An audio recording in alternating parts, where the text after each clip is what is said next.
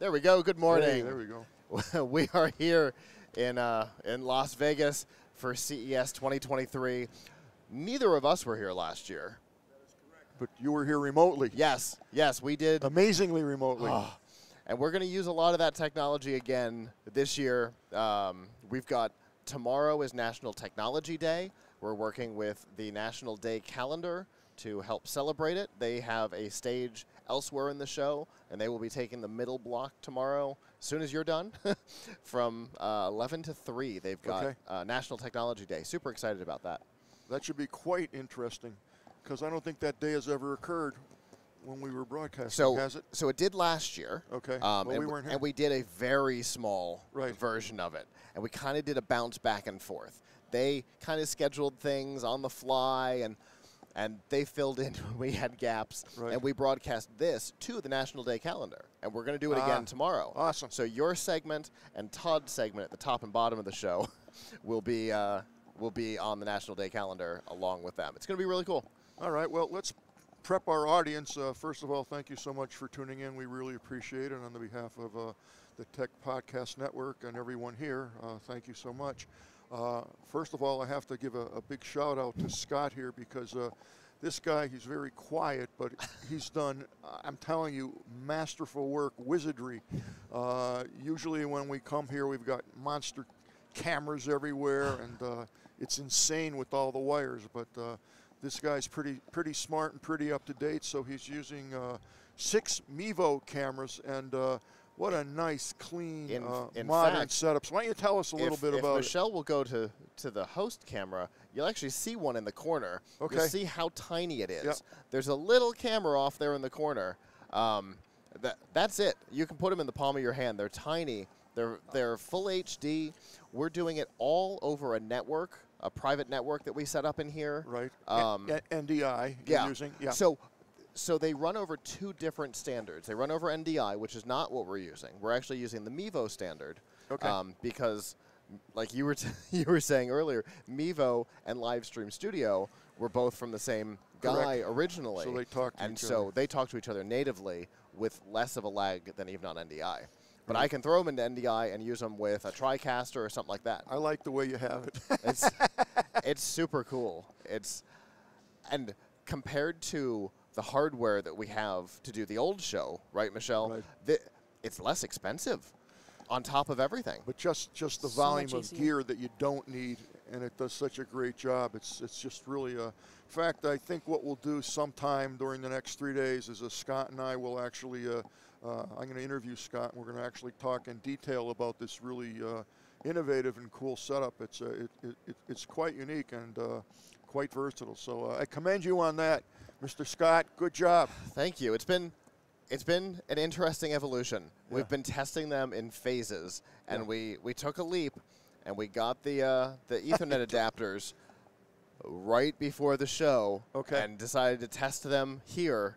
Oh, is that right? You tested them here? Yeah. Wow, that's really leaning out the edge there. We had everything to be able to do it the other way too. I'm sure you did, but you know, doing it over the network. Nice. Oh yeah. All power over Ethernet. Better than the NDI. Oh yeah. More reliable too. I mean, not that I don't like NDI. NDI is awesome. Yeah. But it's a native back and forth. So. Absolutely. A little bit about what we're going to be doing today, actually every day for the next 3 days. We're actually in the Venetian, and you could probably see a little bit behind us. It's 9:10 here, and this officially opens up at 10 o'clock. Yeah.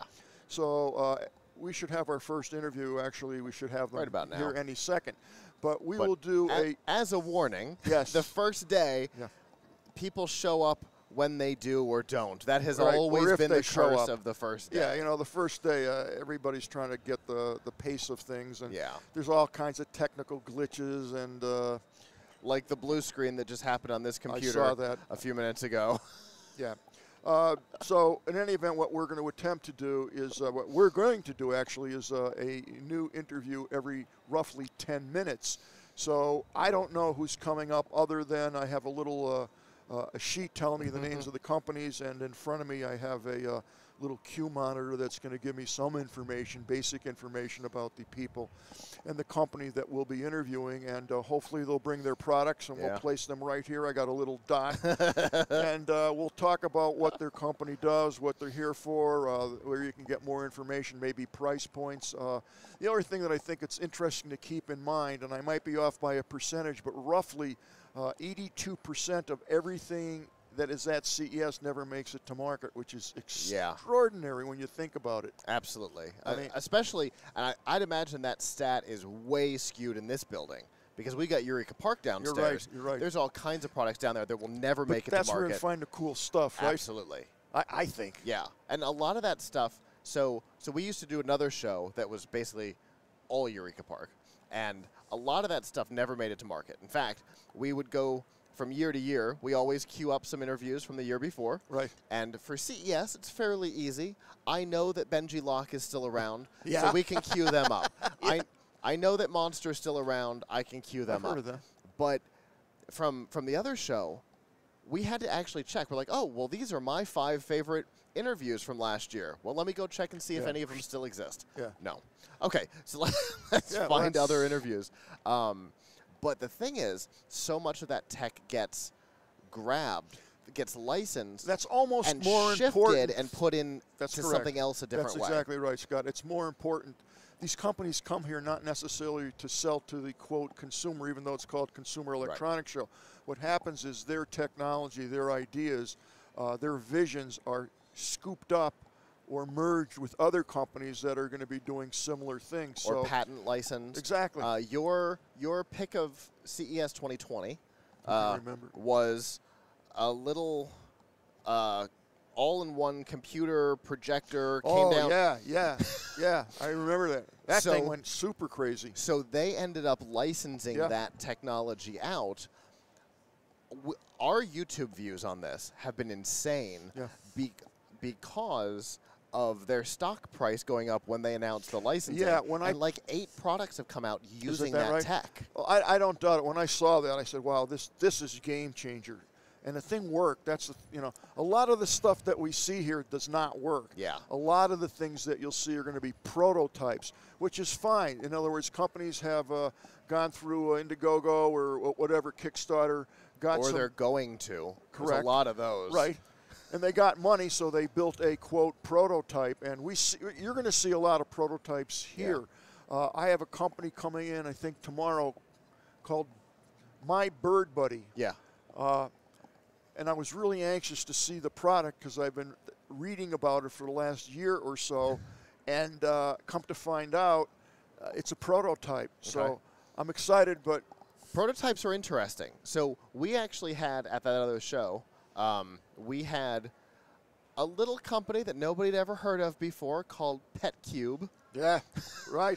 Come on the show. Yeah. They brought a 3D printed prototype that didn't work. And I think you were one of the first to interview them, if I'm not mistaken, or the first. And now they had an ad during the Super Bowl last year, I think. Imagine that. So they brought a 3D printed non-functioning prototype to our booth, and then now everybody knows their name. I don't know, about 6 or 7, maybe it was 8 years ago, I can't remember, but someone came to me and I was interviewing them, and they had a little box about this big, and there was a screen on it, and boy, I was really excited. What it was is an internet TV / radio. So it was portable, and it had a little screen in it, and it would pick up every channel in the world radio. I mean, if you want to listen to reggae, you can go right to Jamaica. If you wanted to watch TV from Italy, wherever, you would actually go onto the dial and tune in Italy. It was phenomenal. Wow. So I said, can I see it? And the guy goes, yeah, and he pushes it over to me, and I turned the volume because I wanted to hear it, and the volume knob came off.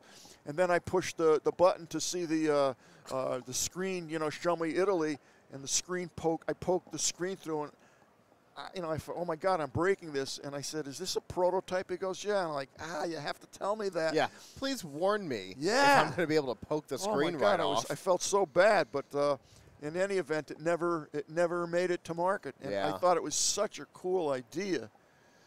Interestingly, we had, God, at Radio Shack eons ago. I remember them. We had, I don't even remember the name of it. I've got 3 of them in a box somewhere. But they were a little screen like this, had a little kickstand, and you could, whatever the streaming capabilities were at the time was limited, but you could do Sirius XM. There were Shoutcast and things like that. Okay. And then I think Netflix had just started doing streaming at that point. A long point. time ago. And so you could do that on this little screen too. And it died. Oh yeah, I don't think anybody ever sold one. Really? The ones that I have were the display units for the stores. It happens, but all that stuff breaks right here. Yeah, absolutely. And a lot of that stuff breaks downstairs, which is the reason why we're here in the Venetian. It's really weird to say Venetian and not Sands. I'm trying hard. It's the reason why we're here in the Venetian Expo, because we love Eureka Park. We love the weird stuff downstairs, because things like Benji Lock got started downstairs the here other in thing this building. too is those companies that are downstairs, although they don't get the notoriety that people would upstairs, also doesn't cost as much to be downstairs. And a lot of them come in like national contingencies, which is cool. The cool thing about that is that they're very open and willing to meet you and greet you and to make connections. That's their whole purpose here. And it's nice from my standpoint of view, from our standpoint of view, that they have open arms and you come in and learn all about what they're doing. And it's pretty fascinating. When I get done here, I'm actually going to go downstairs and start checking those companies out, because that's what it's all exciting, but that stuff is just off the walls. Yeah. One of our other hosts who's not here this year, Nakia, likes to refer to it as the mad scientist phase. There you go. Where they've pitched some crazy ideas, right? There was a smartwatch that you did like this onto a dock to unlock your computer. But as soon as you undid the strap, your authentication ended. And now that's built into this thing, right? That never came to market as it was, but now it's built into this guy. I can Bluetooth. As soon as the sensor breaks, it no longer works. I've got to put in a pin like I just did. It's a really, really great idea. That product never came to market as is, but because they were in the mad scientist phase. They were like, I got this crazy idea. That's the whole thing about CES. Hey, Mr. Cochran's going to join us. Nope. He's making sure his podcast 2.0 stuff is working, which, by the way, we are doing. Oh, we are streaming everywhere. Just as a warning, we are everywhere. We are on Twitch through Plug Hits Live and Geek News Central. We are on YouTube, I think, through Plug Hits Live, Geek News Central, and possibly Tech Podcast Network. We're on Facebook and Twitter under Plug Hits Live, Geek News Central. We got our first live boost. Excellent. All right, Todd. So we've got our audio stream. Oh, it's for newpodcastapps.com. You can watch us live. Newpodcastapps.com. Okay. Newpodcastapps.com. If you're not able to keep the video stream up all day, it's okay. We do have an audio stream over there, and there's repeat the newpodcastapps.com. That's where you can get the apps that support this new live podcasting standard. From there, you can find us on probably Geek News Central and Tech Podcast is the best way to look for us over there. It's a really, I don't know if you've heard much about this. Todd and I had a whole download the other day. I had a small download during breakfast with Todd. We got to get Todd here and tie him down, and he has to tell the folks here the new stuff that he's working on. As usual, Todd's always the at the forerunner, the new incubator, if you will, for all these new technologies, especially in the podcast space. He's always working on some crazy stuff. And this podcast 2.0 stuff is wicked. Very, very robust. Yeah. The fact that you can, from the stream, you can tip the channel and theoretically send us messages, which we can check periodically and respond to. Probably next year we'll have a little monitor up here. And I didn't know about any of this stuff. I've got a whole idea of how to. Yeah. 100%. That would be cool. We can have one person just sitting to the left or right just talking about the incoming boosts. Hello. Well, I'm going to go away, Michelle. Okay. Because I think we probably have our first guest here. So, All right, go Scott. vamp for a minute, and then We'll we'll talk bring to the guest you in. shortly. All righty. Thank you. Thank you, Scott. All right, so again, my name is Don Bain. I'm the Gadget Professor. We're coming at you totally live and 100% in living color from the Venetian. And we are going to be doing a new interview every 10 minutes. All I have in front of me is just a sheet that's telling me what the company is.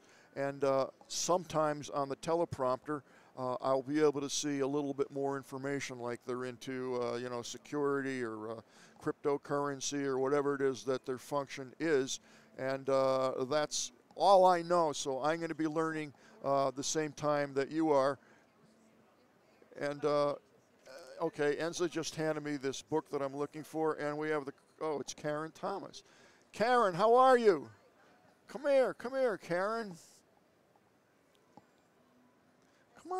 Come on, put your headset on for a second. Karen Thomas is here. I've known Karen, oh my God, I don't know how, years I've known you. How you doing? I'm excellent. How are you doing? Great. It's good to see you. Another CES. We're finally in person. Yes, this lady has her own agency, and she's a pleasure. She's a pleasure to work with. Every time I email her, boom, 2 minutes later she answers back, and that's a tough thing to find these days. And it's always a pleasure to work with you because you're so efficient. Thank you. You too. I wish everybody was like that. Thank you so much. So who do we have today? Who's Natalia Okay, Natalia. Lopareva from Algorized, and they have some really cool technology, which is like scary cool. Excellent. Basically, you can look through walls and see if people are there. So really? I'll let her tell you about I can't wait. Yeah. A pleasure. Nice to see Always you nice again. to see you. Great Thank you for CES. coming. Thank you for the quick Thank appearance. you. Okay.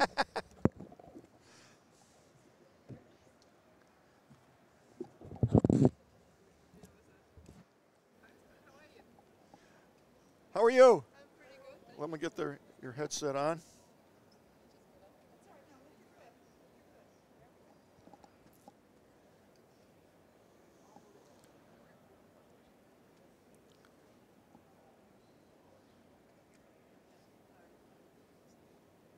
Okay, you comfortable? Yeah.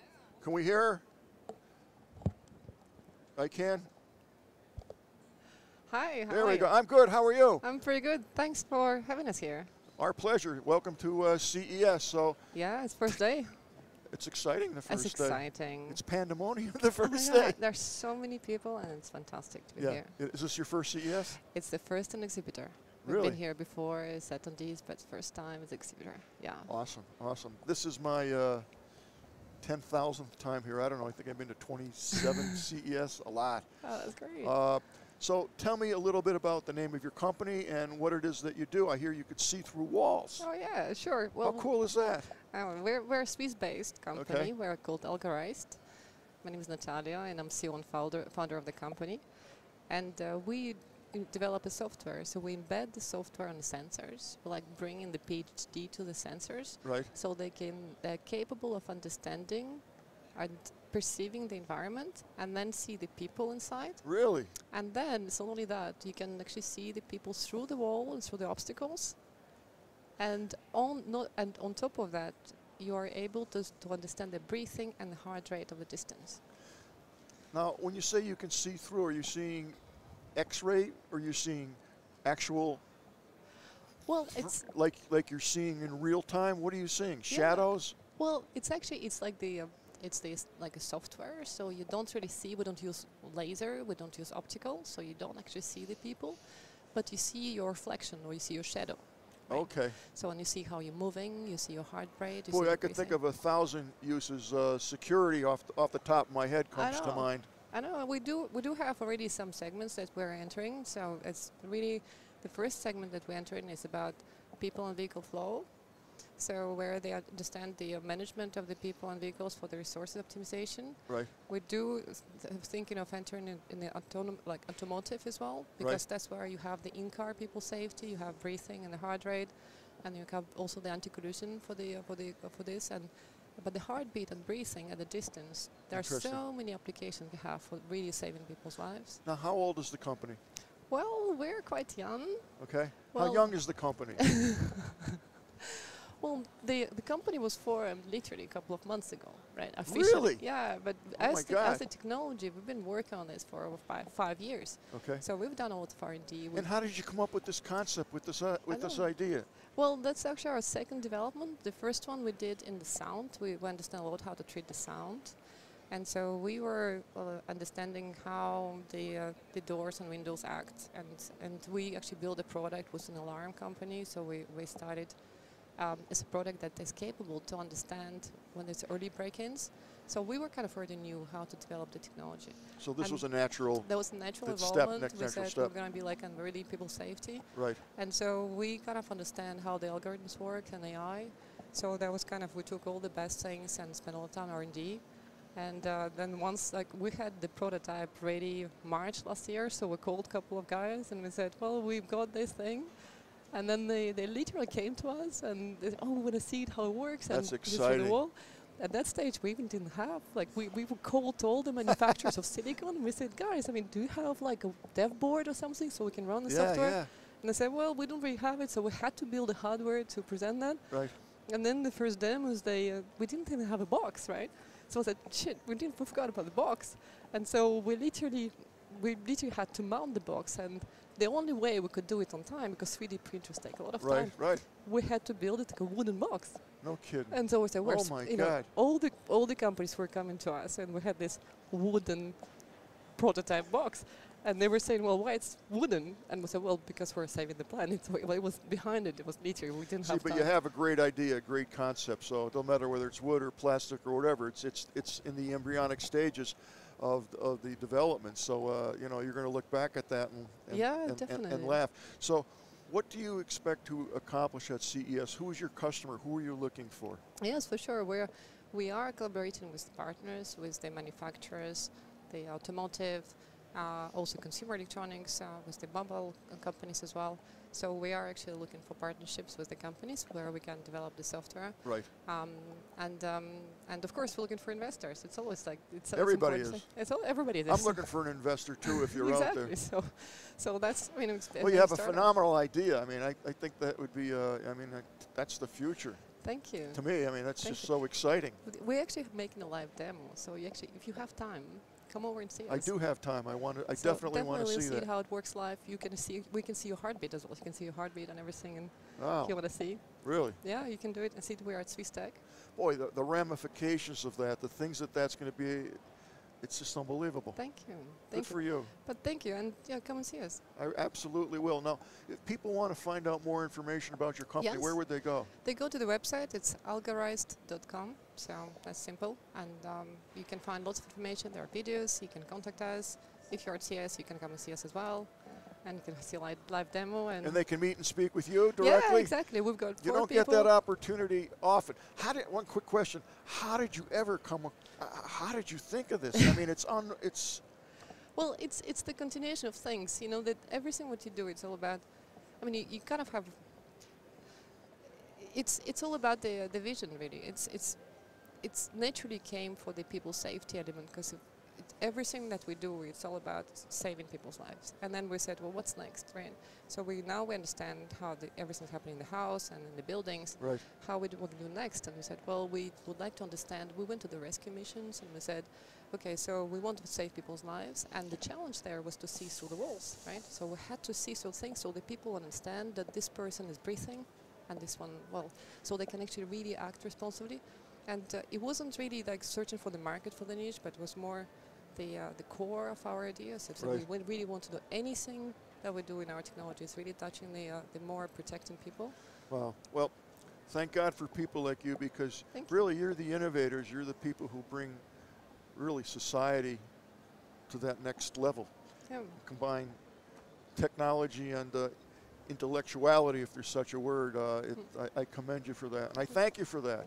Pleasure. And it really touches us a lot, because, you know, there's a lot of work being done. And oh my God, I could only imagine. We literally, and it looks simple. You will see that it looks really simple. Nothing, I've learned, nothing is as simple as it looks, to for make sure. this demo, you know, but it seems. So we'll be able to see this wooden box and this, quote, prototype? It's no longer a wooden box. It's actually, so you're beyond that. It's already, so we're actually launching the first, the first product here. So you'll see this real-time as the software, you see how it's up and running. Okay, well, I will try to get my video crew Oh yeah. or someone to come with me, and we'll do a little video, and then we'll add it to this wonderful interview. Perfect. And Thank hopefully you. we can help spread the word. Thanks. Thanks a lot. Okay. Thanks. Well, nice to see you. Thanks for having me. Thank you so much for coming on, My and I pleasure. look forward to seeing you a little later. Yeah, thank you. Awesome. Thanks. Thank you so much. My pleasure. Thank you. Thank you. Well, there we have it. Again, major breakthrough technology. What's cool is, you know, with this stuff, I think 5 years from now, you're going to look back and say, wow, I remember when that woman was just on and talked about her amazing, you know, see-through technology. Man, I could just think of all the things, you know, unfortunately with this insane war going on in the Ukraine, I could see all kinds of applications for her technology. It's kind of scary in a way, but then again, you can see people's heartbeats and just all kinds of insane stuff. That's what's cool about CES. You just never know. I never know what it is I'm going to see or hear. And what's nice is after I'm done with my interviews, I actually can walk around and re-meet these folks and actually see what it is that they have close up. So it's a lot of fun. It's very informative to me, and I definitely enjoy it. So we're waiting for our next interview. Let's see here. It's 9:30, so we're close to schedule. Very difficult to maintain a schedule the first day. In fact, it's almost impossible. I'm not sure that we ever maintained a schedule where everybody showed up the first day. It just doesn't happen, which is why I like to do the first morning interviews, because only half the people show. No, that's not true. Little background information on CES. Every morning they are going to print this guide up, so they do this the night before. Oh, we're on this camera. I thought that's red. I thought that should be green. I agree with you. It confuses me too, the red. Scott has it down pat, but I'm like, I didn't know that. I always get confused with the red, and I don't know if they're actually even. So I'm looking at the wrong camera. Just know Sorry, that that's folks. your one shot, Okay. and this is your your two. Well, that's good to know. Yeah. Now let me ask you, while we're yakking here, Yes. can you raise the volume of the talent so I can hear a little bit better? Yeah, it's almost all the way up. She was very soft-spoken. Okay. So I'll try to adjust better. Okay. In any event, now that I'm on the right camera, every morning this is printed, and it's quite thick. This particular issue today, of course, it doesn't have the page numbers, but it's jam-packed. And what it is new innovations that are coming out that are here, and locations of all the booths, and paid advertising, of course. But I love reading through this because I see things that I want to see and I like. And man, there's just everything in this. So I try to read through this every day. It's not an easy task, but this will come out every day, and I actually take this back with me to the studio. So if I want to bring in some cool tech and some cool interviews, usually I get them from this magazine, January 5th through January 8th. And again, all kinds of crazy, just insane stuff that you wouldn't think about, and that's why I read this magazine. So a lot goes into CES behind the scenes, and this particular publication is one that pretty much is a must-read for me and pretty much any broadcaster that's out there today. So I think our second interview is coming up, and that is going to be eSight, I believe. And actually, no, it's not. It's OVR technology, and they're bringing him on the screen right now.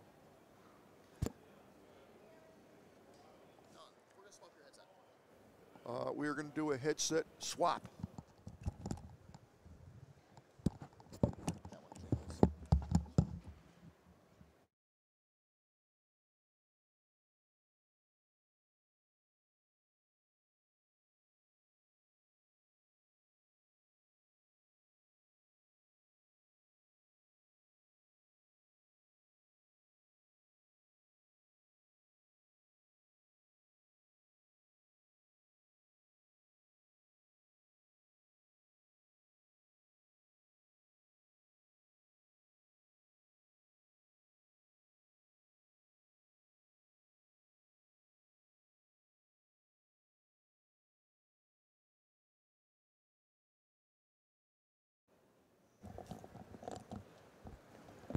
You hear me okay in there?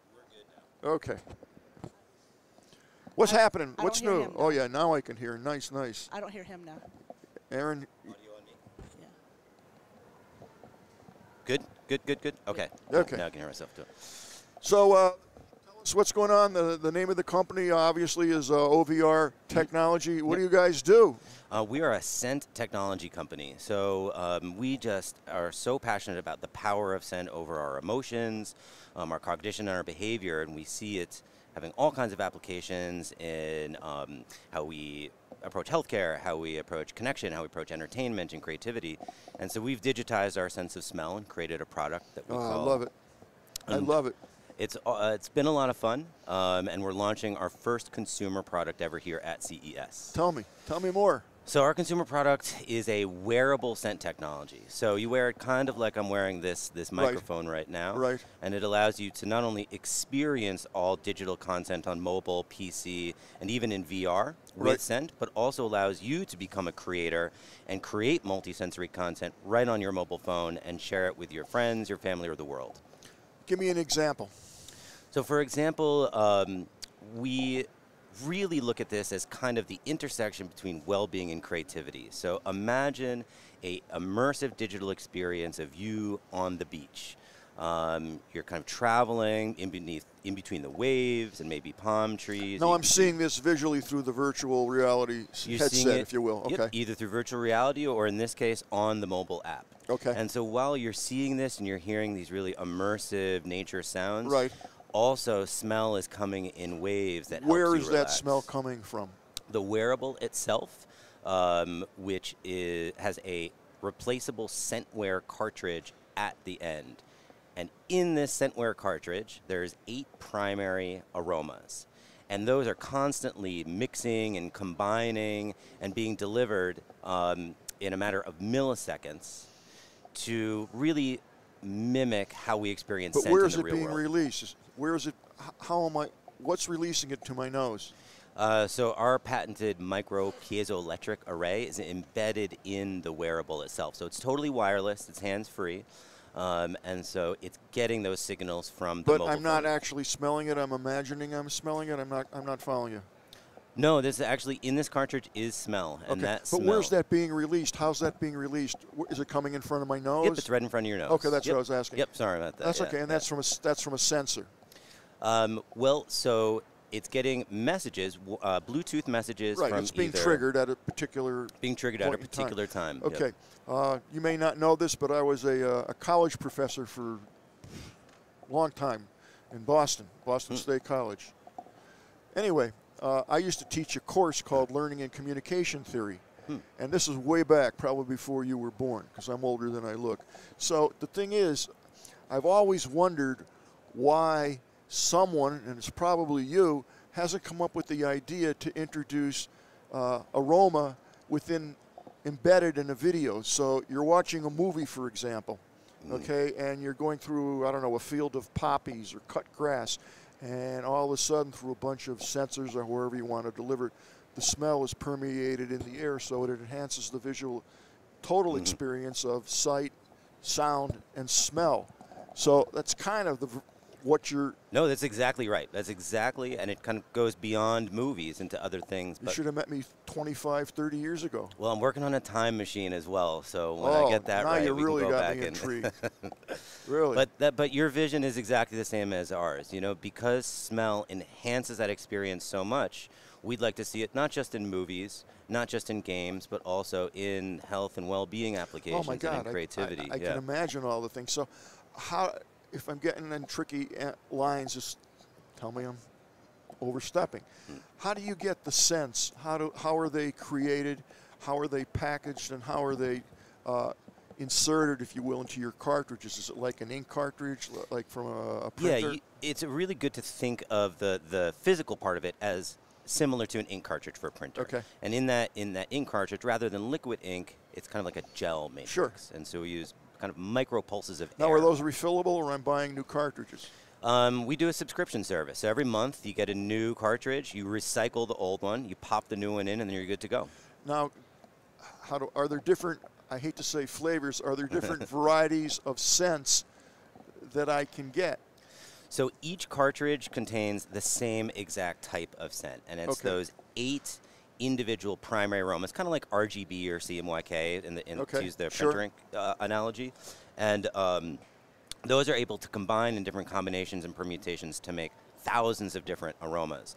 Now, those aromas aren't exact replicas of what you'd experience in the real world, because the digital world is so, but they're close. They're familiar, yes, exactly. Isn't that interesting? So give me a feel for some of the types of scents that I may experience.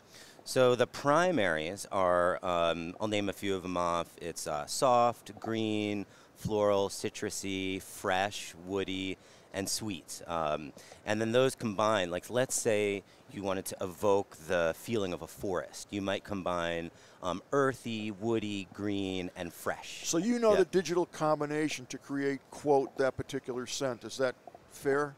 Yeah, and we like at the OVR, DNA of the scent. And there's a lot of flexibility there too, and so we really promote the kind of creative process, and to think of it less like a sound effect just added for realism, and more like a soundtrack to add emotion and mood to the scene. That's pretty fascinating. You know you're only in the embryonic stages of what you're developing. This is going to go a long, long way. I mean, at least that's what my brain's telling me right now. And we want to kind of put it out there in the world and see where it goes. Here's what my head's telling me. I rent a movie, whatever the movie may be, but now I'm going to put on, a VR a headset. Okay, so now I'm visually immersed. I'm blocking out all the extraneous noise. So I have the visual headset. I have a set of headphones on that's pumping out beautiful, 8-channel sound. Okay, I'm watching the movie, and now I'm going to be able to buy a cartridge with that movie. Well, the great thing is the right flavors of aroma. Now I'm like, wow, I'm watching this movie. I'm getting these scents. I'm watching. That'd be like, oh my God. Well, and the great thing is you won't have to buy a specific cartridge for that movie. This single cartridge, it will exactly, really? digital scent, and you'll be able to, with that same cartridge, you'll be able to watch a movie. You'll be able to do a meditation app. And that will be all synced, like with SMPTE or whatever it is, to cue that scent to come out. Yep. All the content has to be kind of enabled. So if you think of a sound engineer adding a soundtrack to a movie, it's kind of embedded in there. Same thing with smell. I mean, it has to be synced somehow. Now, how long does the aroma last? Is it going to be something that's going to hit for 20 seconds and then be gone? That's actually one of the engineering hurdles that we're most proud of, is that our technology is able to effectively turn smell on and off in a matter of just a few milliseconds. Really? So rather than kind of smells being in the air and lingering, it's just rapid change. And now we're still in beta, so you're not going to be able to see this on Netflix just yet. I was just going to ask if I can come to your booth. Am I going to experience this? Yeah, you're going to be able to. You're going to be able to experience it on mobile, and you'll also be able to experience it in VR. VR is so immersive and compelling, but not everyone has a VR headset, so that's why we're releasing our mobile app today as well. So where's your booth? We are at 51365 on the second floor of the Venetian Expo. You know I'm going to visit you when I get done. Yeah, you can almost see us from where we are right now, actually. So. So if I brought one of my tech people with me, can I video that? And do you can bring whomever you'd like. You can video it. You can, we'd just love to have you over and have you experience the journey. This is really, really, I've thought about this since I was a little kid, because technology, entertainment world has always concentrated on the visual, and then not that long ago, quite frankly, they started developing the sound. It wasn't like, obviously it was 20, 30 years ago, but that was the next cool leap, was sound, and now it's old hat. Yeah, the only area that's not, the only area in my head that's not been, come to fruition is exactly what you're working on. And we're hoping to change that. That is so cool. We feel like we're in the middle of this shift from kind of one-dimensional audio-visual to multi-dimensional, multi-sensory, and we're happy that Scent's a part of that conversation. That's fabulous. That's very, very, very impressive. Is there anything you want to tell me that I didn't ask? Because I've been grilling you, I know, but... Oh, boy. I'm just really excited for you to try it, for everyone else to experience it, and really... This is about creativity, it's about wellness, it's about connection. What's your next product? Well, our product has to do with partnerships. So we're partnering with a digital health company called Helium, an immersive entertainment company called Wild Venture, and also a metaverse company called Kaya. And we're announcing those here today, but we're also hoping to announce a ever-growing list or library. So when you have an OVR product, you're not just stuck in the OVR ecosystem. You'll be able to experience all different digital across platforms. I'm totally impressed, and it's only you're only my second interview. Usually it takes like 20 interviews to get wow, this is really cool stuff, folks. I'm so impressed. And Aaron's a young guy. We got lots of productive years ahead of us. We hope, anyway. No, I know. That's great. Aaron, I can't thank you enough for coming on board. I'm very excited about your product. I think it's an evolutionary game changer in my head. It really is. It's just it's brilliant, it's genius, and it's long overdue. So. Well, thank you so much for your support and inviting me on to chat today. I look forward to seeing you at the booth. You will. I will be down there with camera in hand, and we're going to take a further peek at that. And then I would like to invite you to come on the Gadget Professor show after all this stuff is over, and hopefully things have calmed down for you. If you could, we could pump you in live from wherever you are. That would be fantastic. And, let's do that. The show's international. You're going to be heard all over the world, but it's so cool stuff. I'm really excited about it. I really am. It's awesome. Well, you're as excited as you are now, when you get down there and try it, it's really going to, I think it's going to open your eyes, because smelling is believing, right? That's awesome. Yeah. Thank you so much. Truly a pleasure. Thanks a lot. We'll see you sometime today or tomorrow, and hopefully you'll come back next year, and we're going to follow up on your company, because I think this is going to be one of the hot companies to watch. In fact, I'm sure of it. I know it. So good for you, Aaron. Thank you. Thanks again. It's been a pleasure. Okay, see you soon. Thanks. Well, there you have it, folks. That is just truly over the edge. I mean, it's something that is new, creative, innovative, and sorely needed in the industry to move it forward. I mean, could you imagine watching a movie, like in one of those, IMAX, Right. And like, whoa, you're getting the sound and the big sensation because it's a giant screen, and all of a sudden you're smelling. And then the smell, like the beach or a campfire or. Yeah, campfire is a real amazing. Good one. Yeah, there's probably all these things. It's funny, the sense of smell is really an underrated sense. Everybody obviously sight and sound, of course, but I always tell this story. Years ago, when I was a little kid, I lived in Scranton, Pennsylvania, and I used to take this bus camp, and the camp was at Chapman Lake, a little bit outside of Scranton, 5 miles outside of Scranton, 10 miles, and we'd be taking on this bus in the morning, and I have the windows open on the bus, and you'd go by all these farmhouses, and you would smell the fresh cut grass. And it was just the coolest smell. And anytime I drive by a farm now, automatically my brain triggers that scent of that fresh cut grass, and it's instant.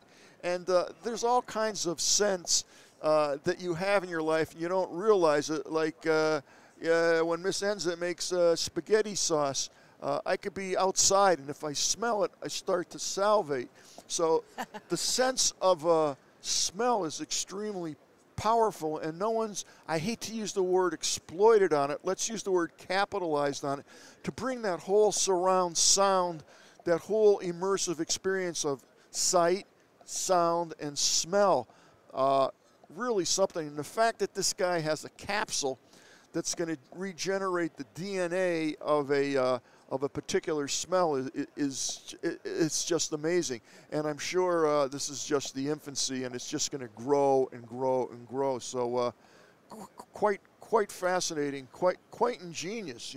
I'm excited for you to go talk to them at their booth and try it out. And then one of these times when we're vamping, when we don't have a guest, and you can tell us. Yeah, no, he did say it was on a screen, but I think he did mention he has a VR mask too. I think he said. Did he say that? He said phone, and I think he said VR. Yeah. The VR's got to be. Yeah. I'm very curious to see how powerful the smell is or the smell isn't, and how long it sustains. Yeah. He didn't want to get into the sensor release of the technology, which I understand. Right. But boy, that's got to be some heavy-duty stuff in there. Right. I would think. Yeah. And then again, there's all kinds of smells I can imagine you could generate from that stuff. And I wonder how many can you mix from the, what do you say, there was 5 or 6? 8. Oh, 8 in the cartridge. Yeah. That it programs itself to. Yeah. But, wow. you know, he's basically unlocked the DNA of a smell or particular smells. And think how fast it has to be instant. He said microseconds. It's going to put that combination of smells and release it. That's got to be insane technology. And the implications of that, the applications of that are going to be phenomenal. I mean, oh, my God. I agree. That's cool stuff. I agree. All right, let's see where we are on the schedule. It is now 10 to 10 here. I'm sorry, I'm rushing the day by. So we had one company that, 2 companies, it looks like, that have been no-shows, according to my schedule here. Right, and we were kind of talking about that while we were setting up this morning. Yeah. Some of us had a really hard time getting through security. First day bugs. Yeah, I know that. Todd was actually saying he wouldn't be surprised if we yeah, get I a lot was of people with showing Todd up walking late. in. I got to tell you, folks, camera over the edge, do we, to show? Right here, we sure do. Let's take a look at that. This is what is behind me. We up there? Yep. Okay, so what you could see behind me is pretty much all the booths set up from what you could see from the camera angle. But there is virtually, no pun intended, no one here yet. It officially opens up in 10 minutes, so you'll see a lot more people in here, of course. But what they did this year, unlike other years, which is bizarre to me, but who knows why, I don't have my badge with me because it rattles when we're on the air. They're holding it over there. But everybody that came in this morning was either a broadcaster or someone technically involved with the setup here. So we've all been vetted, per se. So to get in here, you should just be able to show your badge and watch in. But no, thank you so much. Thank you, Nancy. Thank you. So here's the badge, and if I put it on, it's going to rattle. So, you know, Scott rightfully said don't wear the badges. But so we have a badge. It's got a barcode on it and all that stuff. So they know who we are. You had to show ID to get the badge. So on top of that, in order to get here before 10 o'clock, you have to have an armband, and it's always a different color. Today it's red polka dot web.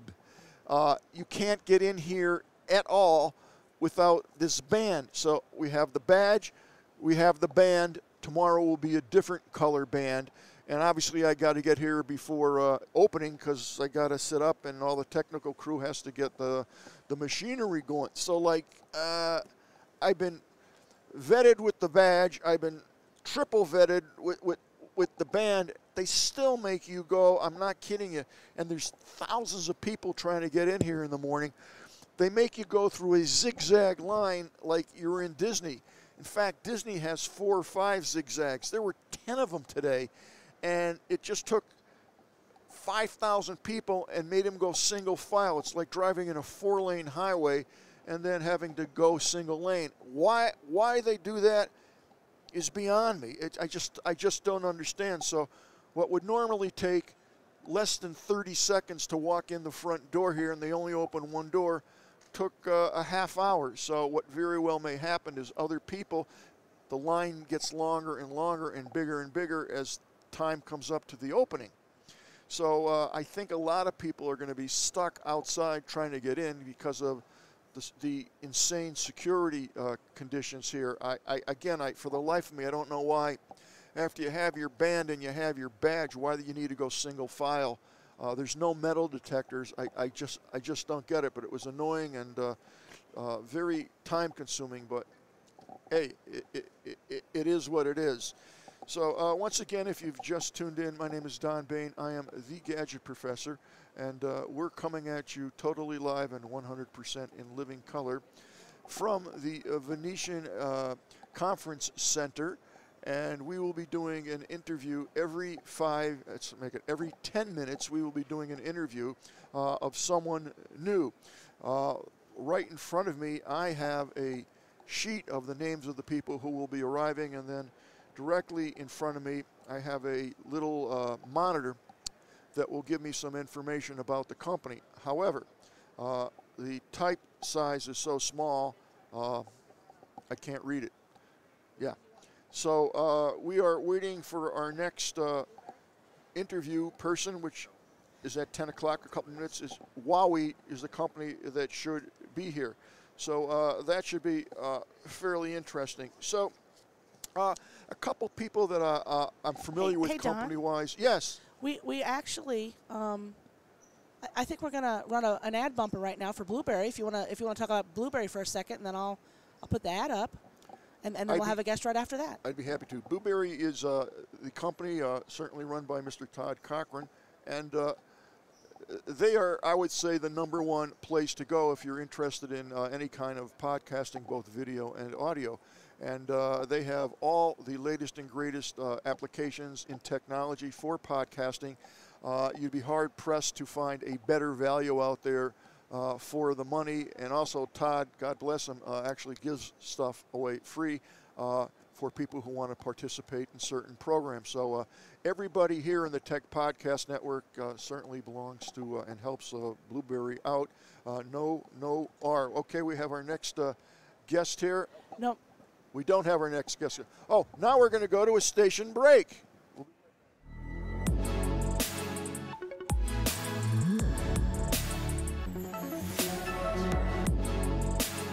Help support our coverage using Blueberry, the community that gives creators the ability to make money, get detailed audience measurements, and host their audio and video.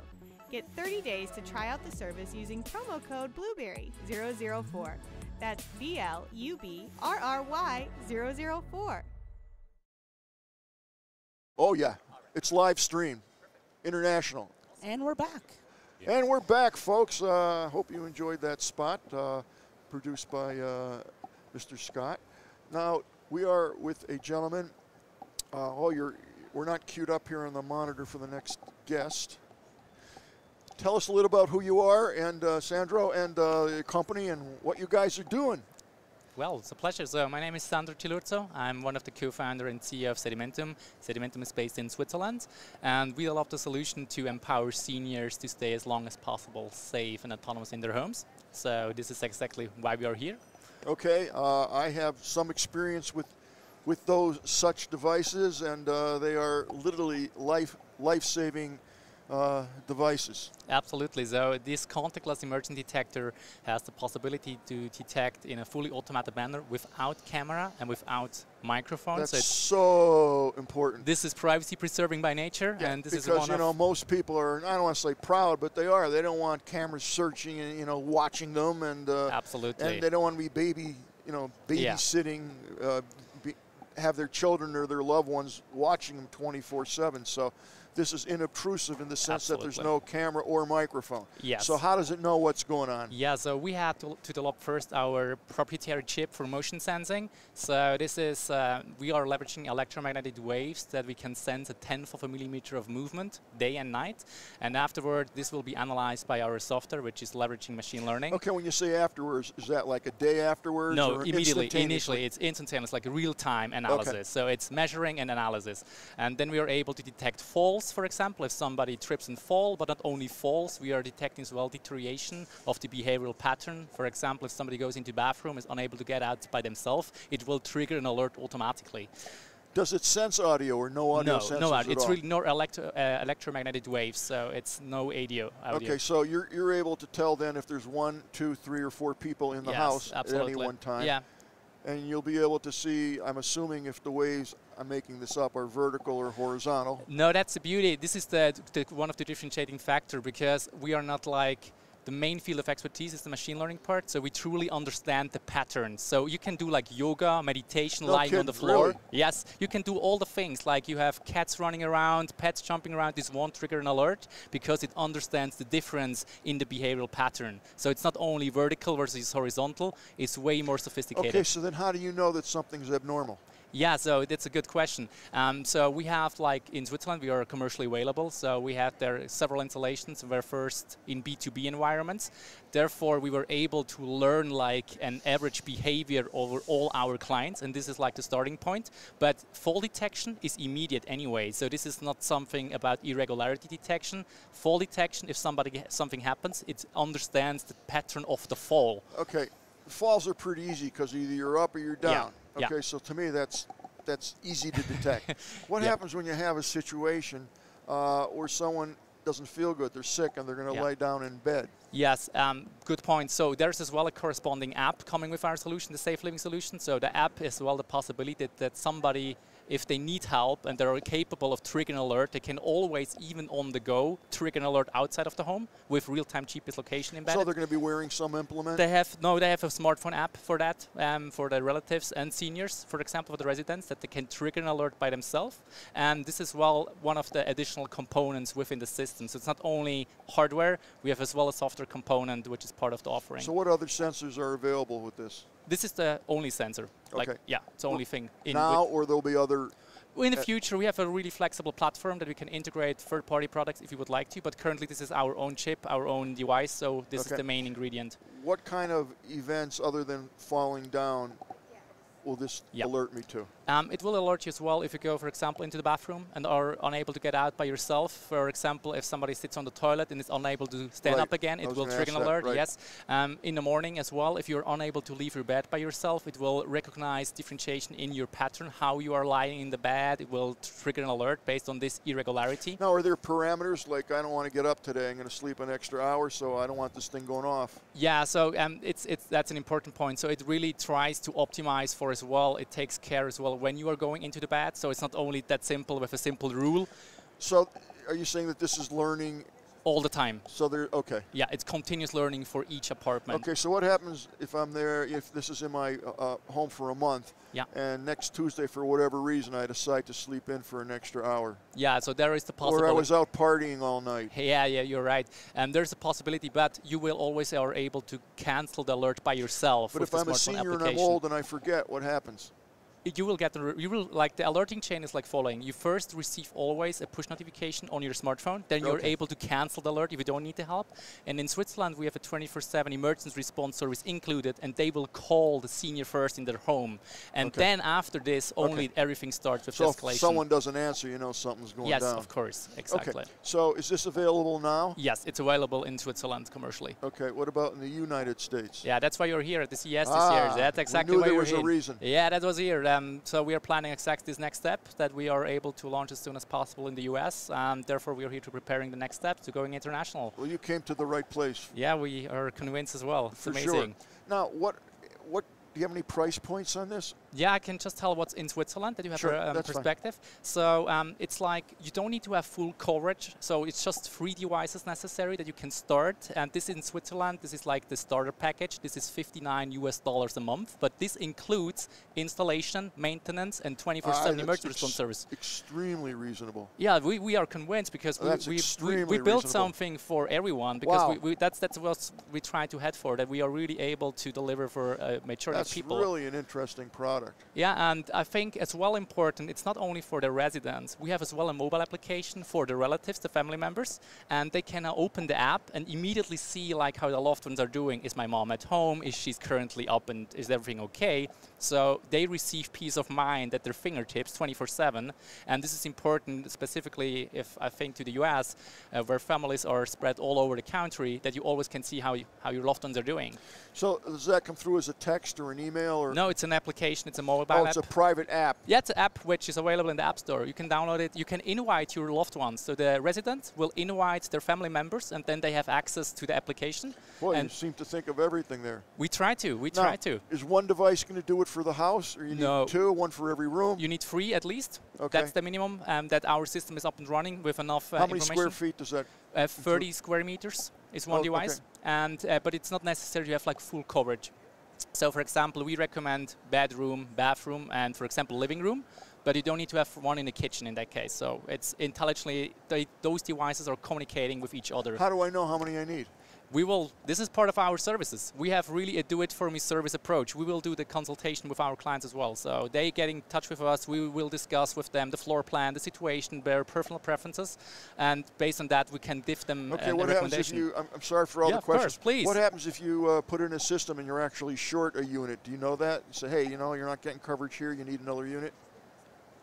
Can you repeat that question? I'm not sure if I get it right. Let's say I have 3. You did a survey, and I have 3 of these units in my home. Yes. And for whatever reason, I needed a fourth unit. It's no problem. Would you know that, yeah, though? Would you say, hey, this part's not being covered? Exactly. We will do that. Okay. I mean, on the installation day, we have our professional electricians. They go into the home. Oh, so you actually install it? Yeah, that's part of the I didn't service. realize it. And that's included in the $59? Yes, you have just a one-time setup fee for $150 for the installation. That's part of the deal. So in Switzerland, is this commercial like this available since August 2022? It sounds too cheap. I know, because we believe that we. Not that I'm trying to raise the price on anybody, but I'm just saying that's extremely reasonable. Yeah, but and you're going to have the workforce, or you're going to outsource. We have partners. We have installation partners. Okay. So we have like certified electricians in Switzerland, which do the installation. Okay, so is this hardwired? Yes, exactly. We do the physical installation. It's always in a corner, like in a corner it will be installed, and then we do like the electricity component, and connectivity is over Wi-Fi, like it's communicating over the Wi-Fi of the residents. It's pretty impressive. It's unique. I haven't seen anything like that, which is, again, this is the beauty of CES. I mean, you're going to meet people and innovators who are coming up with these just phenomenal ideas. It's just fantastic. Yeah, glad to hear that. And I mean, maybe important, we are coming from the professional healthcare environment. So I was working before as a cybersecurity officer in a hospital for mental diseases. Okay. And 5.5 years ago, I was a member of a think tank with the chief residential doctors and head of nursing staff. Wow. This is how everything started. This is where I stumbled into this pressing problem. So that's why we have well connections into this environment. Now, how long have these been in use in Sweden? In Switzerland, in Switzerland. Sorry, that's very, okay. Very big area. No worries at all. No worries at all. So we have been incorporated in May 2019, 2 years B2B only, and then August 2022 we launched a private consumer market. So it's now since August 2022 up and running in Switzerland. What other products do you envision? Yeah, so we have this is a really powerful device. So we can ship new functionalities over the air. So we have upgradability baked in. So this will hook into your Wi-Fi per se? Yes. Wi-Fi goes down though? Yeah, we will immediately see it because it's continuous connected. So we see that in the mobile application, you will receive like a message, hey, you lost, there is an issue, something is not working. And would you know necessarily that the power went out in the house? If the power went out, same problem. We'll receive as well, of course, But can you differentiate between a power failure and an internet failure? Afterwards, the soon it came. Right. Yes, but if the internet goes down, the information is not lost. For example, if 50 minutes you have an outage with your Wi-Fi, the data will be reprocessed after. So we have like local storage for this for those outages. Okay, what about security? For example, an elderly person is in the house. Unfortunately, they're always targets for robberies or all kinds of crazy stuff. Absolutely. Next feature we will ship in the first quarter 2023. Hey, I'm pretty good with this. Yeah, you're amazing. Okay. You should be part of our product development team. Well, I'm ready.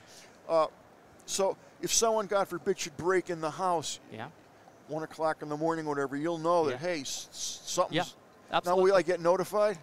Not yet, but soon you will. We will have like a software model for burglary detection. That's exactly what we will offer. That is fantastic. Because we have everything we need. We have all the information, and the clients currently are misusing our system. They go to the holidays, always opening the mobile application to see if somebody else was in their home. So that's why we believe you thought of everything. That is outstanding. There's no device that I'm aware of that even does half of what this does. Yeah. And for that price point, boy, I hope you get them in, because I'll be your... well, unfortunately, my mother just passed away, but this would have been like perfect for her. Glad to hear. Perfect. Thank you so much. But I could see so many applications of that. Yeah. I could almost see school systems.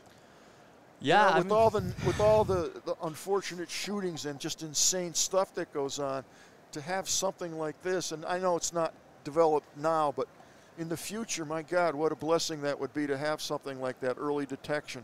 Yeah, the technology is really flexible, and based with how we built the system, because it's really, the uniqueness is that the team of us, we are really a lot of machine learning engineers, so that's the main field of expertise. That's how we built our hardware, because if you have your own hardware, you can optimize your software, it's better, right? You can do way more. Wow. Therefore, we know that there will be additional use cases in the future, many more to come. Well, I am extremely impressed, and I'm not easily impressed, but this is what a great device. Good for you. Thank you You know, so it's much. something that's absolutely going to help humanity, and that's Yeah, I mean, we are really happy that we received a lot of handwritten thank you cards for Christmas from family members, because they could enjoy Christmas differently, because they knew like everything will be okay if they leave. It's just peace of mind. It's peace of mind for everyone. It's not only serving the residents, it's for the family. And I think this is our focus. We are not serving B2B. We are really focusing. Oh, absolutely. Yeah, we are only focusing for private consumers.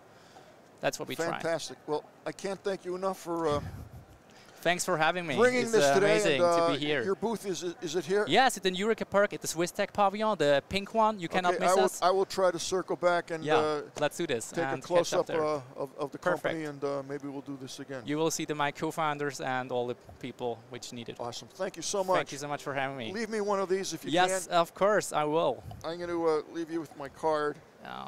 Same here. Pretty fascinating. So I'm assuming people can go to your website to find out more about this. Yes. Okay, so it's sedimentum.com. Yeah. And this will be, you'll see this device actually featured there. Absolutely. You have all you need, all the information you need. Wow. Sandro, awesome. This is phenomenal. Thank you. And I wish you the best of luck with this and success. Thank you so much. Okay. Take care. Take care. Talk to you See soon. you soon. Yeah. Very Thank good. You. Well, obviously, another game changer. They're coming up with the coolest stuff. That I could see just, everybody has a mom and dad, and, the peace of mind of having an inobtrusive device like that monitoring, their health and welfare is just, it's a priceless thing. But I don't know how they're going to do it for $60 a month, if that's indeed what it ends up to cost in the United States, plus, I don't know, let's say $100, $150 for installation. Wow, that's more than fair, more than reasonable. So we should keep our eye on this technology. I think you're going to hear a lot from the company. It's kind of cool. I'm noticing a little trend here. I'm a lot older than most of these dudes here, but it's nice to see these young, passionate people come in about their technology, and you're seeing people who are, basically youngsters living their dream and creating their technology. It's awesome. Okay, we have a little, looks like a robotic doggy here. How are you? Well, how are you? Good. We're going to get you all set up here. All right. Okay, you comfortable? I'm comfortable. And I'm sorry, I don't have your name. It's Andrew. Andrew, how are you? I'm Don Bain. We're going to take a little picture there. Great to meet you, Don. Okay, and this gentleman is named? Dog E. Dog E. Dog E. Okay, the name of the company is Wowie. That's right. And this is Doggy. That's right. Okay, tell us a little bit about Wowie and Doggy. So Wowie. Doggy doesn't bite. Doggy doesn't bite. Okay. He's pretty playful. Okay. Wowie is a toy company, and we make robots since like the early 2000s. Okay. And most recently, we did a product called Fingerlings, this $15 little monkey that goes on your finger and blinks its eyes and moves its head. And I'm surprised my grandkids don't have that, but go ahead. Maybe one of them does.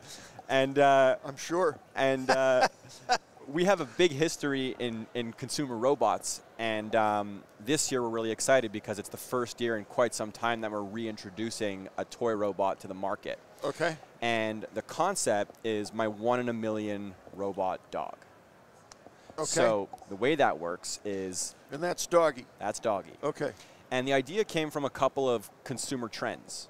So you have, in the toy industry, there's like this blind box phenomenon where you unbox something and you don't know what you're going to get. Yeah, I hate that. And that's just me. And in the tech industry, I agree with you because... It's annoying. And after a while, as you're buying stuff for $5 and $10, the value starts to erode and you're just piling up a lot of stuff. Thank you very much. And we wanted to take the trend of a blind box but put it into something a little bit more substantial. Okay. So what we did is we created this robot dog, Dog E. Okay. And the idea, my 1 in a million robot dog, is that every dog starts off looking the same. But as the kid takes it out of the box, turns it on for the first time, its personality is revealed. And everybody who's unboxing it is getting a little bit of a different experience with different lights, colors, and sounds. I can, like, my grandson, I have two grandsons, so Sawyer the Destroyer. Yeah. Okay, and then I got Ethan Jack. So Sawyer the Destroyer might get a dog that's calm and cool, but Ethan might get a psycho dog. That's it. That's Okay, it. go That's ahead. exactly the idea. So if I turn this guy on, basically he goes through what we're calling the minting process. Okay. And the way that works is the dog, my favorite feature about this dog keep is it that here. he talks with his tail. The dog talks with his tail. Okay. And he does that through You persistence. gotta love this show, folks. I mean, come on. It's fun. It's entertaining. I mean, we're having a good time. Yeah, go ahead. So I like this. He talks through his tail. Go he ahead. talks with his tail, and the way he does that Damn. is he's displaying messages through LEDs on his tail. So as I turn the dog on, he's telling me to begin with, touch my nose. And when I do that, how did you know that combination of lights was touch his nose? so we're working on icons that kids are going to easily recognize. Now he's showing me a bone on his tail. Yeah, I can even see that. And he's basically the bone for today is a Okay. stand-in prop. Okay, And I'm going to move this towards the camera if I may. sure. Can you, I don't know if you can pick up the tail and the icon right there.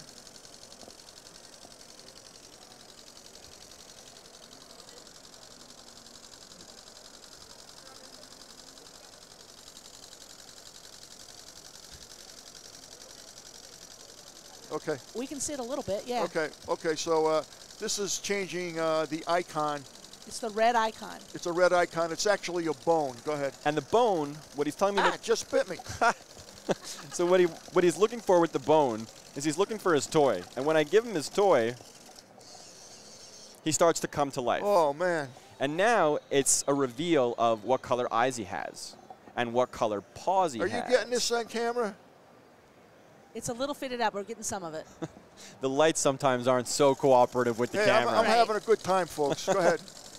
Now he wants me to lift him up. When I lift him up for the first time, he's going to find his bark. So he's going to start with the little yap. He's going to start with maybe a more aggressive bark, and then he settles on something that's uniquely his personality. And now he's ready to play. And the way I play with Doggy is pretty two-way street. So sometimes I can pet him, and he'll show me love on his tail. He shows me these little hearts. But if he has to go to the bathroom, maybe you'll see a poop emoji on his tail. Okay. Or if he wants to play, he'll respond to a squeak toy. What's really cool, too, about Doggy is that after he reveals his whole personality, let's say, what was your nephew's name again? Oh, sorry, your My grandson. grandson's name again? Which one? Ethan Jack or Sawyer the Destroyer? Sawyer the Destroyer. Let's say Sawyer the Destroyer gets something he doesn't like. Maybe it's all pink and he's not so happy about it. Okay. He can go into the Doggy app. And in the app, Change his personality? change the personality to his liking. Really? And then, Wait, how many personalities do I have to choose from? well, you can choose from yappers or hypoenergetic. I got enough yappers in my family. You can go for the slow and no lazy yappers. dog who just likes to sleep all day. Okay. Okay. And what's really cool, too, is Doggy is a dog for the family, meaning I can save a profile, almost like a Netflix account. When you log into Netflix and you say who's okay. watching. So in the Doggy app, I can say Andrew or Sawyer the Destroyer, and whichever profile I choose will load into the dog, and it'll be that profile. So one dog, multiple personalities. It's like me. Nice. Now, I hate to ask this. How much does this cost? I'm curious what you think it costs.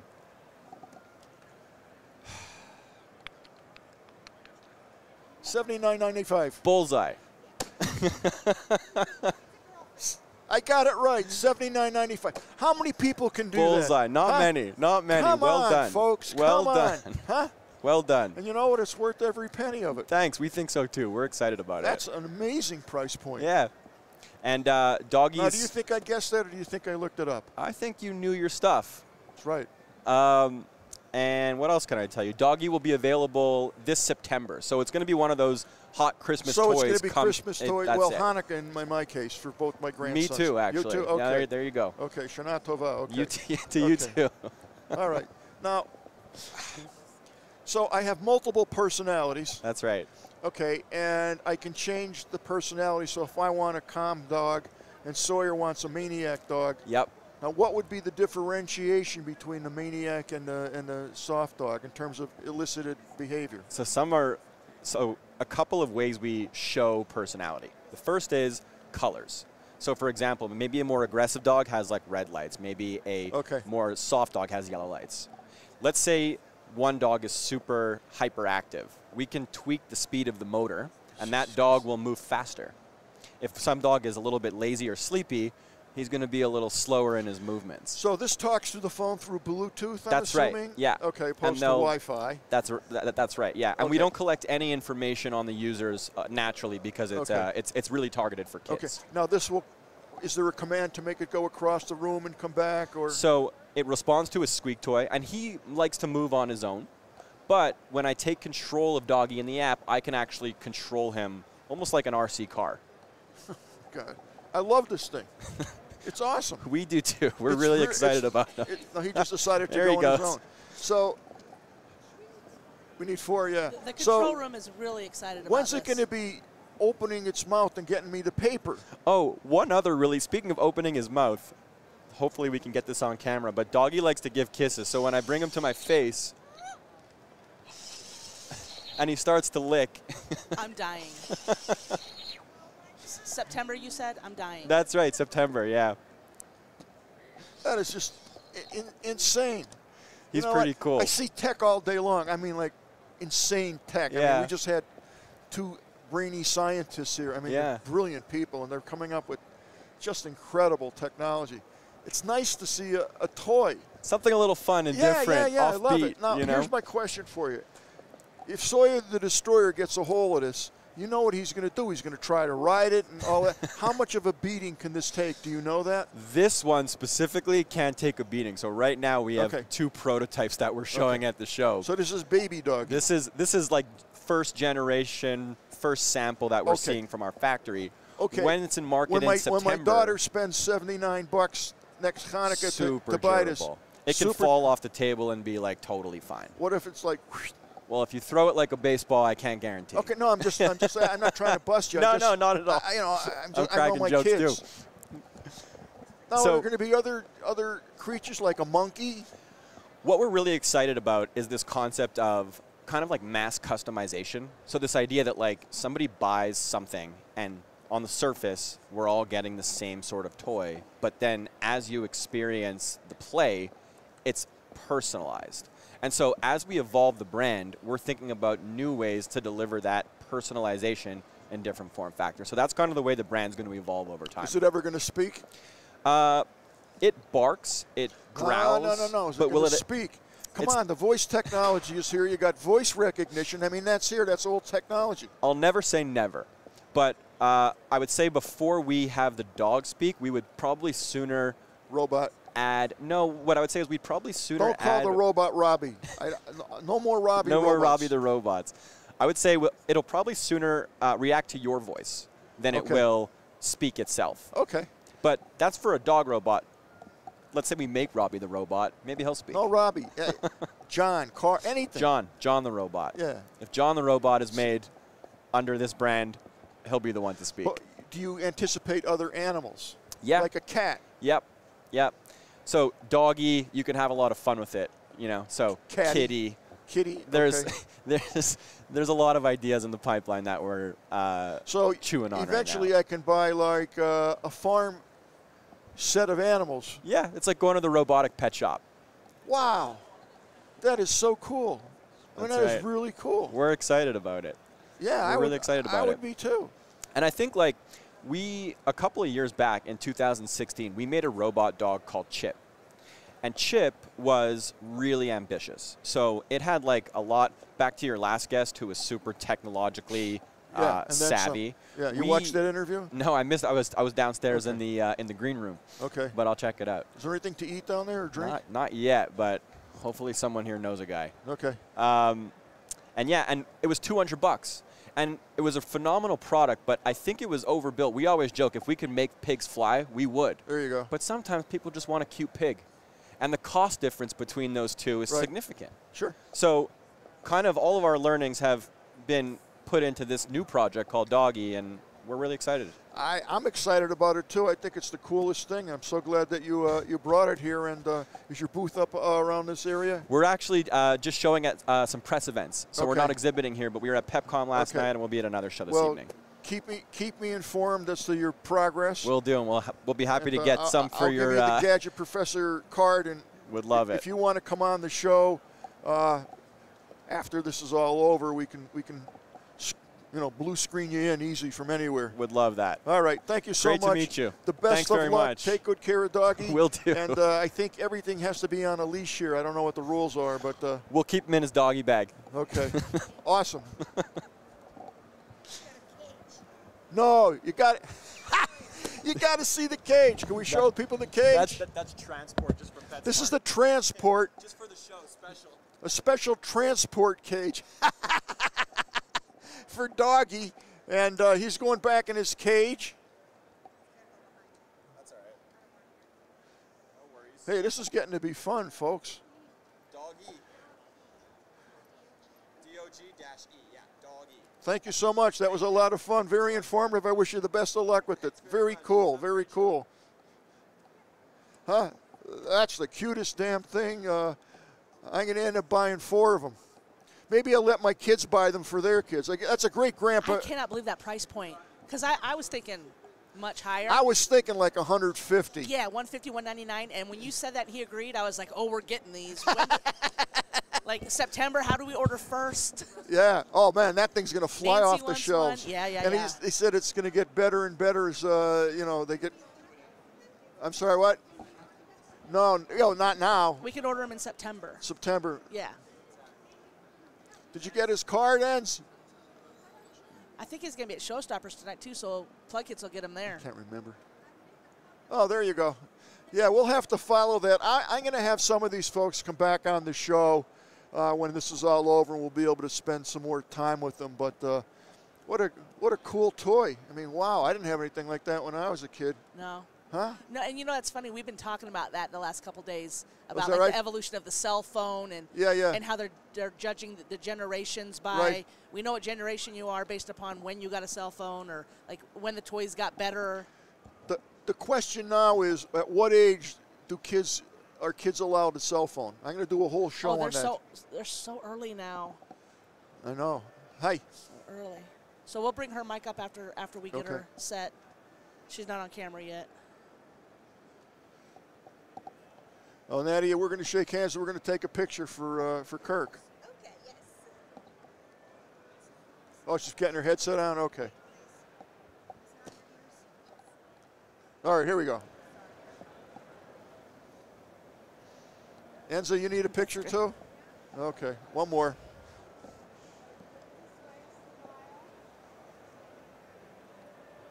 Okay, thank you. Thank you very much. So your name is Nadia. Right, I'm here. And the last name, Giuliani? Giuliani. Giuliani. Yes. Italian.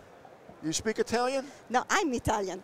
So you speak Italian? I do, native that something? language. That's so great. you can hear my perfect American accent. It's very good. Why don't you move in a little closer if you can, Yes. so we can see and hear you. Okay. When you're done, you can talk to the beautiful Enza because she is from Sicily. Okay, very and nice. she speaks Italian also. Oh, good. Buongiorno. Bene, grazie. Milano. Davvero? Very close.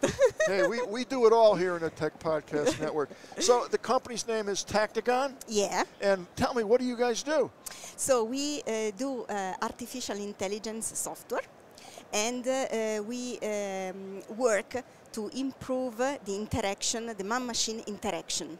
So just to explain, so our technology allows people to interact with machines, a PC, a robot, and so on, in a more easier way, because we do not need any coding ability, just gestures, so movement and voice. So through commands that we give with the voice, commands, and with a gesture, so like this, for instance, you can teach a robot to go forward. Okay. And it learns what to do. So I do not have to write a program to explain or to teach a robot to move from a position to another position, just a gesture. So how many gestures are there? At the moment, we have 48 gestures. Okay. So both simple, meaning with one hand, or double. And what kind of robots are we talking about? Not consumer-oriented robots, or more industrial types of robots, Both. or both? Both. Both. Yeah, because our technology is scalable.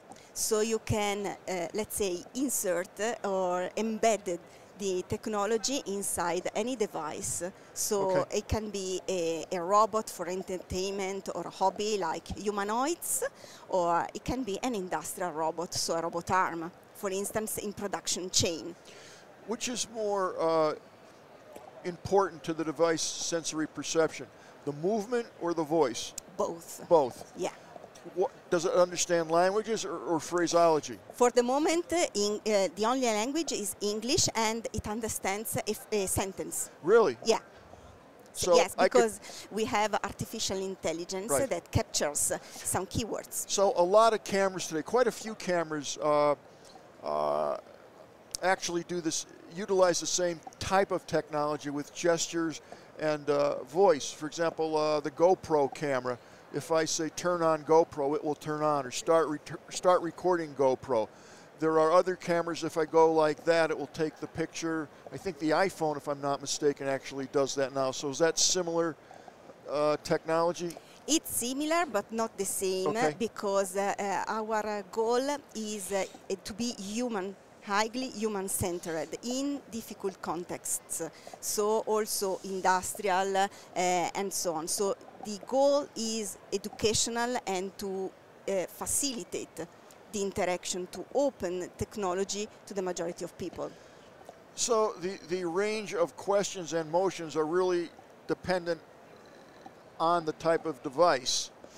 Well, no, because the Tactigon is actually a technology composed of hardware and software with artificial intelligence. So the hardware is a wearable controller that you put on your hand, and you can set up the gestures. So for instance, a push can mean through the voice move forward or go right, go left. It depends on how you set it up. What kind of devices and actual use circumstances, environments are you equipped to do right now? So at the moment, robots, and in fact here we have a demo with a robot, and PCs, gamepads. So PC, I can operate the whole PC. I can say go to google.com and it will go to google.com on the browser? Meaning, if you connect the device and you have the software inside, you can control the PC like a mouse. So you have a mouse on your hand to navigate into the programs, to open programs, to work with softwares like 3D CAD softwares and so on. So would this be utilized for handicapped people who don't have the dexterity? Yeah, this is a question that many people make us. So we do not actually work properly into the medical because it has specific features that we do not have. We are more industrial, but this technology absolutely can be used also in the medical field. Yes, because people with disabilities with a simple gesture can command a device. Where is that technology being utilized now? Give me an example that I would recognize. We have different POC with some companies, and at the moment the majority is robotics. So we have robotics for educational and in robot arms in industrials in the production chain, for instance. So you can set up a robot to do a specific job instead of man, so improving safety and facilitating the use through the gestures. So you do not, for instance, if you have also to move a robot from one place to another, it normally takes some time to reprogram some coding abilities because you have specific commands. So each job is pretty much customization. Pardon? It's customized. Each each job, if you will, is a Yes. customization. Absolutely, yes, you Okay. can. So you have engineers or software engineers? Yes, we have. Okay. And who do you hope to meet? What do you hope to accomplish being at CES? So here we are specifically targeting, let's say, educational. So our aim is to meet people that want to help students learn AI in much more easy way. So it is our technology is a mean to do so. Have you used the technology at all in cars? In cars, not yet. In cars, not yet. Seems like a logical. Yeah, absolutely. It's a possible application because one of the key points is the scalability. Yeah, Absolutely. I can see that. And how many years has the company been around? So our company was born in 2014. Tactigon Technology began in 2017. Okay. Is this your first time at CES? No, it's the fourth. The actually. fourth? Yes. Whoa, you're a senior here. Yes, I'm home. Yeah, it's my home. Oh, do you live in the States? No.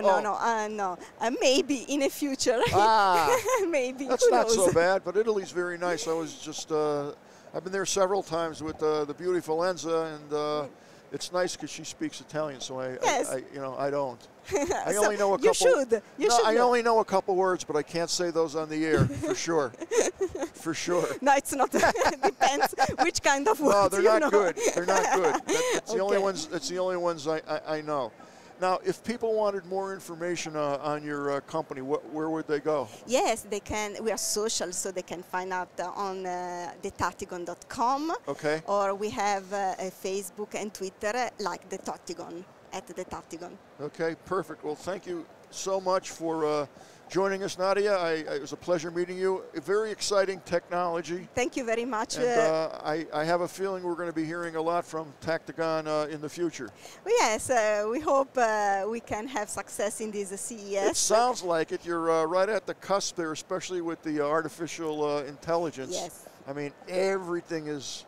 I just Going saw a to- little doggy that worked on basic artificial intelligence. Yes, it's the future. So Yeah. like the easier interaction with machines. That's it's great. the future. Very nice. Well, thank you again. Thank It's you a very pleasure much. meeting you. Thank you. I wish you the best of luck with everything. Thank you very much But I know for your you're going time. to do good. I hope. We hope Okay, so. and now Thank you. you can say hello to Enza in Italian. Thanks. Ciao e vi aspettiamo quel CES. All right, keep in touch. Let us know how the company's doing. Okay. Of course, I will do. Thank you Please. very much. Thank you very much. Again, these are the types of companies that we see here that are bringing innovative, state-of-the-art, second-of-the-day technological innovations. They are not necessarily looking for John Doe consumer like the doggy company is. They're really looking for the connections for people to employ or partner with them to use their technology and incorporate it in what they do. And it's kind of nice because the core technology that they have is literally going to be integrated with all kinds of things. You will see that in vehicles, I can guarantee it. And there's not just one of those companies, there's probably 100 of them throughout CES. Thing about CES is that you can't really see all the booths that are here. It's impossible to do that because there's just too many of them. As a matter of fact, there are so many just within the Venetian. It would probably take you 3 days, maybe 4 days, to see all the booths, and you probably couldn't even do it in 4 days. Never mind every place in Arizona, every place in Vegas that has a ballroom is absolutely full of trade show booths. So if you were to go over to the convention center, there's thousands of booths there. It is impossible physically to see every booth, even for 30 seconds at CES. You just can't do it. So I go back to this book. People who are smart enough to advertise in this are going to get noticed, because I'm going to read this. I'm going to look at all the pictures first, of course, and I'm going to see what strikes my fancy, and then it tells you where they're located, and I'm actually going to to visit that. Now, somewhere in here, you'll always see a map, and there's several maps because there's several exhibits going on. It's just not in the Venetian. It's just not in the Venetian and at the convention center. It's everywhere. And then there's a lot of companies who literally come here and don't partake in CES, but are here because everybody else is here, and they'll have private invitations to go view their product. And you can get free food, you can get drinks, you can get stuff, depending upon where you go. They have several meetings off-site before and after CES and during CES that are just for the press, so I can actually go there and meet with companies. Of course, they pay a premium just to have the press there. So it's kind of interesting from that standpoint of view. I don't have my badge with me, but we have press badges, which literally is a license for us to attend any conference, any lecture that's going on here. And pretty much when we walk up to the booths and they see the color of our pass that it's press, they want to talk to us, which is great because we get to see what's going on, and so do you. Opposed to, some booths get mobbed with, just tons of people. But if they see a press badge, frequently, more times than not, they'll put someone on us immediately, and that's pretty awesome. So, Mr. Kirk, how are things going over there? I see Kirk operating the controls now. What's happening, Mr. Kirk? I can't get your audio up here. No, we never had Kirk, so I couldn't lose him. No. All right, I was just going to say hello, no problem. I was just going to. No, that's okay. I shouldn't do those things. How about now? Now there we go. Kirk. Kirk, what's happening over there and from operations Control Central? Do we have a camera on Kirk? Yep, Do we have a camera on Kirk? Yes, we do. Yep. Kirk. Oh, crap. I don't want to see your hands. There he is. Wave to everybody. So without these guys here, and Scott and the crew and Michelle, we wouldn't be here. They do a lot of behind-the-scenes work, and like I said, we wouldn't be here. I'm fortunate. I just get here and sit behind the mic, blah, blah, blah. But everybody here will be taking the spot and interviewing throughout CES. So did you see anything interesting, or you haven't left yet? I haven't left yet. Okay. I haven't left yet. Cool. Yeah. Cool. Yep. All right, so it is a quarter to 11. I've got roughly 15 minutes left. Is that correct, Karen? Michelle? Yeah, I'm done at 11. Yeah, about 15 minutes. Okay, so we actually did pretty good today with showing up. It looks like we've only missed half of them. No, about I don't know. Who do show up, and we're able to do an in-depth review and discussion of what's going on. So that's always fun and interesting to me. So right now I'm going to have Mr. Kirk switch to the camera behind me, and let's take a look at what the attendance looks like now, because we've been fully open for about an hour, and actually it's not busy at all, Kirk, from what I'm seeing up here. The funny thing is we have a booth that we watched set up last night, and we have no idea what the product is, and now it's showtime, and I still have no idea. The hallway's pretty full? Okay, yeah, I can see it starting to fill up in the back there. In another hour or so, you won't be able to walk down there. It's just going to be total congestion, totally clogged. But, that's what CES is. Oddly enough, I guess it's not odd, but I don't see a lot of masks here with regards to COVID, which is kind of refreshing to me. I think at this point, everybody is going to get COVID, and I was just speaking to a few doctors that are friends of mine, and they said that they believe that they're hitting herd immunity. So I don't want to spend a lot of time on that, but the whole thing was interesting. I'll tell you, COVID did a number on Vegas. I don't think they'll ever recover. I haven't been here in 2 years, but I could tell you that probably 80% of all the buffets, not that I need to go, but they're shot, they're gone, they're never coming back. And I think the economy has played havoc here. Things are a little bit more expensive if that's possible.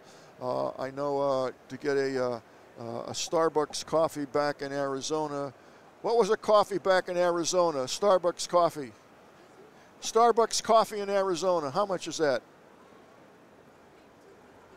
$2.15.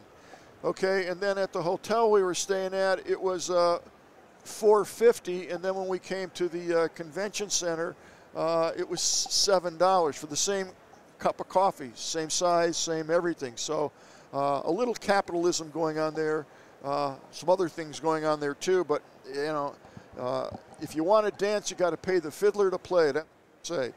So I hope that you are enjoying the stream so far. It's been a lot of fun for me and always interesting to be able to see the new emerging technology. And sometimes, you know, like this last lady who was here, their software and hardware, pretty much software instrumentation is going to be used for robotic controls, both gestures, as she said, and also the human voice. It may not sound like a big thing, but it is, because her technology, probably by the end of CES, hopefully she'll have 3, 4, 5 different companies that want to take her technology and embed it in something else. So what's going to happen there is you won't see that technology being utilized a year from now or 2 years from now. The other thing is you'll see that technology, you know, won't even know it's embedded in the software. You know, people think that it's only one company making all the stuff that's inside the device. That's absolutely not the case. More times than not, it's several technologies that have merged together to produce the final output, which is whatever it may be. Certainly with the solar cars. Interestingly enough, I've been tracking solar cars from the early inception, probably 15, 20 years ago. Pardon me. And they never came to fruition. They came close, but they've never found a technological breakthrough that will, A, store the solar energy power to drive the car, to power it. There are obviously battery-operated cars, of course, with the Tesla, but they always thought that the solar panels would recharge the batteries. So it's either the batteries don't hold the charge, and that's dealing with capacitors, and they still haven't cracked that combination of how they can store the power in the capacitors to make the car go 1,000 miles. You know, it's limited right now to, I think it's what, 300-400 miles. And by the way, all those folks who bought the Teslas after the snowstorm back in Buffalo, New York, they weren't able to go anywhere. There was no power to recharge. And it was my understanding that the batteries, because of the cold, couldn't retain the charge. So everybody who invested in that technology had nowhere to go and nowhere to get there, no way to get there at all. So those are the ups and downs of technology. It happens with everything that we do. Truth of the matter is, you know, when you look at security in the United States, pretty much anywhere, it's very vulnerable. That power grid is extremely vulnerable. And I think you are seeing, at least I'm seeing, certainly in Arizona and in Pennsylvania, I have seen transformer hotspots. You've seen those giant transformers, the coils that are up in the air that provide urban power transmission for certain areas. They now have steel fences all around them with barbed wire on top because they are vulnerable. And it's very scary, very disconcerting to me to know that our grid, our power grid is literally a sitting duck, but it is what it is. So, you know, everything that we see in technology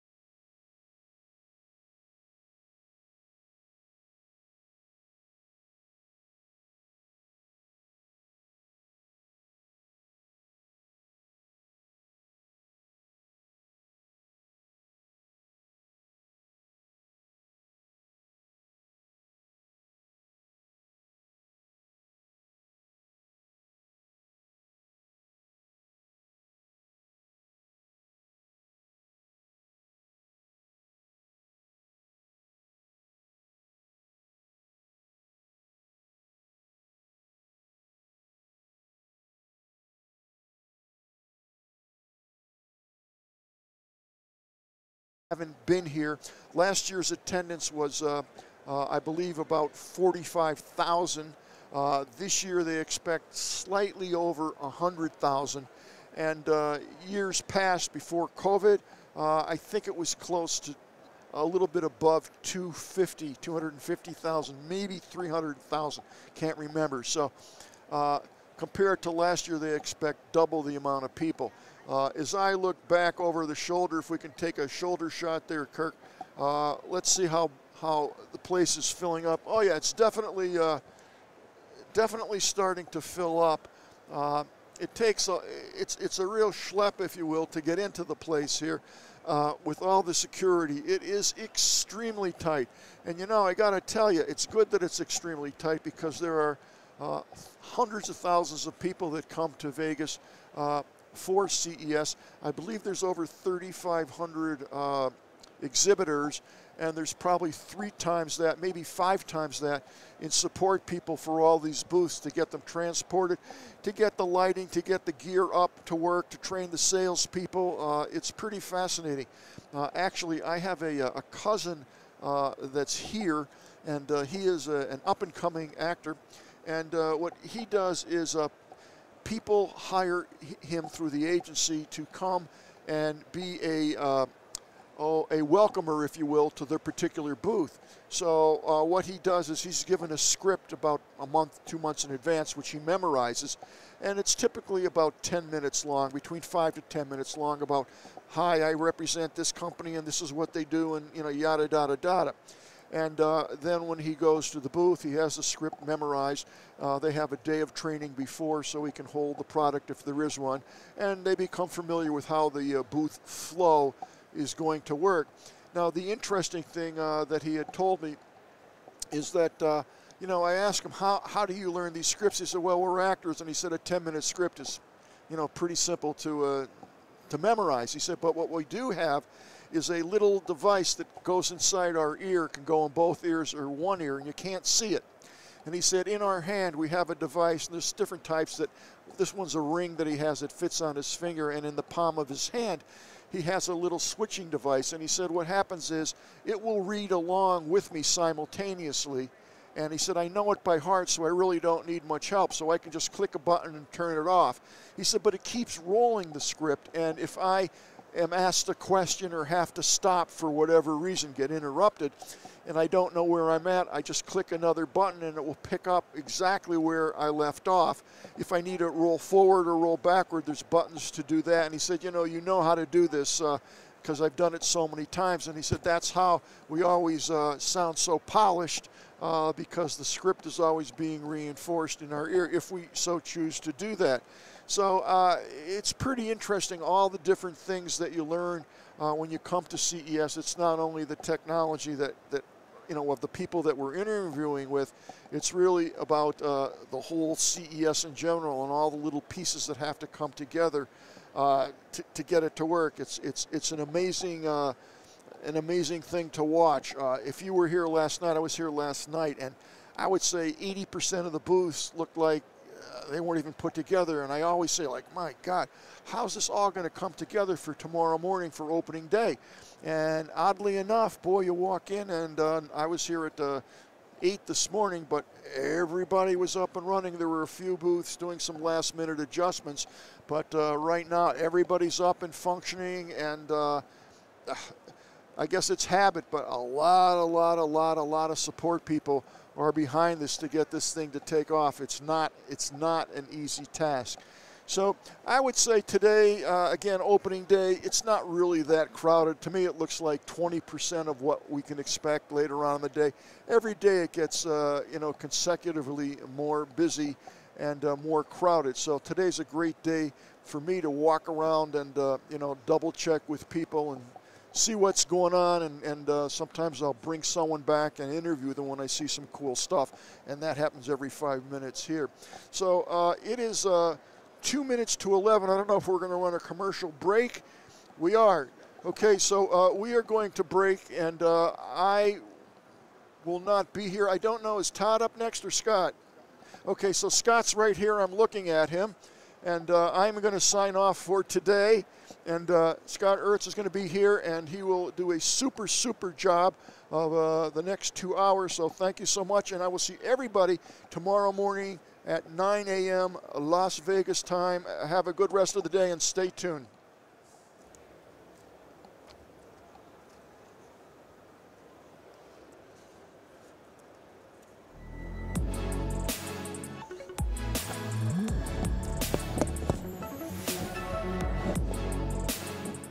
Support our coverage with a free account on Privacy, the service that keeps you protected when shopping online. Get $5 to try it now by using promo code QZZ2J.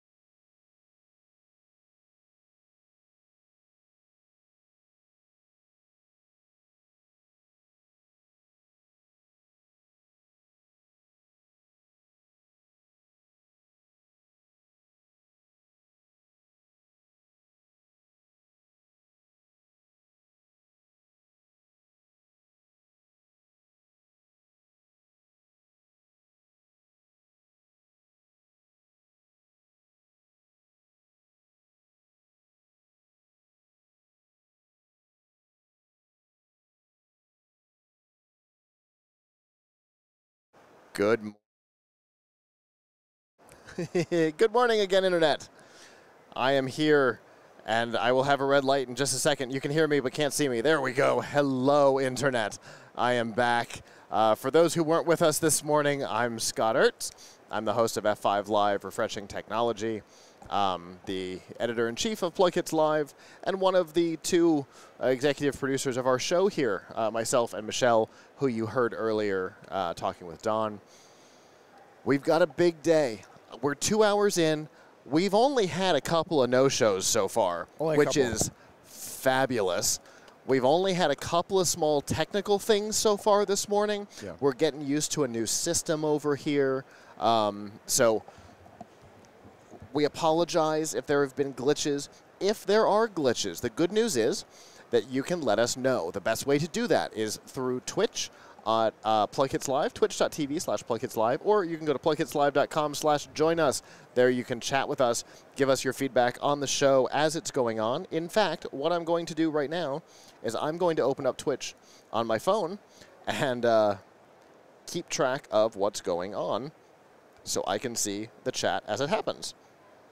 So, definitely, hello Max Machine, who appears to be in the chat. Also, if you're not able to watch on video, maybe you're at work and you can't have video up, but you do have Bluetooth and you want to listen to the show, I've got good news for you. If you go to newpodcastapps.com, there's a list of podcast apps on there. If you look for Geek News Central, because I looked for Tech Podcast Network earlier and I couldn't find it, but if you look for Geek News Central on there, you'll find it. It's audio only. It's really cool. You can actually tip the show through it. Satoshis. Yeah. And I've been watching over here. I see a couple have come in. Thank you for those of you who have been donating. This show is expensive. You probably just saw the bumper for privacy. I'll tell you, personally, I love privacy. I've been using them for years. There's a reason why they're one of our sponsors. It's because we actually use them. Our team does. You can get a custom debit card for every service that you use. So you get one for Netflix, one for Hulu, one for Paramount Plus. And so let's say Paramount Plus gets hacked and the credit card information gets out. All they can do is pay your bill. Who cares? They can't take it and then make a card and use it at Walmart or a gas station, which is what they usually do. All they can do is pay your Paramount bill. Who cares? You were going to do that anyway. So you don't have to worry about that. So it's totally free. You can go to to privacy.com and use the promo code QZZ2J, I think. Or I'll tell you, easiest way to go, plunkitslive.com/privacy. That'll put that weird promo code in for you. The service is free. They'll give you $5 for trying it out. So pretty cool setup there. We have got some guests scheduled. It is the first morning. I don't know. I was listening to Don, but I was also on one of those new podcast apps. I was listening to Don because it's less bandwidth than the video. Right, right. And if you've ever been to this show, you know that bandwidth is everything. In fact, we don't allow any of our own phones or anything to even be on our own Wi-Fi because our cameras run on it. And we can't spare a single kilobyte. So cellular is questionable.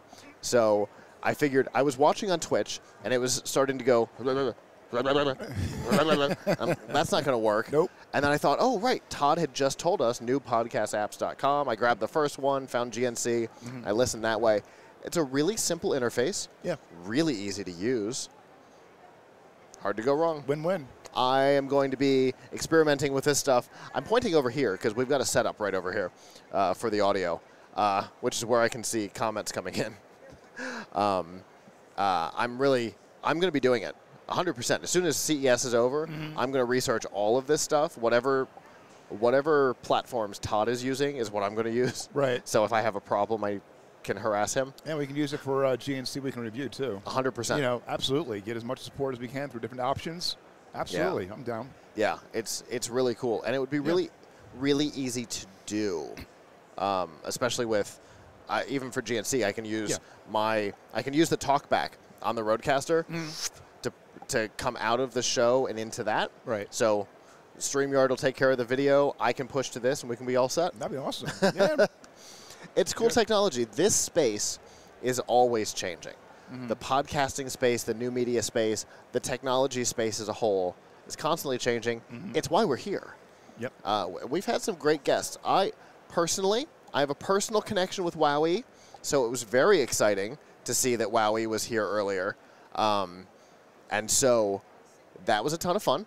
That little robot dog, if you didn't see it, seriously, if you didn't see the little robot dog and you want to watch it right now, I'm not going to feel bad if you back up on the YouTube video and go watch that segment with Don Bain right now.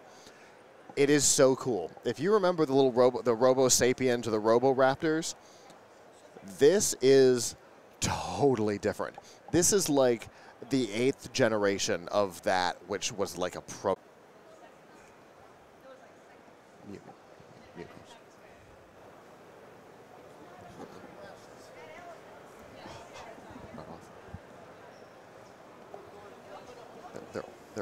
They're all on.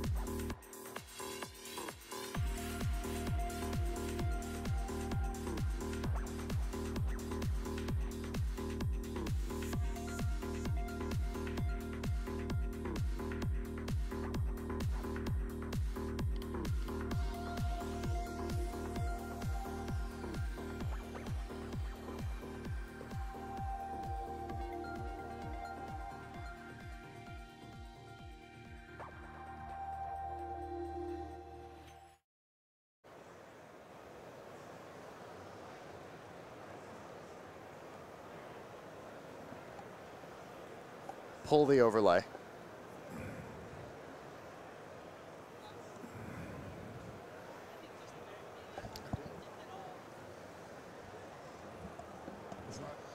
Can you help him pull the overlay? Pull the overlay.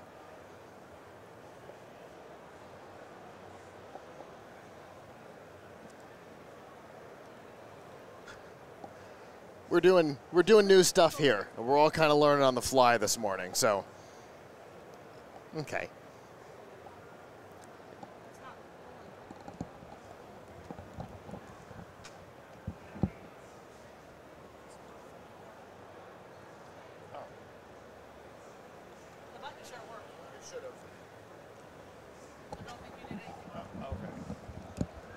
All right, I'm back, Internet. Sorry about that. Technical difficulties, and we're learning on, like I said earlier, we're learning on a new system. So we might have them in between segments. Make sure we hit start on the segment in the system. That way, the lower thirds will change. And with that, we do have our next guest here. Hello. Hi. How are you doing today? Good, thanks. Go ahead and introduce yourself for me. My name's Paul Collegio. I'm the CTO of a company called Global M, which we're based in Geneva in Switzerland. And we're here at CES presenting our software-defined video network, which is designed for replacing satellite or private fiber optical networks used normally in news, sports, entertainment, for contribution, distribution, or remote production. Okay. Interesting. So obviously your target demo is them. The BBC is next door, right? Is that who your target demo is, or is it me? Yeah, we just did the Queen's Funeral SRT distribution for the BBC. So that was one of our most recent great projects that we worked on. That sounds like a big project, and certainly an important one. It was an important one, yeah. Yeah. Okay. So tell me about how this works and where it fits into the workflow. Okay, so as a use case, we'll use the Queen's Funeral. Sure. We were asked a week in advance that they needed to do what's called SRT distribution.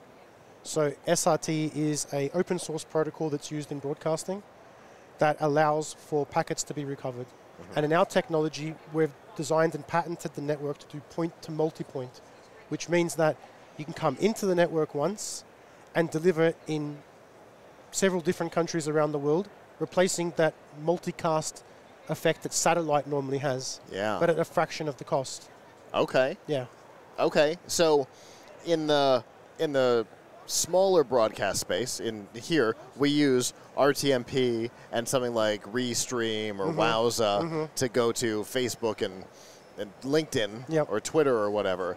But this is that concept, but on the professional level. That's on the professional level, exactly. We're in the process of supporting RTMP as an input or output to the network as well, because we've been asked several times for it now. And we're also going to be supporting another protocol called RIST. And that's another professional protocol that also, similar to SRT, does packet recovery and retransmission. Okay. Yeah. Now, I wish we had more packet recovery on what we're doing, but... And we're talking bit rates, 20, 30, 40, 50 megabits per second over the internet. Wow. Yeah, so this is like contribution quality video going from the stadium, of the sports stadium, to the different rights holders around the world. Sure. Or in the case of the Queen's Funeral, we had the encoder set up at Broadcasting House in London, and then that was going via our London POP to all of the different rights holders who were connecting as well. Sure. So in the case of that, it was probably going to BBC and ITV and even over not here. The BBC, they were the host. Oh, they were the host. Yes, okay, so they had the feed themselves. Yeah. But it was probably going to ITV and CNN and... No, more international broadcasters. Oh, okay. In New Zealand, in Switzerland, different international broadcasters receiving the signal, especially in places where they didn't have the facilities to receive the satellite signal. They still had it on satellite. Okay. So we're talking like in the Caribbean, the Cayman Islands, these places where they were preferring to use our network technology to receive it rather than, they didn't have the facilities to receive satellite. Okay. Yeah. Interesting. And so what what is required on this to use it? An internet connection. Okay. Because SRT is supported by OBS, vMix, Livestream Studio, VLC, Livestream Studio. This protocol is so widely adopted now, and same thing for RIST, and the same thing with RTMP. Okay. So basically, with software-based or hardware-based encoding and decoding that you can use on a PC with a graphics card, and an internet connection, and you can work with our network. Okay. Yeah. So all we'd have to do, let's build it out here. We've got our system, we've got our studio. Yep. This computer, instead of RTMPing to Restream, it would SRT exactly to you. Yes. And then from there, you'd connect into? Is it push? Is it pull? How does the rebroadcast? You'd call into our network. Okay. Yeah, so it's an outbound port call. Okay. If you want to sell. Okay. So on the receiver's end, it's more of a pull than a push. Exactly. Okay. Yep. Okay. So it's like an RTMP listen instead of. Yeah. Okay. Got it. And so what kind of a delay are we talking about? Because we know with Restream or Wowza, I was literally listening earlier and I was having. Just here, I was having 10, 15, 20-second delays. Wow. So. Okay, we're talking about in our demo here. We're connected to our Californian POP, and the stream coming from Geneva, where we have our encoder, is connecting to our Frankfurt POP, and we have 350 milliseconds end to end. Wow. Okay. It's super low latency, but extremely high quality. So. Yeah. The true definition of near real time. Okay. Impressive. Yeah. So how long has your system been in place? I would say we've really, on the network technology side, the last 12 months.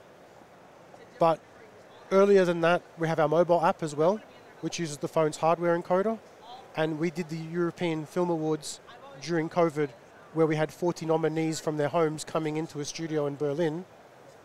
And then we had 2 big vMix machines that were running, receiving all of these signals in, and then mixing that and putting that out to the broadcast truck for production. Okay, hold on. So using your system, they were able to essentially grab a phone, get into a mobile app, and then push over the same protocol into the system. Yep, exactly. And then from there, it's just like having cameras. We made it easy for them. We got the 40 iPhone 11s, did the pre-install. Sure. Signed in for them. Literally, they took it out of the box, connected it to their home Wi-Fi network, and pushed the red button. And it worked. Got it. Because the network... The biggest example of that in use that people probably think of, I mean, it was 2 years ago, but Tiger King, right? They did that final episode with Joel McHale, and that's exactly what they did. They sent iPhones with AirPods to all the people that did the interviews. It was all pre-configured. Turn it on and let's go. And so you had them all pre-configured. We had all pre-configured. Put them on a tripod. Point them at your face. Precisely. And we'll do all the work. There's a little ring light in the kit. I just had to awesome. Set it up. And the quality coming in, we're talking 6-8 megabits from a mobile phone using the phone's hardware encoder. Okay. So if anyone comes down and sees our demo at the Swiss Tech stand, we have a demo running of the mobile app as well. Okay. And we had one guy there this morning that didn't believe it was coming from a mobile phone unless he was holding that phone in his hand and you could see the quality, because a phone has a 4K HDR camera in it, and it has fantastic connectivity, and it has a very good graphics processor in it too. Right. And so the quality you can squeeze out of a mobile phone and turn that into a professional broadcast video encoder is possible. Yeah, they're wicked these days. Yeah. The cameras on these things are insane. Amazing. Yeah. Yeah. That's really cool. So what kind of cost are we talking about on something like this? Oh, well, it also depends on volume. Yeah. So if you're a sports federation that has 1,000 games happening a year that are going to 50 different rights holders, obviously there's a big discount in that. Right. Absolutely. But we're talking 70 to 80% less than what you would normally pay for a satellite link. Oh, okay. Yeah. That's awesome. And we've had to deal with satellite links for other projects, and they're always a pain. I kept saying I wish I could just get like an RTMP pull off of this broadcast. I'm like, well, we can. Excellent. Fantastic. Well, for those previous clients who did not do this, and anybody else who might want more information, how can they get it? Visit globalm.media, and that's our website. And there you can create a Calendly meeting with us. We'd be happy to do a demo with you online. We can create test accounts for customers that are interested in testing. Very cool. Well, that's fantastic. Maybe we talk about being you being a media partner for 2024. More than pleasure. Awesome. Well, thank you for coming up and talking to me. Thanks very much. Cool technology. I look forward to seeing more. Maybe I'll actually get out of the studio and come see it. Cheers. Thanks. Yeah. You never know what you're going to find at CES. Thank you very much. Oop. We never know what it is we're going to find at CES, whether it be a robot dog or broadcast technology for redistributing a stream. Like I was saying earlier, our stream, and I wonder if this computer went to sleep, Kirk. I wonder if he's still live. We should touch that. Just to be sure, we should maybe touch that hourly or when the host changes. Yeah. I'm just going to put that out in the wild. Good idea. But, just on the audio, and I know I was talking big, good things about it earlier, but the audio is direct. So my headset goes into the mixer goes into this laptop, and this laptop is doing audio live. At one point, I had like a 15-second delay. And if you're watching this particularly on Facebook, you've got about a 23-second delay from when I say something to when you hear it. 350 milliseconds for that entire bounce. 350 milliseconds. Holy crap. That's insane. Yeah, that's too long to do that. So my push to restream is instant, near instant. We were watching it yesterday. When I hit stop, it was done. But from restream out has a huge delay. And what he's saying is a 350 millisecond delay instead of 15, 20, 25, 27 seconds. Well, people's attention spans are short, so. I don't know if Michelle got to hear that. I did, but he's trying to tell me a little bit.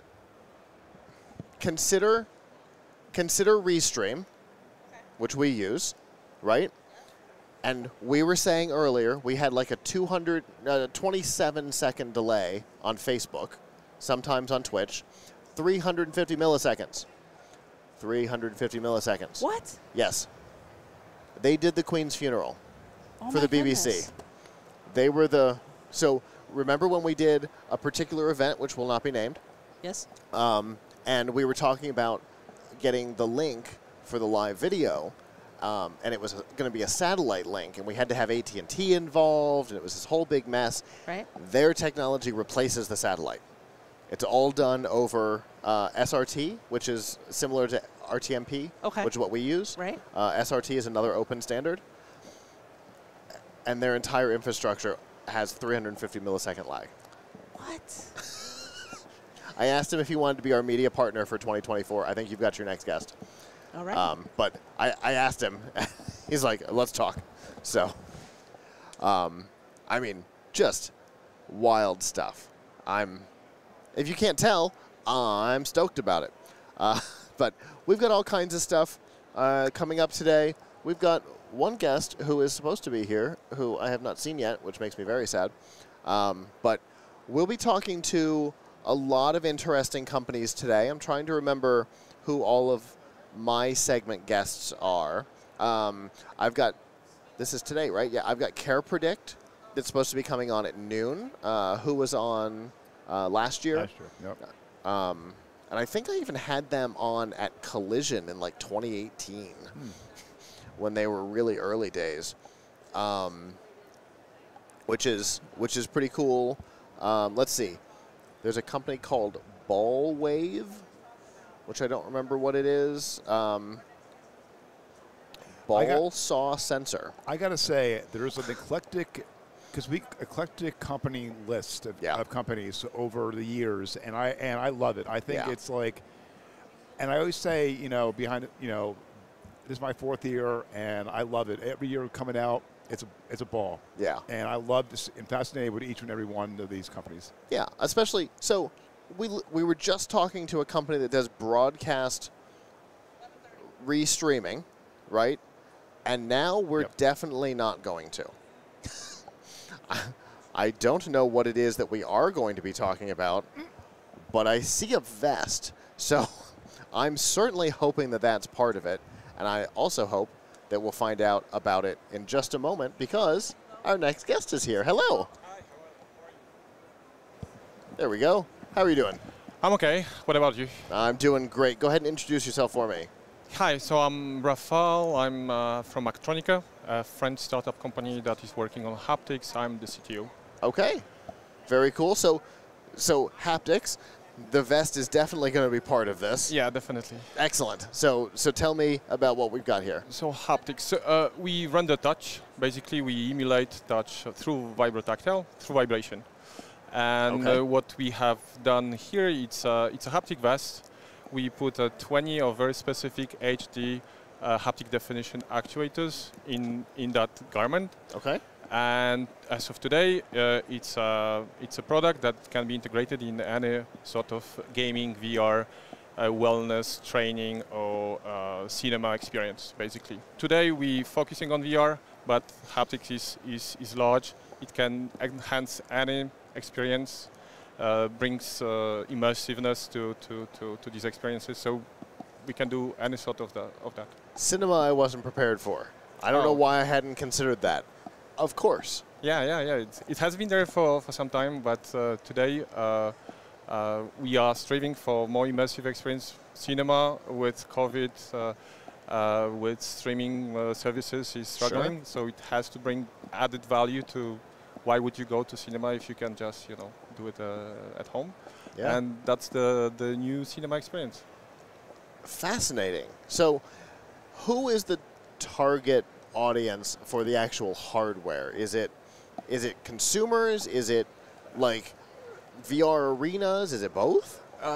Today it's more of a B2B approach as we have been working on the hardware, we have been working on the software. Now it's time to work on content. And without content, we cannot address customers. Sure. So we are putting all the efforts to bring up studios up to the speed with haptics, to bring these, give it to them. We have all the suite of software that allows you to design the effects, integrate them with SDKs for Unity, Unreal Engine, and then bring all the new experiences to live.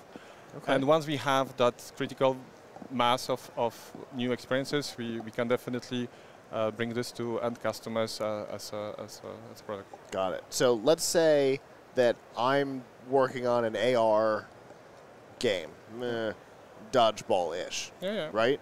And so we want to incorporate this. You get hit, you feel it. What does that development experience look like? So basically, you have a bunch of effects that we deliver with the studio. So we have what is called Unitouch Studio. Unitouch is a whole suite of software that is behind the vest, which is called Skinetic. So we have the studio. You have a bunch of effects that you can use right away. You drag and drop to the design space. Then you design. What kind of effects are those? Like explosions. Punch and yeah. This sort of stuff. Red rubber ball. Yeah.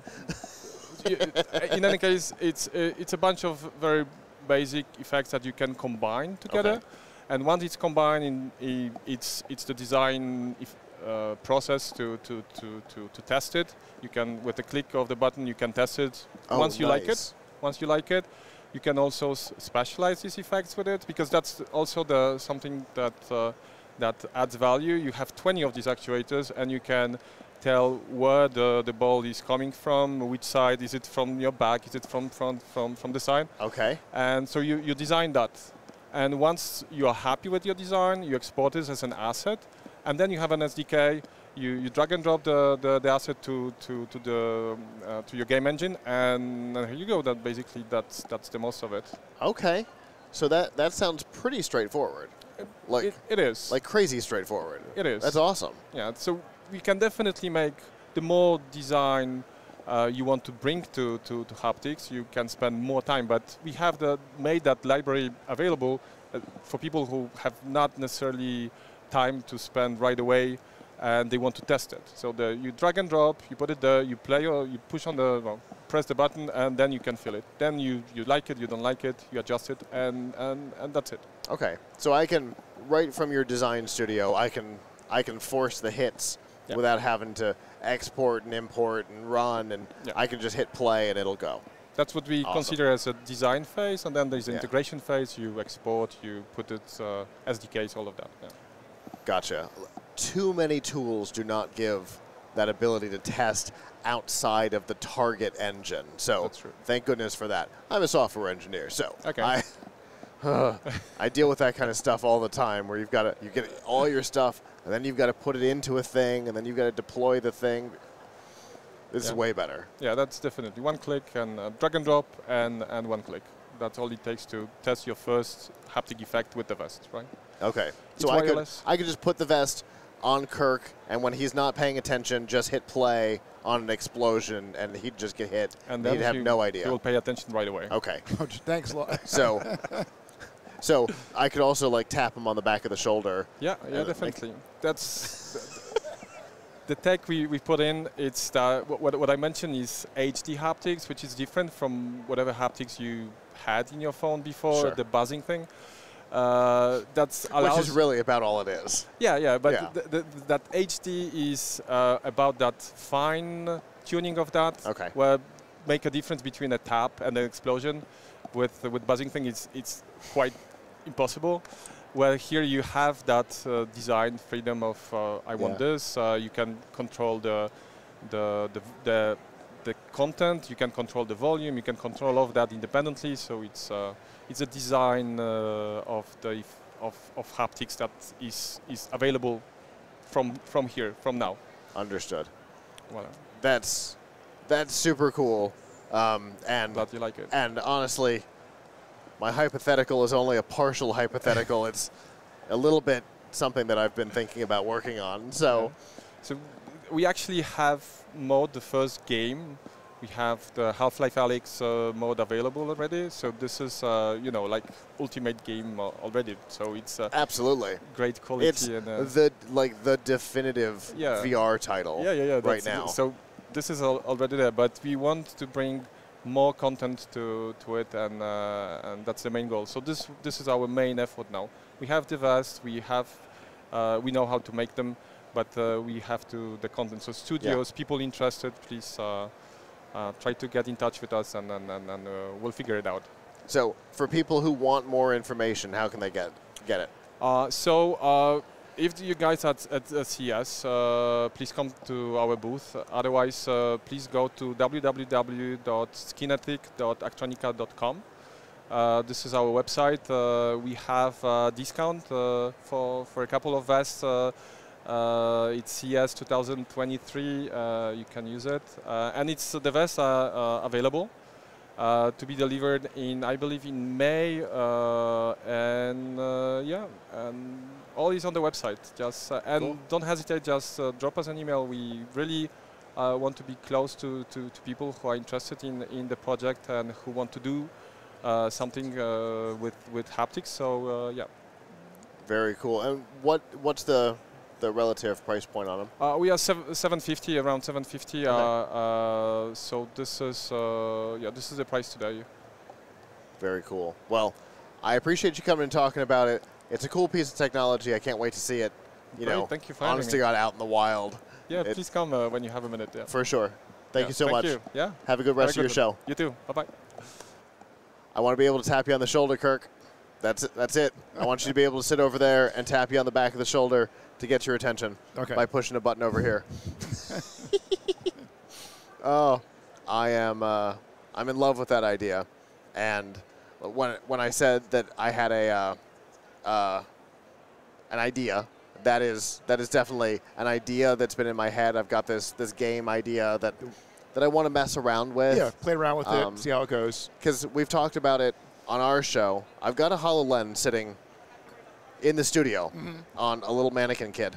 I know, it's very strange, but kind of everything about me is strange. Wrong with that.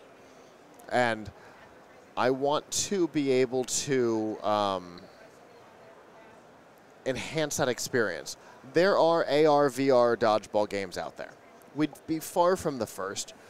We had one at Amrock for a year. We had Hotto. And Hotto's okay, but it uses phones for AR, which means there's a delay, right? And it's not 350 milliseconds like Global M. It's almost it's more than a half a second delay. The lower thirds haven't been updating again. So they haven't. Yeah. So we'll add those in after the show. Okay. So if you want to do an edit, if you hit the back button and find them on the schedule, you can hit edit from there. Otherwise, take a picture of their badge. So instead of the 350 milliseconds, honestly, the screen has like a half to 3/4 second delay, and when you're moving and the only thing you can see is through the screen, that delay is awful. It's confusing. It's disorienting. I hate it. And so I wanted to do something similar with a HoloLens, since I have one. And Unity is one of the platforms that I would use. Unity is like kind of it when it comes to HoloLens. Yeah. And so being able to put on the vest and get hit with that red rubber ball and feel like you're getting hit with that red rubber ball, an absolute win. Oh, our studio officially is going to have 3 Surface Books in it, as a third one has just entered the ring. But yeah, that's cool technology. Yeah.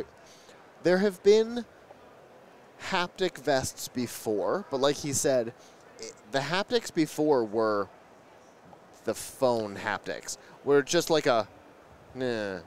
I noticed I think it's more prevalent now, and I think it was all started maybe when I was to Todd in 2018.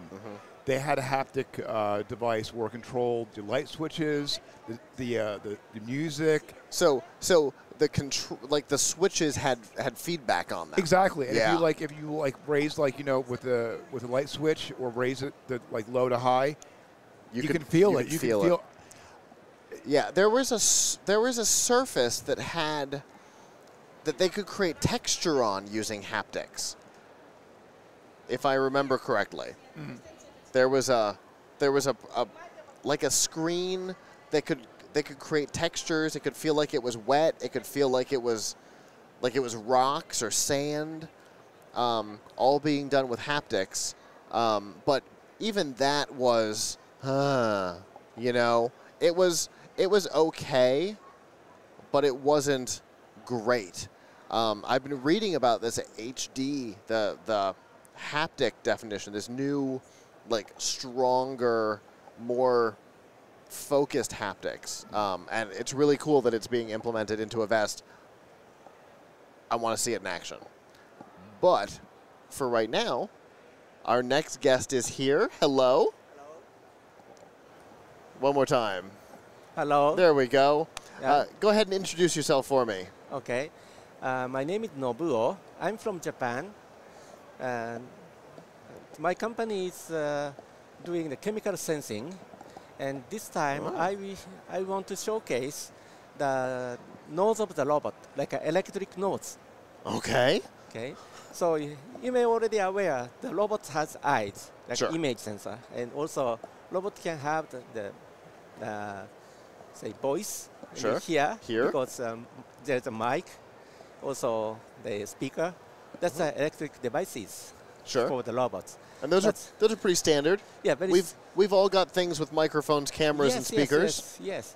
But there's no good device exists for the nose of the robot. Okay. I think.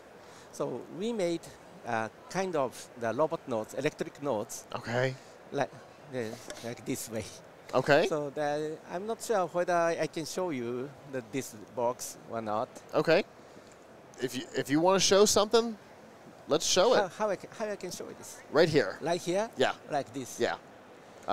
If you Oh, keep it, yeah, keep it right there is here. perfect. Okay. Yeah, you're perfect. Okay. So you may feel that this box is a little bit large, maybe. But actually speaking, this kind of gas analyzer is a huge box, like say dormitory refrigerator size. Yeah, they're normally huge. Yes. Yeah. So we made this like this size. Okay. So. Is it okay if I? Yes. Okay. Yes. This. Okay. So, flat on this side, flat on this side. Yes. We've got USB and power, I assume. Yes. And a fan to pull for airflow. Cool down, yes. And then on the front, what have we got here? In, out. In, out. What's the? So we need to put the small gas tank, cabinet in here. Okay. That's a hydrogen, say, battery. So we need to put hydrogen battery here. Okay. And then this work. And this sucks the air from here. Okay. And analyze the gas components in the air from in this box. And the good point of this equipment is this is very light. You can bring this. It's insanely light. I was surprised at how light it was. Yeah. So you can bring this to anywhere you like. And that means, normally speaking, gas analysis is the post-analysis. After the sampling the gases, you need to bring back to the laboratory, and then analysis can be done. Okay.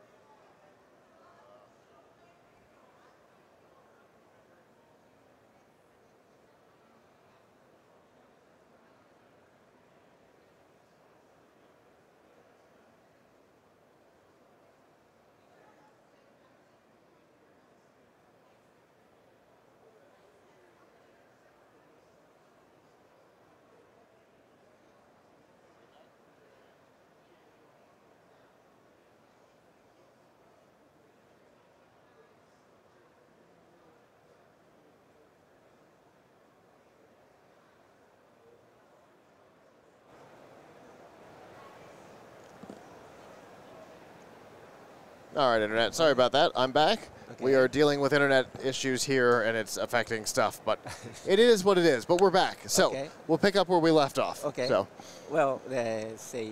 So we're talking about food rot. Food rot, yes. So I have an interesting example of that. Okay. So I have a thermostat that has a VOC sensor, built into it, and I discovered that I had lost a potato somewhere in my kitchen because the thermostat told me that the VOCs were too high. And I went, what could that? And then I found the potato. Okay. So for example, say, what kind of alcohol you like? The wine or beer? Our group tends to go for wine. Wine, it's okay. For example, this gas analyzer can analyze the aroma from the wines. Oh. So there is so many gas components inside the aroma of the red wine. So this one identify each individual component's existence, and then this can identify the wines.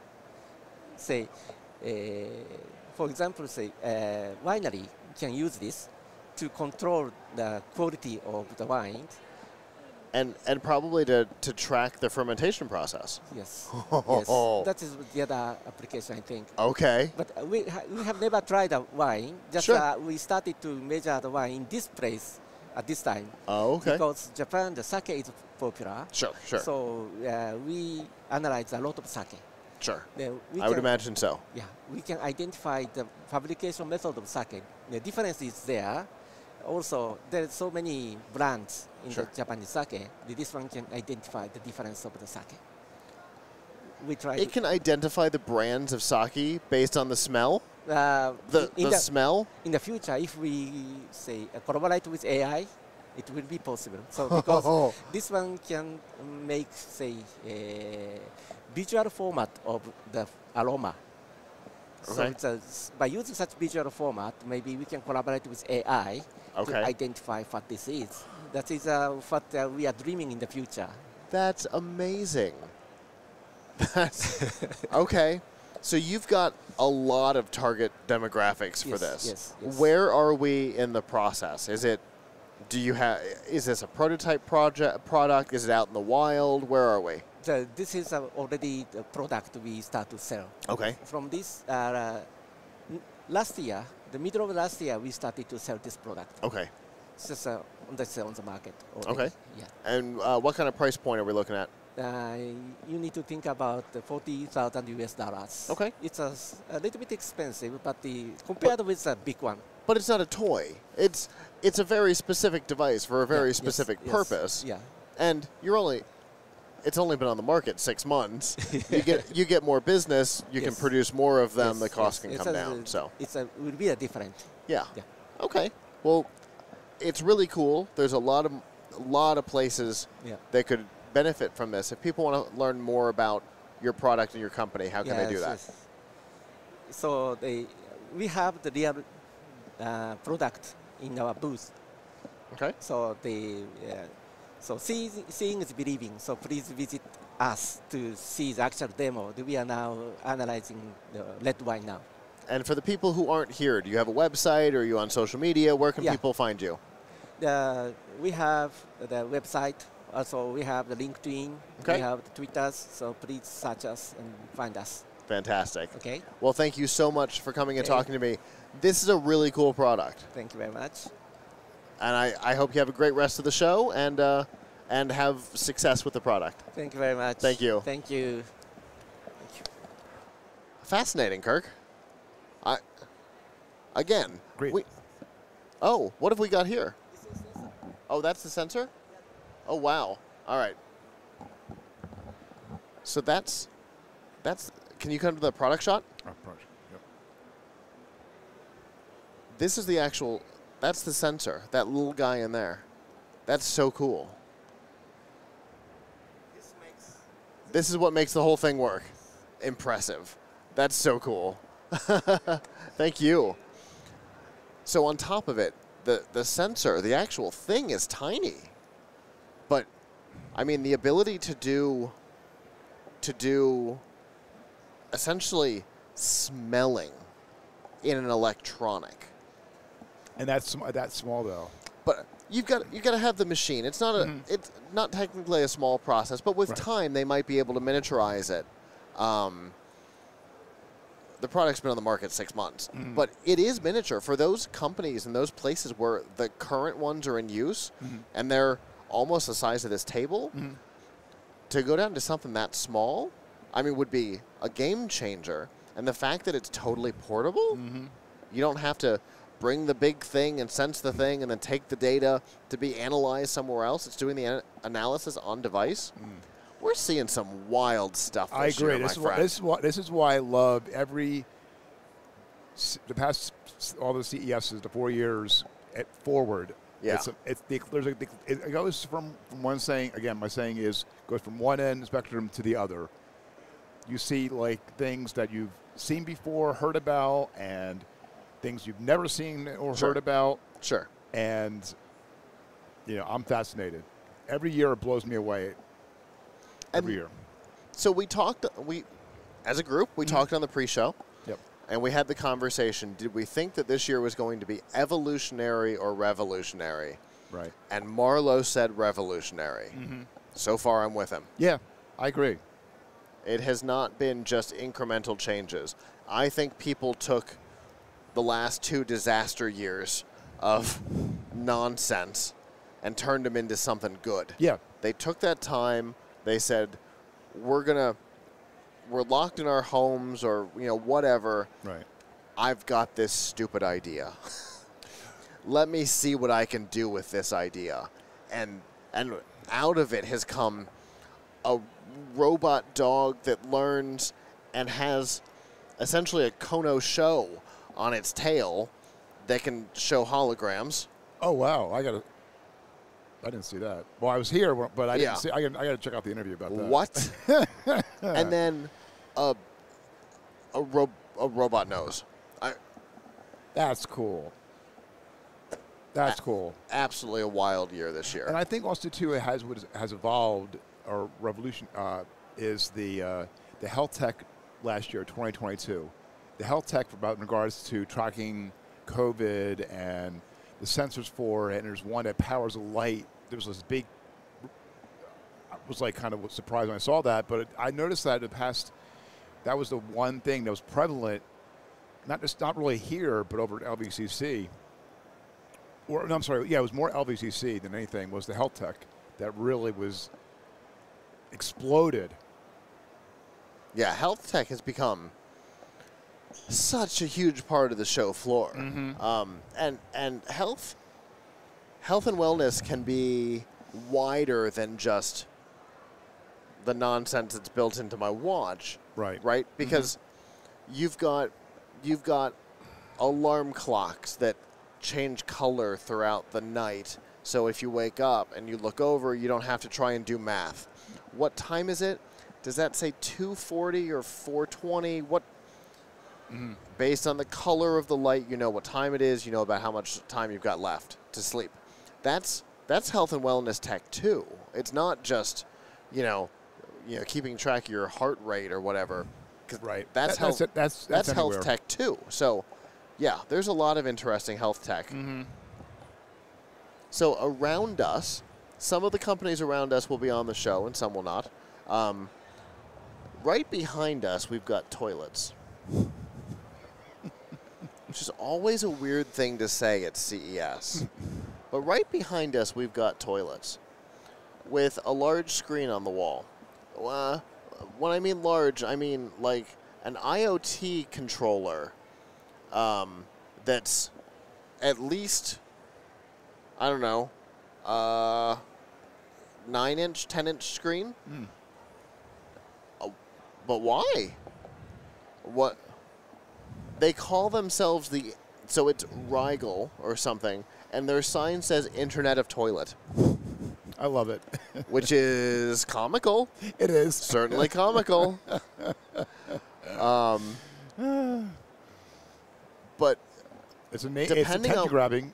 Depending on what it is, that could technically be health and wellness technology too, because if you've got cleaning and sanitizing stuff built in, that would all be health and wellness technology. So there's all kinds of stuff that's technically health and wellness these days. They've taken the early days when Jamie Davis was here as part of our team, and I know I'm dating our broadcast quite a bit at this point because Jamie hasn't been around since like 15, I think.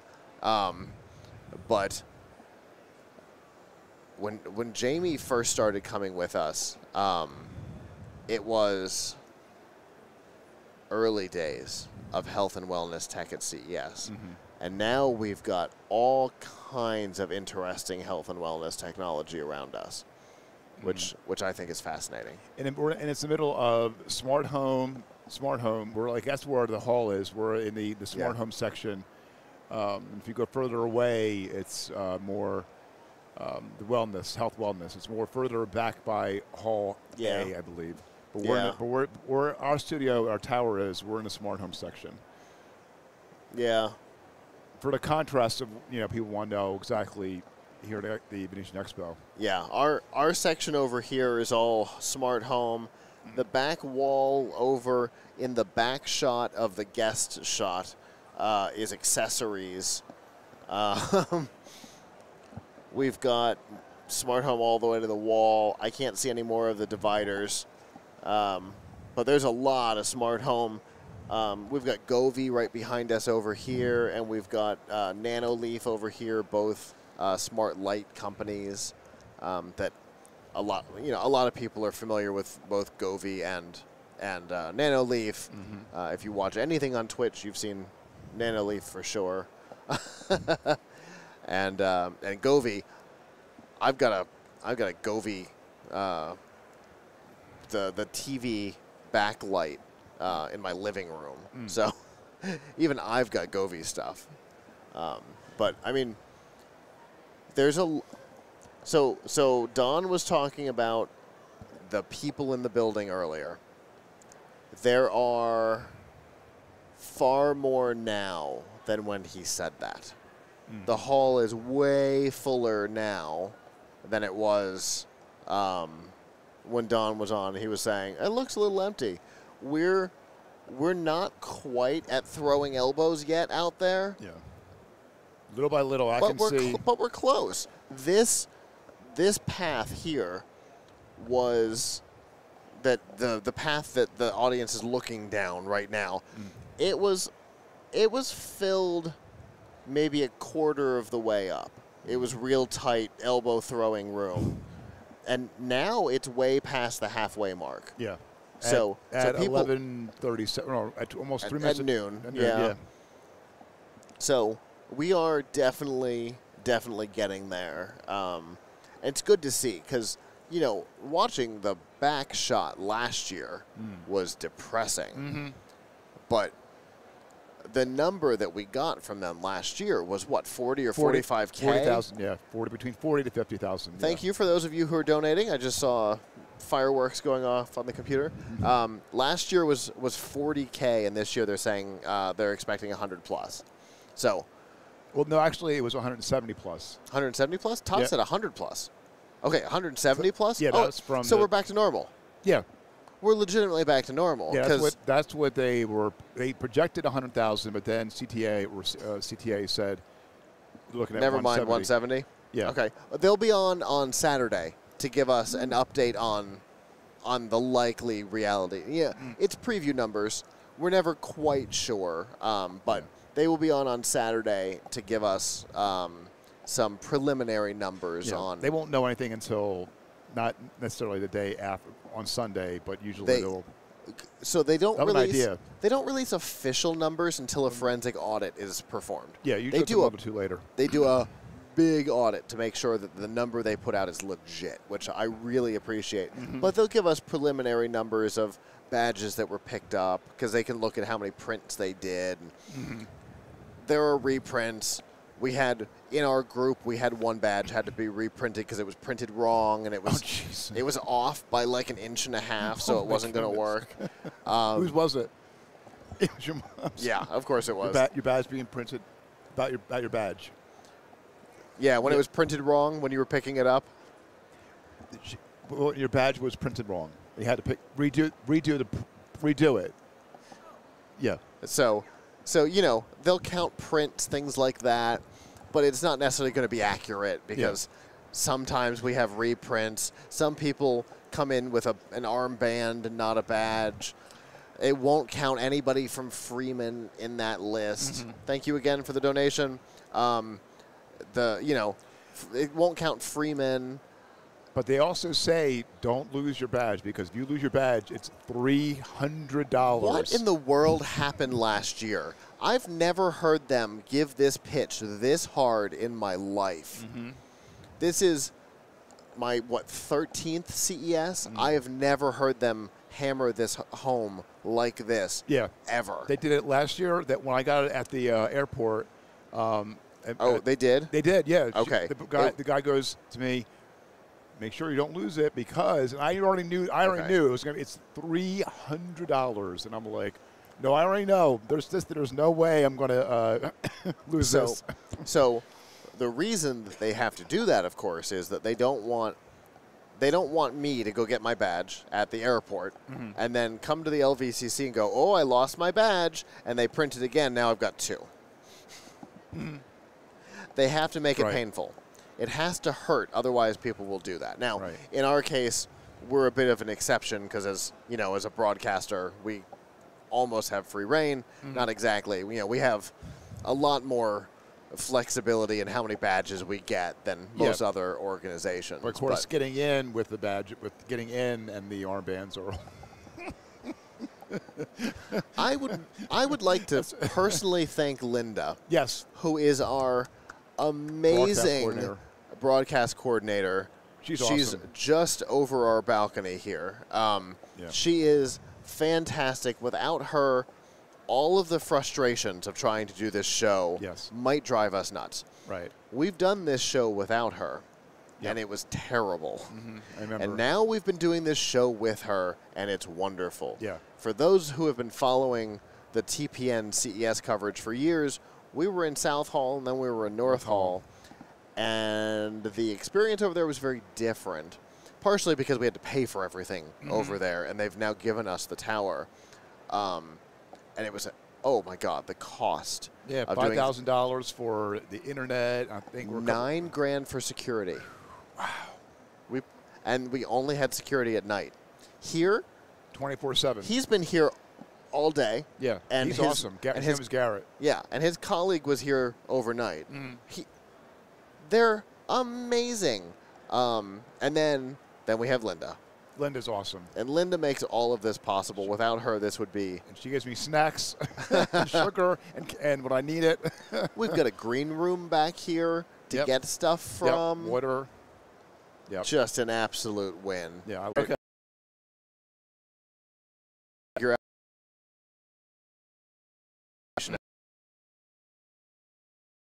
A bottle of wine or something. Yeah, she's good. All right, so we've got a little bit of a gap here. So how about it's probably time that we run the Blueberry promo and then maybe run a promo from the past. Okay. And we will be back as soon as our next guest is here.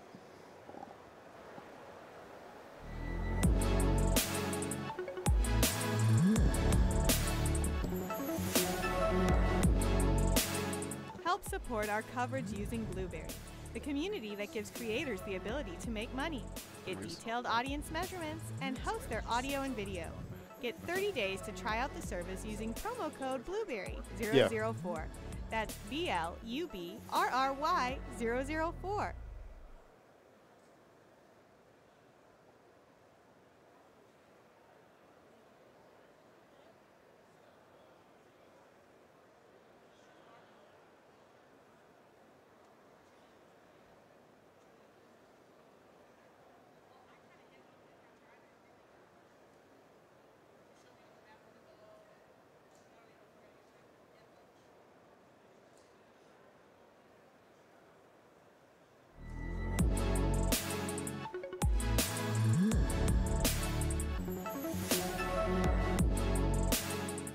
Support our coverage with a free account on Privacy, the service that keeps you.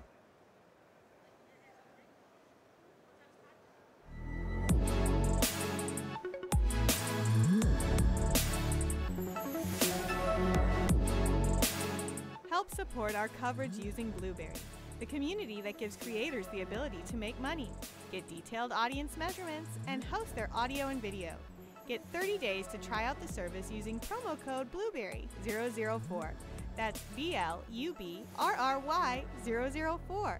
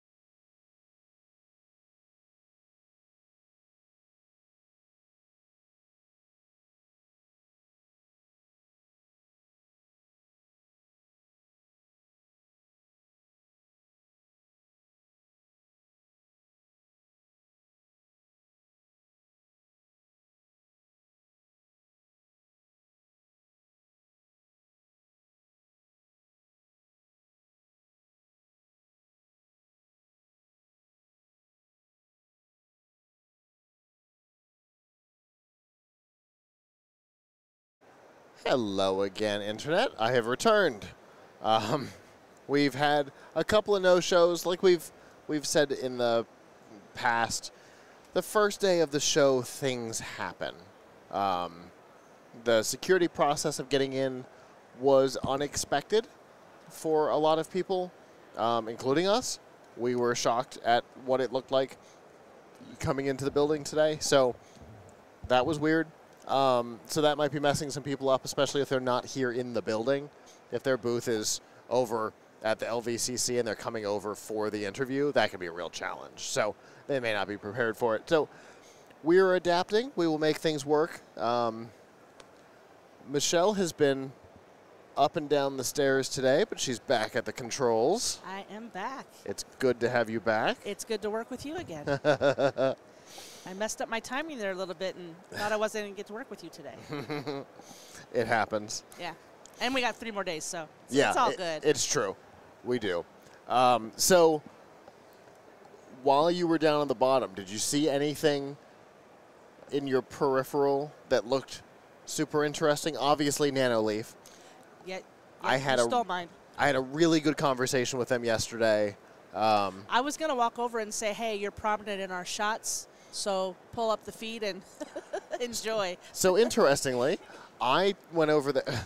Okay, I'll tell the story today. It might come up again later, but so Todd and I were up here yesterday. I was sitting here and Todd was here, and we're talking. And I look over, and one of the guys is like gesturing, like big gestures.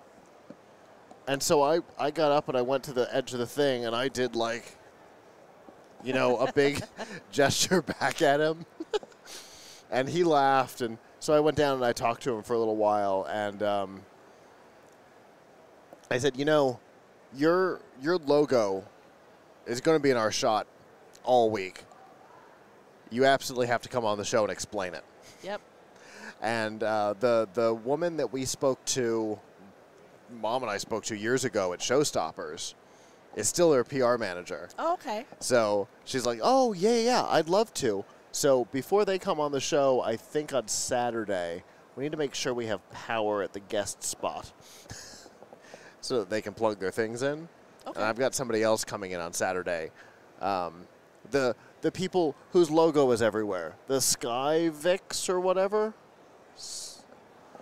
I can't. Can we see their logo here? The Sky Vix or whatever it is? I don't think I see it. No. It's barely out of shot that way, but I don't see it up here. Anyway, for those who aren't here, out in the hallway, the entire banister is covered in this one particular logo, and we ran into them the other night and oh, that's right. And talked to them. They have, so if you've ever put a ceiling light or a ceiling fan in, yes, you know that it's a questionable process. There's mounting involved, and there's live wires and those yellow twisty things, yep, and shut off the breaker. Otherwise, you're husband of mine. Oh, I'm fine. You're gonna zap yourself into the next room. So their thing is a new standard adopted by, I think, I'm trying to remember if he said 10 or 20, like building associations. Okay. Including I think the National Association of Contractors, or the National Association of Builders, or something like that. Okay. And so this is how new houses are going to be built. It's with this technology. Oh. So it's a thing, and all you do is you snap it in, and you the power gets hooked up. It can hold up to 200 pounds. The thing has a 200-pound fail-safe. So if the first one fails, all it'll do is drop about, I don't know, 1/4 of an inch, and the fail-safe kicks in. Wow. And then lets you know that something has gone wrong. Okay. So if you want to change the chandelier in your dining room, it's as easy as going up, hitting 2 buttons, twisting it off, putting the new one up, and clicking it into place. That's crazy. Yeah.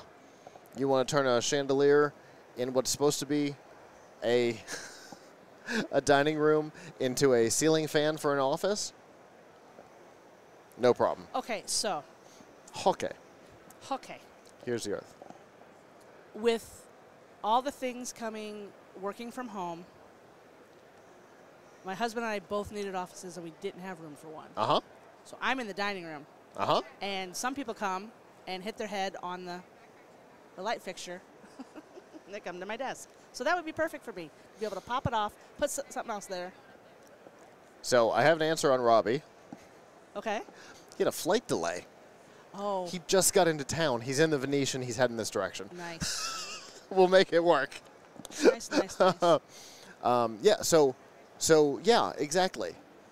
So you needed to swap something out, and you got to go through the whole process, and there's a metal thing in the ceiling, and right. don't So I'm just scrape letting people them. hit their heads. Like. Yep. Yeah. Yeah. This, to get rid of it, you just push 2 buttons, unclick it, and it comes down. I can't wait for him to demo it, I think, on Saturday. It's going to be super cool. Cool. Well, we have our next guest here. Hello. Hi. How are you doing today? I'm doing excellent. It's great to be here. Yeah, good. Go ahead and introduce yourself for me. Yeah, my name is Drew Vernon. I'm the marketing director for Tony's. All right, and what is Tony's? Tony's. I see what appears to be cat ears on your logo. Yes, that's right. Tony's is a screen-free speaker system for kids. Okay. It uses little figures. When placed on top of a Tony box, it'll play different songs and stories for the little ones. Okay, nice. So let's start with the figures. Sure. I imagine there's a variety of them. Yeah, there's a variety of figures. We work with all of the major entertainment companies, children's entertainment from literature, Dr. Seuss, Sesame Street, Disney, Paw Patrol, Peppa Pig, just the who's who of children's entertainment. Massive licensing deals here. Yeah, absolutely. And we put them into a custom molded figurine, so it's really collectible. They're hand painted. Okay. And really? They are, yeah. Okay. So kids love to play with them. There's a tactile nature to the play, but also a tech component, which is why we're here.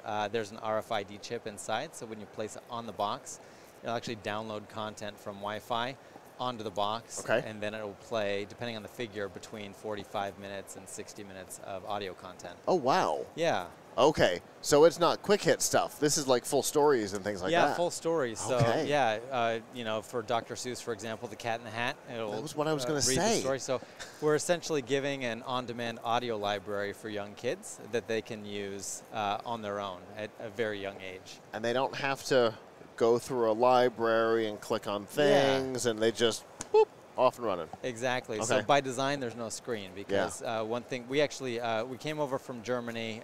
We launched in the U.S. during the middle of the COVID-19 pandemic. Okay. And by design, there's no screen because kids are being introduced. We've got one. There Thank you, Kirk. Yeah. Oh, we've got little characters. Excellent. So here we've got James and the Giant Peach. That's part of our Roald Doll collection. Okay. And so working with Netflix in that particular case, because I think they own the they do, the catalog now. Yeah, we just launched Matilda, which just had the new musical launch on Netflix as well. Yeah, very cool. So we've got Curious George. That's a Storytime favorite. So absolutely. That's a fun one there. And, of course, there's always the fun conversation about whether or not he has a tail. And this is Brown Bear. So this is part of the world of Eric Carle. So people might recognize the Very Hungry Caterpillar. And this is another one from that collection. Very cool. So obviously because of licensing and things, I'm not going to put it down just in case because I don't want it to play. But theoretically, all we would do is place it on the... Well, we might have one of our own.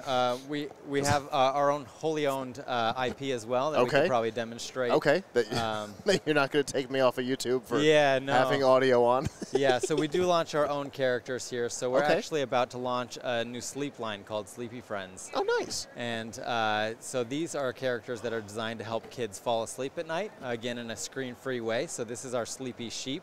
Okay. So this is going to play lullabies. This is a wholly owned IP of ours. Okay, and so... And this so is it's just going to give it a second definitely here. making noises at us. Yeah, so it's going to start with some lullaby content. So, okay.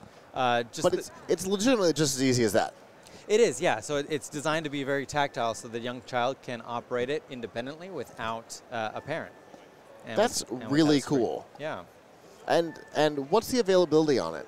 So we launched in the U.S. about 2 years ago as a D2C business. So we're now in Target, and we're in Best Buy, we're in Barnes & Noble, and we'll be coming to additional big box retailers in the coming months. And there's a whole, I mean, they keep handing us more of these things. There's a whole bunch. Yeah. So we're launching a new character about every week. So in Germany, they've been doing this a few years longer than us. They're up over 500 characters. Wow. In 2 years, we've gone over 100 in the U.S. Okay, so over 100 characters. Each one has 45 to 60 minutes of content. That is a ridiculous amount of content. It is, yeah. So it's an audio library for kids, and any type of audio from songs, stories. We're doing meditation content as well. Teach kids how to be present, how to do breathing exercises. Wow, yeah. That's all kinds of interesting. Okay, so is the content like I have no idea. We'll continue to use the Cat in the Hat because you mentioned it. So I assume there's already an audio book of the Cat in the Hat in the wild. Mm-hmm. So is this that, or did you record your own content, your own audiobook version of the reading? It varies by character, so sometimes we are able to take it off the shelf, so to speak, and just license it and use it. In the case of Sesame Street, that was actually an original production that we did with Sesame Workshop. Wow. So we hired the voice actors for Elmo, for Cookie Monster, and that's exclusive content from Sesame Workshop on the Tony Box. Wow. That's all right. So you guys aren't messing around. No, we're not, and we're growing super quick. We sold 500,000 of these in the U.S. in the last 2 years. Wow. We've sold over 4 million worldwide, and there's really no stopping the growth just because it's such a universally applicable product for a child to have. It's so easy. Yeah. And they can get a bedtime story on their own on demand. Exactly. And it can, a lot of parents will say, hey, they will establish a routine to say, hey, if you wake up in the morning, instead of knocking on mom and dad's door, put a Tony on your Tony box. And so it's actually saving, the parents from, having to wake up too early. It's just a great parenting tool to have. Sure. That's really cool. So what kind of price point are we looking at? The starter set, which is the Tony box plus one figurine, is about $99. Okay.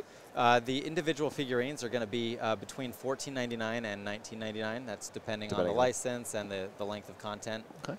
And then as part of the Sleepy Friends line, we also are starting to introduce different form factors. So this is actually a nightlight that is 90 minutes of lullaby content in addition to having a light that goes on the box. And this is going to retail for $39. Okay. I see. Interesting. Okay, so this big nightlight just sits on top of the existing speaker. It does. And you're off and running. So the same technology that goes in these traditional figurines can go into any form factor. So we launched a partnership with Steiff, which is a plush company. So we have teddy bears, and those can be placed on the Tony box as well. And so this is just another form factor that we're beginning to introduce. That's super cool.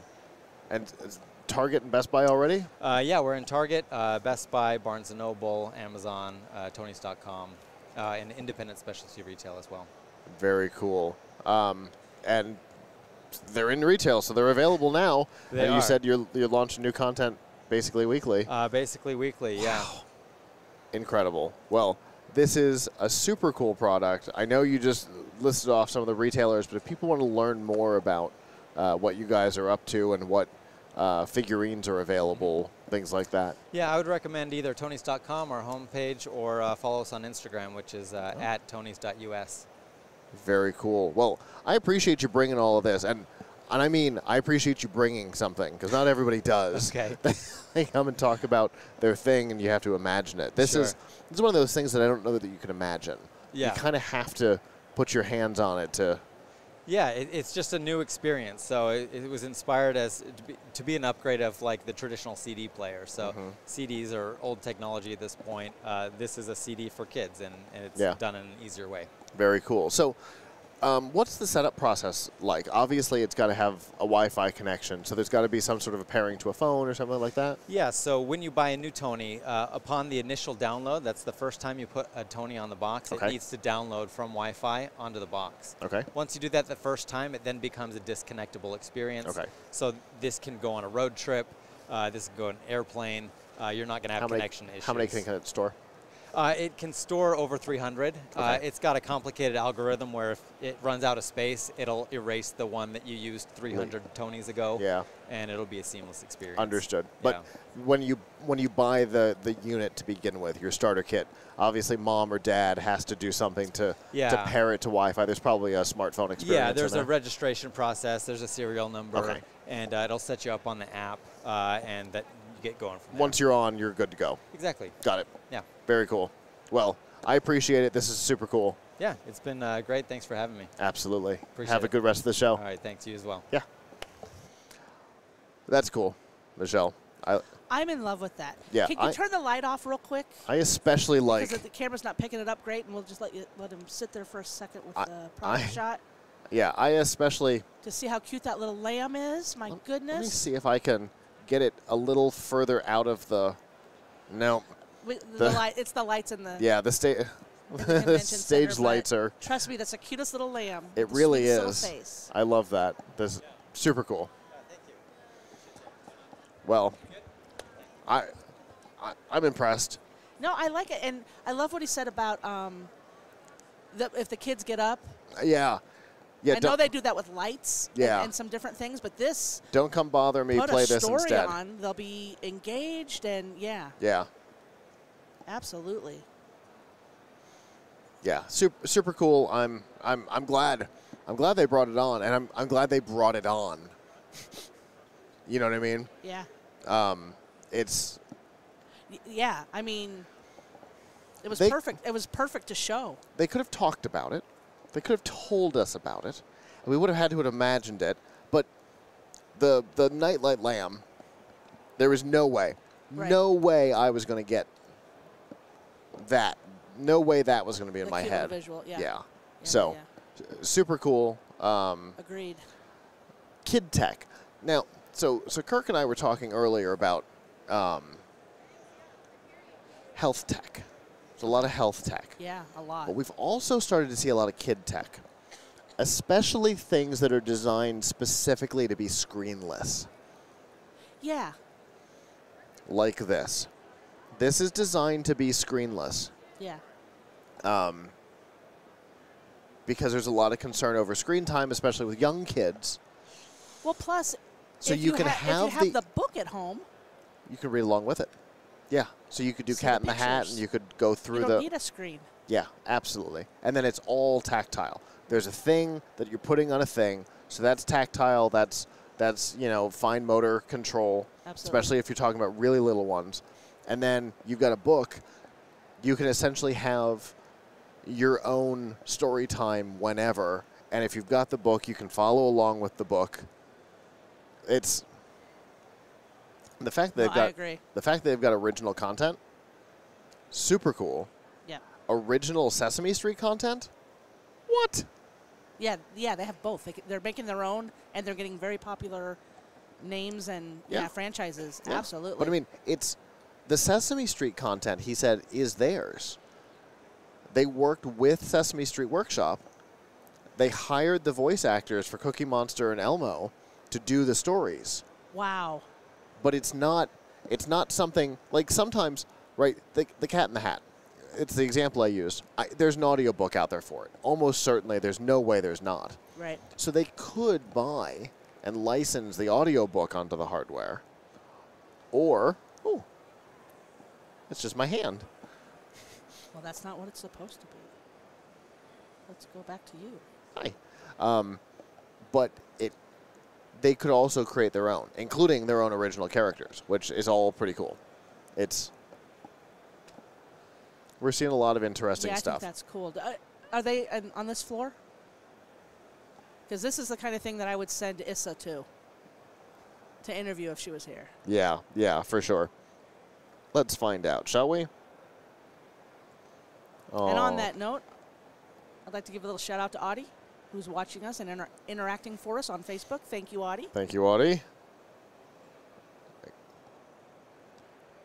Real quick, I have to say, when you go to the exhibitors section on the CES app, and CTA, I hope you're listening, when you go to the exhibitors section, hit all exhibitors, then hit search, it takes you to the search for sessions, not for exhibitors. Ooh, little glitch.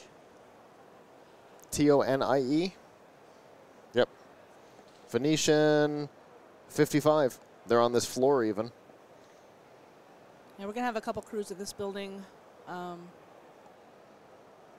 Saturday and Sunday, so maybe we can... Over there. Maybe we can hit them up. They're over that way. and get a floor interview as well. Yeah. So I know little glitches like taking me to the session search instead of the exhibitor search is annoying. Mm-hmm. But honestly, the mobile app that CES has for this event is absolutely incredible. For those who have never been to CES before. So I searched for Tony's, right? Right. And so this is them on the map. And then I can zoom out. Actually, if you come to the product shot, I can do it easier. So I can zoom out on the map here, and I can see the whole building, and I happen to know about where we are in the building. But it's really easy. And then I can actually get directions via GPS in the building on how to get to their booth. Wow. Including if it's at the West Hall of the LVCC and I'm sitting here in the studio, it'll get me directions, including, if I remember correctly, telling me which bus to get on to get from here to there. I had this conversation with you earlier today when Danny was asking how do we get from LVCC to Showstoppers. Mm-hmm. You can come back to me. I did. On the camera. Oh. We got so many cameras this year. We are so used to only having 3. We got 6 in here this year, and it is messing all of us up. 6 and a new gadget for me. Yeah. Which shouldn't be new because David bought me one a couple years ago, and I haven't hooked it up yet. But now I'm in love with it, and I'm definitely hooking it up. Shout out to Elgato for. We've even got mission control. Yeah. So Kirk and Adam and I can be seen. And shout out to Elgato, the Stream Deck XL. Yes. It is a game changer. Yes, yes, yes. There's Don and I were talking earlier about some of the interesting new technology that we've incorporated into the studio this year, like the Mevos, which I had forgotten. So Todd and I were talking the other day. He says, "Isn't Mevo live stream?" I said, there was a partnership. I don't remember what the partnership was, but there was a partnership, but Livestream went to Vimeo and Mevo went to Logitech, but there's still a partnership, even though they're... Oh, there's a dotted line. Yeah, even though there's a whole, like, degree of separation. Same guy created both. Gotcha. And then I had forgotten until, wasn't yesterday, it must have been Tuesday when we were hooking the cameras up, that we had used a Mevo at CES in, like, 2015. Oh, yeah. The first gen. Not the starts, which is what we've got here, but the first gen, because one of these registered, they reported as the wrong model, so the wrong icon came up in the app. That's right. And it was the first gen. I was like, oh, I forgot all about that little camera. We put it up on a big pole way up in the air at the North Hall. I remember that. On an internet-controlled PZT base, and we made the control public. So people watching the stream could move that camera around and look around the North Hall. Wow. I remember you guys putting it up there. I didn't know it was a Mevo. Yeah, it was the first-gen Mevo. It was bright red. It was bright red, just like everything live stream. Okay. Live streams, broadcast boxes are red. If we had the studio hardware, it's got all kind of red on it. Even the flash drive for the live stream studio software is red. Everything they do is red. And so the first gen Mevo was red. It looked goofy. Big red box on a stick. But It got the job done. Oh, it was awesome. It wasn't even HD at the time. No. It might have been 720, but I don't think so. But, you know, we've got these guys. We've got the Stream Deck. You've got your portable monitor that we're trying out for the first time. It's working like a champ. Yeah, it's a fantastic little screen. Yeah. We were supposed to do a product review on a portable monitor. Never showed up, never heard from him again. No? No. Well, maybe we can find one to do. Yeah. We can do this one. We can. But, you know, it happens. They get inundated by... Oh, sure. Sure. They hire a PR company to do product reviews. They contact 800 people, 100 respond, and then they have 40 units, and then the PR company doesn't work with them anymore. And, you know, that's the... and everything goes weird. So, you know, things happen. We don't begrudge anybody offering a product review and then disappearing. It's not a problem. But then, what else new do we have? We've got all the podcast 2.0 stuff. I talked about it earlier. I'm going to talk about it again. Newpodcastapps.com. Honestly, if you want to listen on just audio, go there. I selected the top one when I was using it earlier because that's how I was listening to Don Bain on my headset. I selected the first one, Pod something. The names get weirder the further down the list you go. The first one had Pod in it, and that seemed safe. That cracks me up. It's like that old pirating stuff. The names are... Yeah. Like... so, let me see if I can get back to it. I might have closed it. Podverse was the first one on the list. But, so Podverse, Podfriend, Curiocaster, Disktopia, Fountain, MP Money... Hey. We're getting further away from it. I like that one, though. Cast-O-Matic, Breeze, Sphinx.chat, definitely getting further away from it. Boost CLI, and Zion. So, Podverse sounded safe to me, so I went with it. So, since I'm learning what the system is, I've only heard bits and pieces from you and Todd. Yeah. Those are the different, like, you should be able to get the stream by clicking on any of those. Yep. But obviously, just like other things, the closer to the top you are, the... Usually the safer you are, or the not necessarily safer. And a better stream, a better feed. Potentially. Okay. So I went with Podverse. I searched for TPN first, and I didn't find it. But then I searched for Geek News Central, and we were there. And so I was listening to Don's whole morning on just audio through an earbud. Solid. In fact, the audio on it was even more solid than Twitch. Yeah, you were saying that. It wasn't as good as Facebook, but Facebook, I can't turn the screen off and put it in my pocket. Right. So. Right. Apparently, Facebook is up and down as well. I'm not sure why. Well, if you're over on Facebook and you want probably a better experience, you can join us over on Twitch. Okay. Twitch.tv/PlugHitsLive, because they have packet recovery, like our SRT friend from earlier. Oh, gotcha. Twitch does packet recovery, which... Facebook does not. They just go, oh, we didn't get it. Moving on. From what I understand, we are back up there now, but good advice. Yeah, Twitch is always, for us, Twitch is always the better option. Twitch and YouTube, they both have packet recovery built in. So if something goes wrong, they try to get the data, and they don't just chunk, which Facebook is like, I don't know, we're just going to turn off for a minute. Lovely. But... But yeah, sounds good. Tomorrow I want to play with this our mission control camera. Okay. I didn't want to do it today. Obviously, it didn't mess up any wiring. I want to turn it around, especially when Don is talking about our setup. Yeah. So that we can show live what the setup is. 100%. I told him that we would do that when we did the in-depth segment on the studio segment, the studio setup. It'll probably be Saturday or Sunday when we have a gap time. He wants to do like an in-depth on what we've done.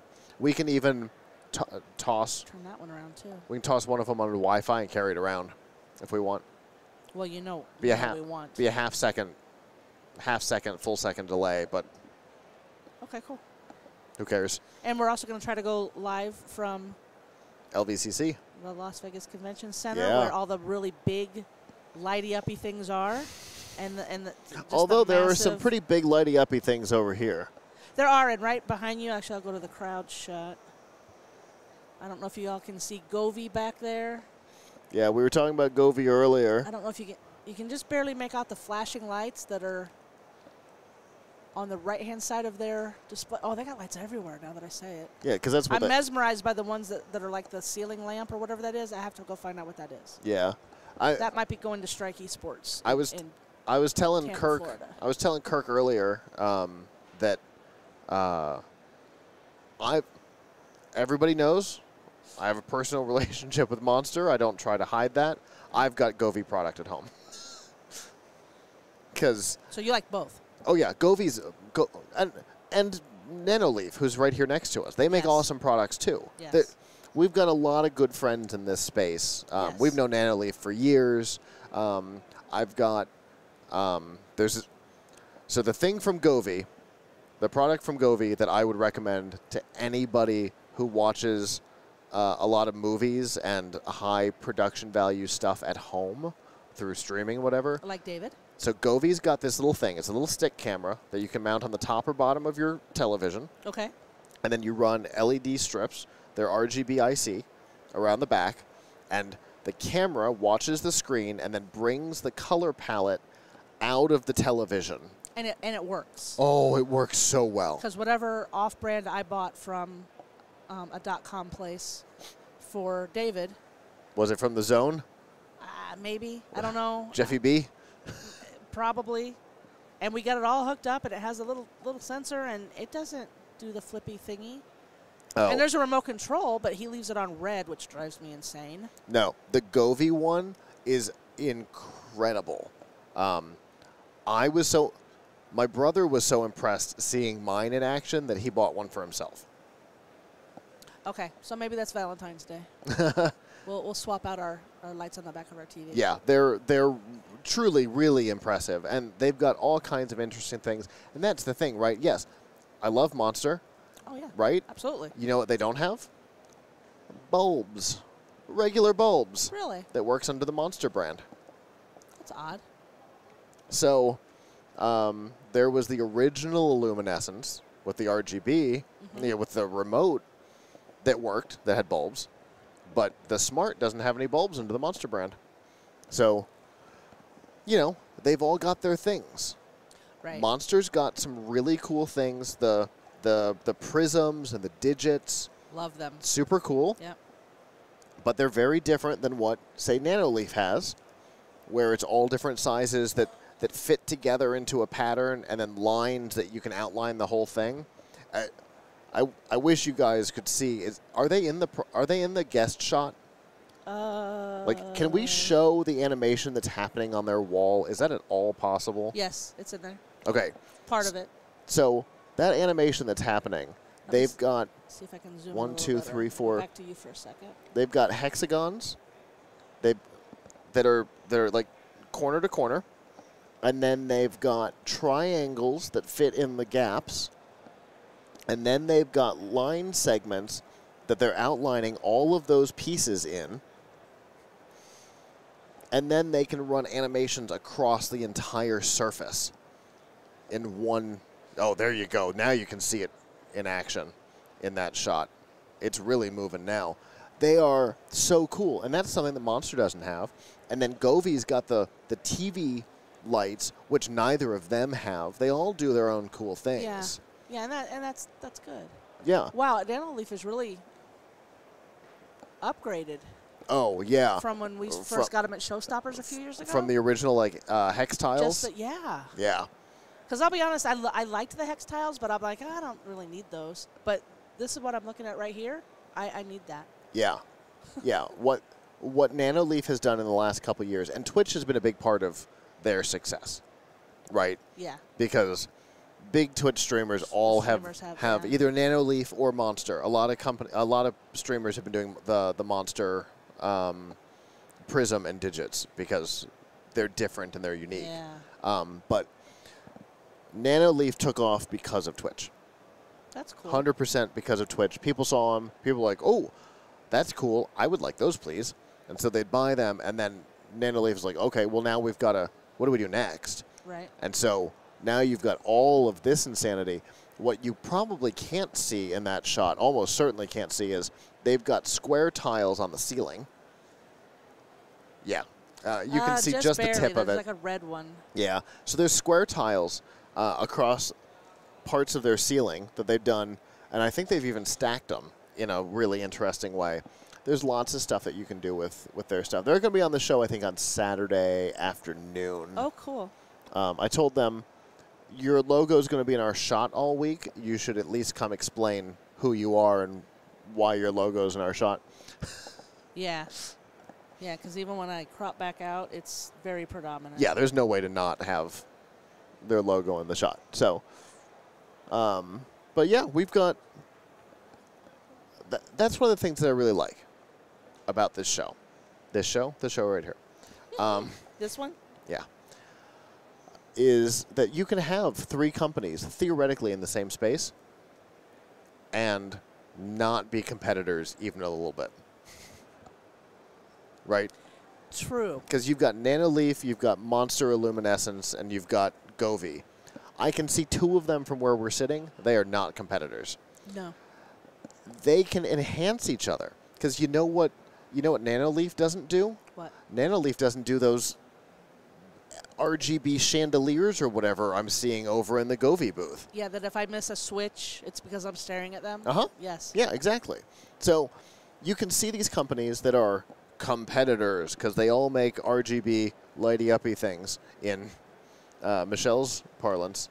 But they're not competitors. You can use them together to make things really interesting. And with things like Chroma, right, from Razer, yeah. which is a licensed standard, I guess. It's kind of a standard because it's not just their products. So you can integrate RGB devices from different companies across a unified spectrum. Okay. So theoretically, I'm 99% sure that Nanoleaf is compatible with Chroma. I know Monster Smart Illuminescence is Chroma. So with that said, almost certainly you could literally make them animate together cross-brand. Oh, wow. That would be really cool. So competitors they are not. Though theoretically they kind of are. Because, yeah, I mean, Govee's got line segments, but they're not these. So,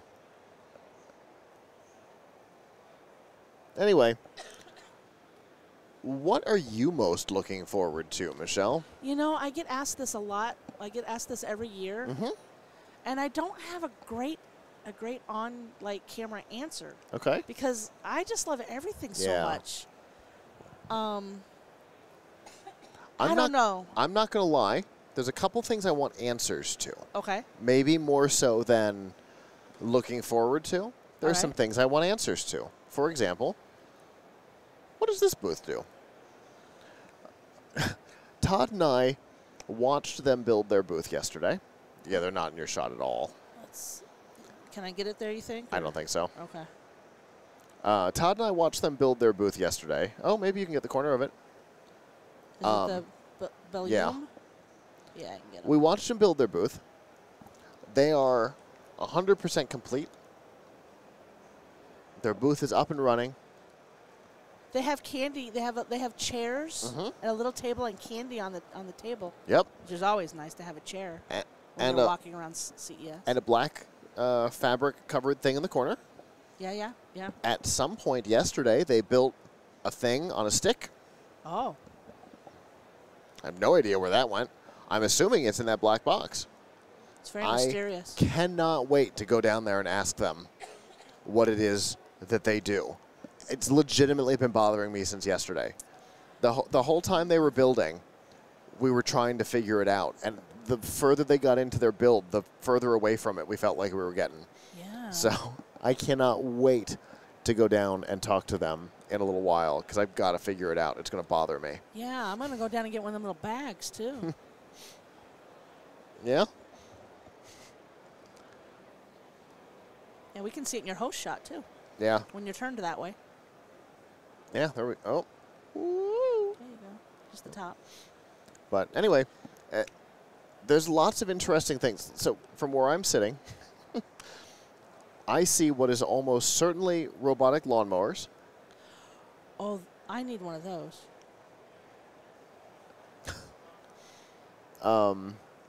Which they've put down green carpet, and there's little robots running around on the green carpet. So I'm assuming it's a robotic lawnmower. It seems reasonable to me. It doesn't look like the one that we interviewed. I During remember where we during were. Roboticon. Yeah. No. A4X, one-stop platform for AI cameras. Right. I mean, based on what their booth says, I've got a pretty good idea of what they do. But yeah, we're in the smart home section, and there's a lot of smart homey things around. So it's Sure are. It's pretty cool.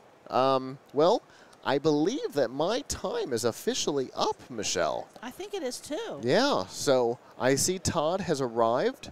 So maybe I'll go to a crowd shot and we'll do the blueberry bumper and then come bumper. back to the crowd shot, and then we'll come back to Todd and we'll be good to go. I will see everybody back not tomorrow. I won't be on tomorrow, but I will be back on Saturday. I think in the third block on Saturday. I think so. Yeah, I think so too. Oh, no.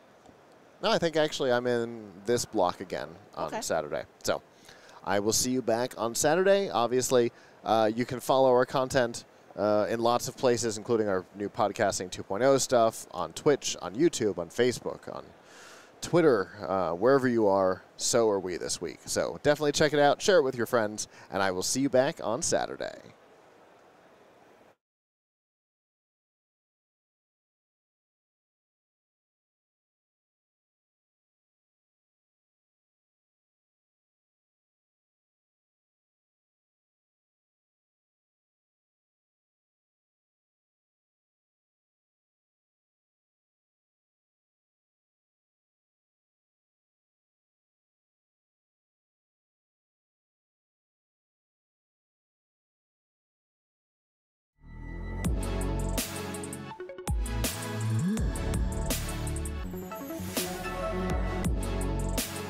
Help support our coverage using Blueberry, the community that gives creators the ability to make money, get detailed audience measurements, and host their audio and video. Get 30 days to try out the service using promo code Blueberry004. That's BLUBRRY004.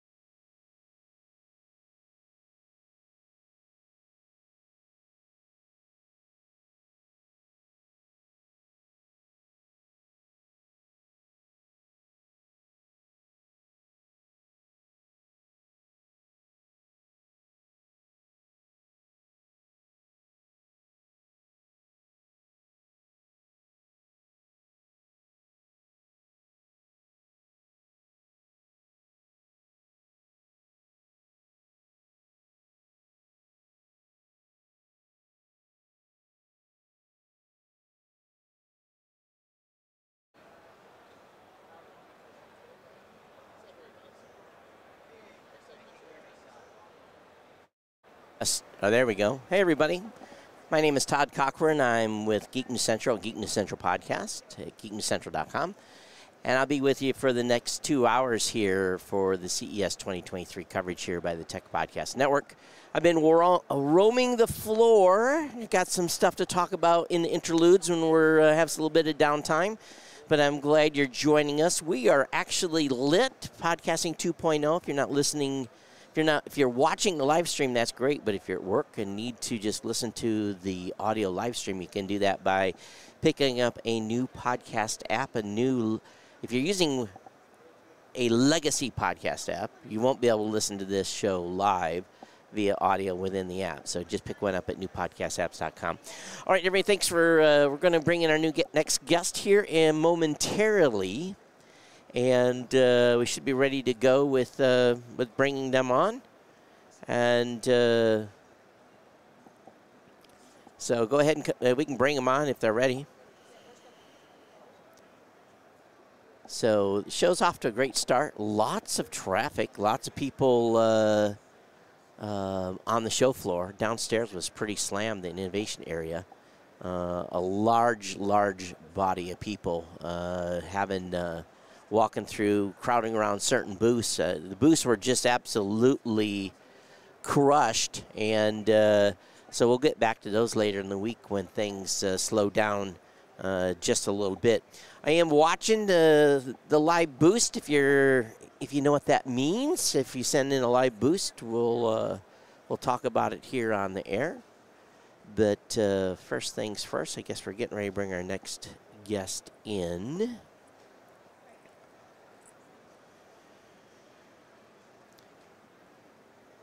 All right. So hopefully you can hear yourself, and hopefully you can hear me.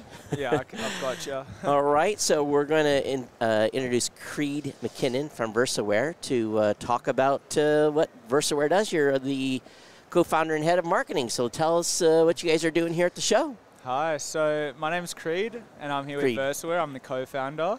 So VersaWare creates smart kitchen appliances that uses recipe artificial intelligence to push you recipes that we think you enjoy. We show you how to make them and the dietary requirements that you tell us you want to abide by. So that's pretty much what we do. We give you a nutrient breakdown of the foods that you're creating on the VersaWare product. So is it an app that directs the recipes, or walk me through the process if I'm seeing your product for the very first time? So right now we have two flagship products. We have a smart cutting board and a smart mixing bowl. We believe these are the two most used products in the kitchen. Each device has a 5x4 inch screen, and on that screen it's essentially like an iPhone where it's got software that shows you the nutrient breakdown in the food that's in the bowl or on the cutting board, and it also runs you through the recipes as you're making them in real time. So do you have to tell the device what's in the bowl? Yeah, so right now you key in the ingredient. So if you have spinach, you just type in spinach, but when it's time to go to the consumer, we will have an API where you're almost having a conversation with the board and the bowl, so that there's no manual tabulation with your fingers at all. You're pretty much just indicating, all right, there's spinach in the bowl, and the bowl does all the work for you. So what I say then, if you have the cutting board, is there also a scale included in that? It's measuring the weight of the product? Yeah, so it's a two-piece product. You've got the cutting board, which is a nice wood piece, and then underneath you've essentially got a weight scale that's got all the tech inside of it. So it is washable because you can take the cutting board away from the technology, and then, yeah, that's pretty much it. So all the tech is harnessed in a base. So let's say, for example, I'm going to make the ingredients to make spaghetti, and it's just we're going to do it raw. We're not going to open a can of store-bought sauce. Yeah. And I buy the products. I buy the tomatoes, onions, cilantro, whatever the list of stuff is. Then, what is the process then from? Obviously, you got to cut the onions up. You're going to have to cut the tomatoes up. And it walks you through the recipe, and what is it? Does it suggest things? So let's say I don't have it in the refrigerator, then. Yeah, so there's two things you can do. We can either run you through a recipe, or you can build a meal from scratch. Oh, okay. I think the best way we can move forward is by telling you how we build something from scratch. the most common meal that we make is a salad in the bowl. So for example, you got your spinach, your chicken, croutons, dressing.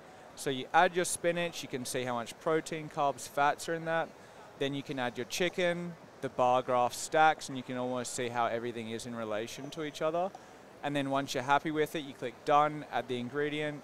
And then once you're done with the entire meal, you see a complete breakdown of what was in that bowl. So then it keeps track of what you're actually ingesting. So let's say we make a salad, like you said, and I eat 3/4 of that salad. What do I do? A feedback said I only ate 3/4 of it, or I ate half, or what? How's that full loop go? So everything is, you can edit everything. So for example, it's great for meal prepping. So at the start of the week, if you create energy balls and you create a week's worth, you can then break that up into how much you're eating daily. Okay, I see.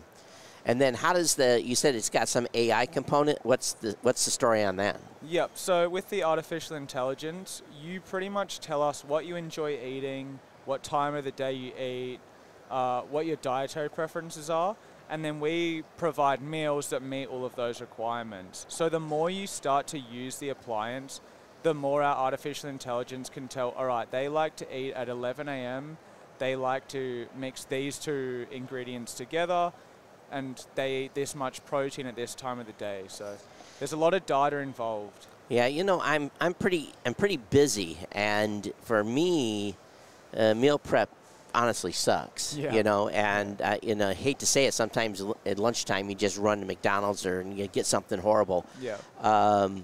But I guess this what really lets you do. Those are super conscious of what they're ingesting. It allows them to build largely a whole meal plan, right? Exactly. So the way we like to look at it is we've taken the chef and the nutritionist and put that capability into a device. Awesome. So where can they find out information about VersaWare? So you can find us at versaware.io online and on social media. We have an Instagram and LinkedIn. So is your products on market yet, or are they still in development? So right now we have 20 products out in the field. So we're getting consumer feedback so that we can perfect the product. We're also raising our next round of investment so that we can go to high volume production. So we plan to go to the consumer in the summer of this year. Outstanding. Thank you so much, and good luck with the show, and thanks for being on. Appreciate it. Absolutely. Thanks for having me. So that was Creed McKinnon from VersaWare, versaware.io. You can definitely check them out as well. Hey, we just want to say thanks to Mitch for sending the 10,000 sat boot, saying, hey, congrats on going lit, and happy to provide the feedback on that going forward on another channel, Mitch. Definitely appreciate it. And we got another boost that came in, 1,000 sat, saying CES lit and live boost, congrats. So thank you so much for that as well. You know, the VersaWare is an interesting product, and I think you have to be like super like hardcore, nutritious, tracking everything. I don't have time. I don't have time for that. Neither do I. You know, and I know if I eat a big bowl of spaghetti, I know that I've really overdone it. Right. You know, and then so you try to internally compensate by not overindulging maybe at another time.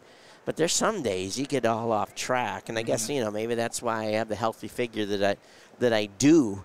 But I don't know. It's just it's an interesting product, and they're going for another round of funding. So you never know if this product is going to make to the market.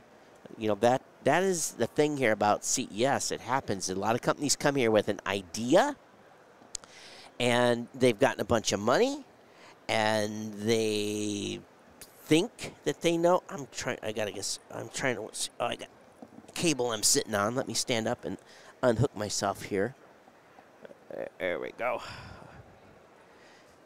Oh, I see what happened. All right, I'm good. So it is a interesting dilemma when it comes to so much of these products that we see over the years, because they never make it back, and they're not part of round two. So, but some companies we see year after year with new stuff that's that does make it to market, which is awesome.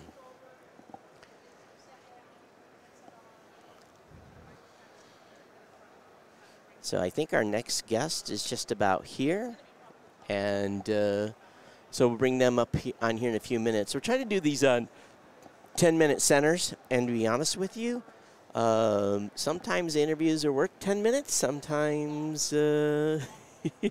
sometimes they go a little shorter. So I think they're unboxing their product. So we'll see what they're bringing to demo. It's always fun to see that. And okay, I'm you know, you guys can't see it. Matter of fact, what we, you know, Kirk, what we should have is we should have a camera that's pointing back in the prep area to show everyone coming in and getting their getting herded in. Yeah, herded in, yeah. As they're coming in and getting ready to set up. Yeah. So we have a good idea for next year. Yeah. Kirk, our executive producer at Geek News Central, is on the keyboard today, switching stuff in, switching for us. Hello. Hi guys, how are we doing? So, and I am watching comments today on YouTube. So if you are on YouTube today, I am definitely watching the stuff that's coming in via YouTube. So, do we have a product page for these folks? It's, yeah, that hasn't updated, so. Oh, is it down? Okay. All right, so first things first, I'll go ahead and let you introduce yourself. And if you got him queued up, you're from TechLock, is that the company? And go ahead and introduce yourself to the audience. Yeah, my name's Ryan Angad. I'm the president and co-founder of TechLock Solutions. So you have what appears to be a laptop and a lock of some sort? That's right. Yeah, give me the spiel. Sure, LapLock. It's the world's first retrofitting physical laptop security device built for the work from anywhere world. Oh, that's interesting because I work from anywhere. That's right. Sometimes a hotel room, sometimes a bar table. That's right. So tell me how it works. Sure. Yeah. The device has been engineered. It's pretty clever. So there's a one-time semi-permanent mounting arm that goes on the bottom of your laptop. Yep.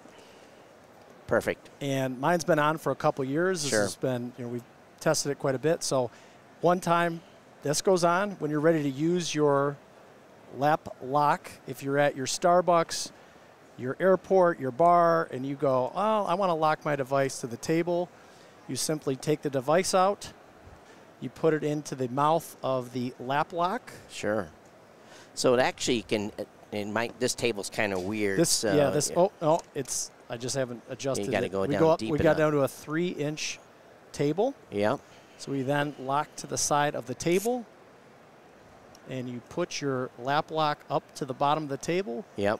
Press down, and hit the lock button, and boom, you're locked on, rock solid. So now you can go to the bathroom, whatever, and this is not going anywhere. It's not going anywhere. So it is built to take a call, use a restroom, shared workspace, you want to run off to a meeting. You can now have the convenience and portability to work wherever you want with a secure solution. How does this attach to the laptop? Is it on the back side when you had this flipped over, is that glued on or how is that on? Yeah, so what you do is you prime the surface with a little material we call Primer 94. And that creates an ultra smooth surface. The LapLock mount arm goes on the bottom of that. And that's just really 3M tape, but it forms a super strong bond. Sure. So that arm does not come off the bottom of your laptop. Right. So that is not a weak point at all in the product. So that stays on, and then when you're ready to use it, you put it onto the mouth of the LapLock, and you're good to go. You know, this is very, very unique. And then all you got to do is unlock it from the table. You just put in your combination. It unlocks. You unsnap it. Yes. And off you go. Yes. There's another piece to this. What is this up on top? Yeah, so that's really, we call it the smart sidecar. And all that is a phone caddy. So it's a double screen.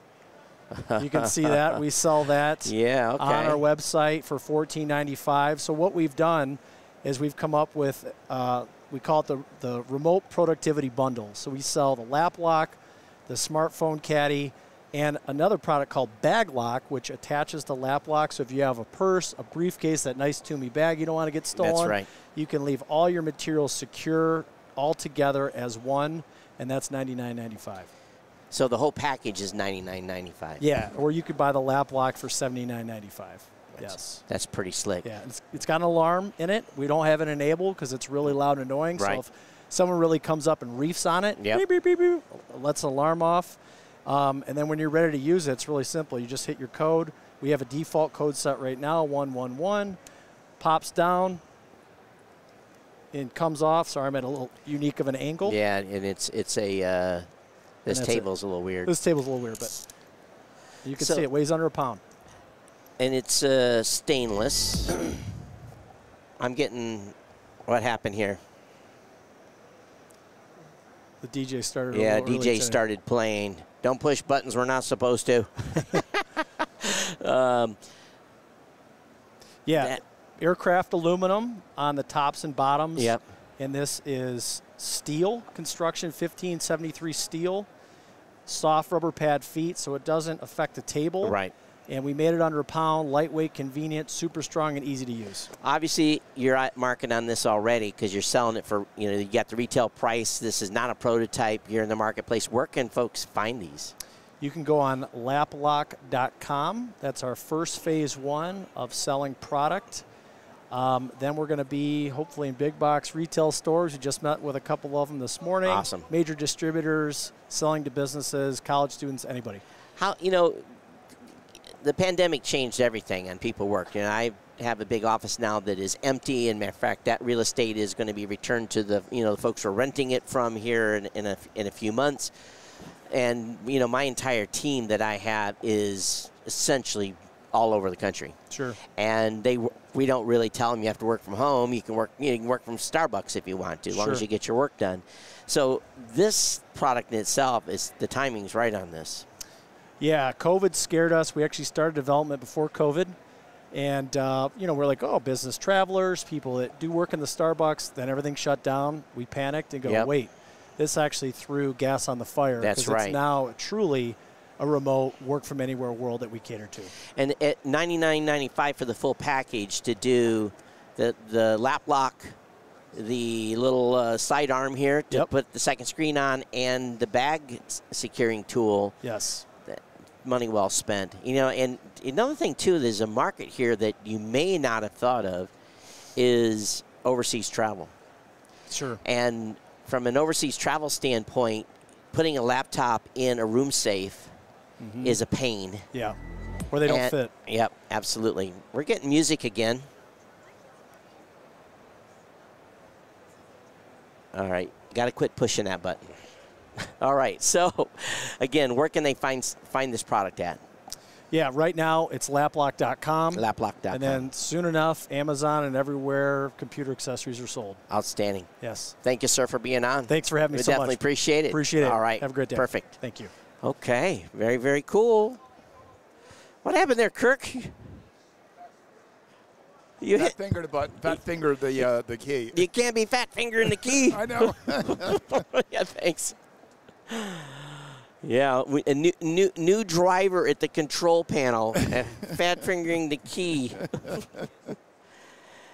Do we have a paper printout of who the guests are going to be, being that the screen doesn't work anymore? I don't think so. Okay. All right. That'll work.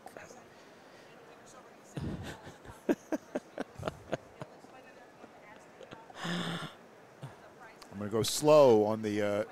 Yes, go slow. Don't touch that button anymore. No, I promise. I'm going to put a big X there. We'll start a in-show music jar. Every time you hit it, you got to put a 20 in it. Deal.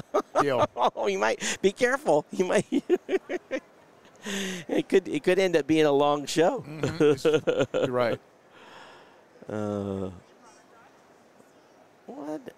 I set a bunch of stuff up beforehand, and I don't know why It's not on. Okay. And that laptop went off now, too.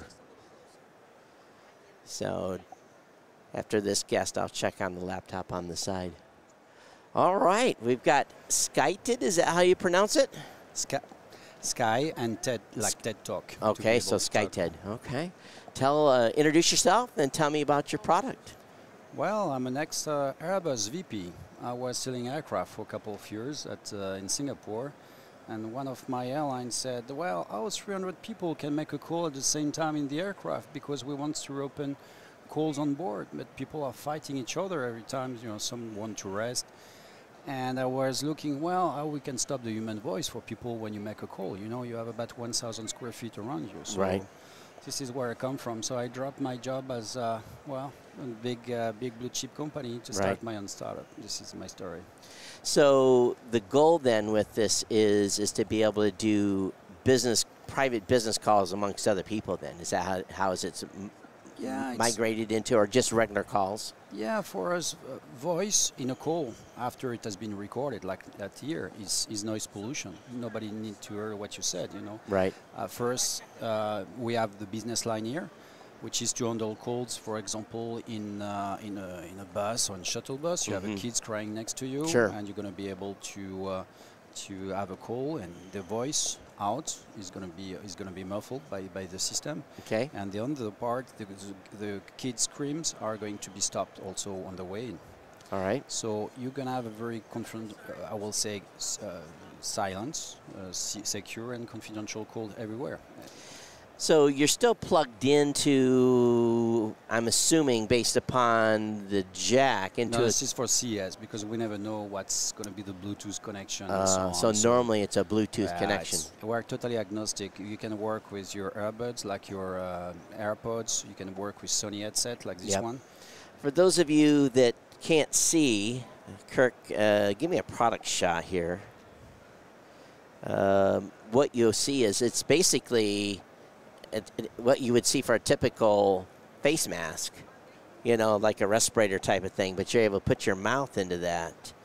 And this, now I understand more as I see the design here. That's smart because it's true. I've been in lounges, I've been in different places where I've heard people, and it just drives me insane when they're talking really loud on their phone, and not only just annoying, but it's like, hey, dude, take it outside, right? And in this case, you put it on, you don't have to move, you continue to have the conversation, no one can hear you, you can hear your party, and it's isolating. It brings the noise level down, too. Yeah. Exactly. How much noise isolation are you getting by wearing this? Is it? Oh, you can have a call close to a sledgehammer if you want to, because the noise is going to be completely dampened when the time is going to hit the microphone, which is inside. Right. And the second part is made of jet engine technology. In fact, I'm an ex-Airbus, so I've been talking to my, let's say, aircraft.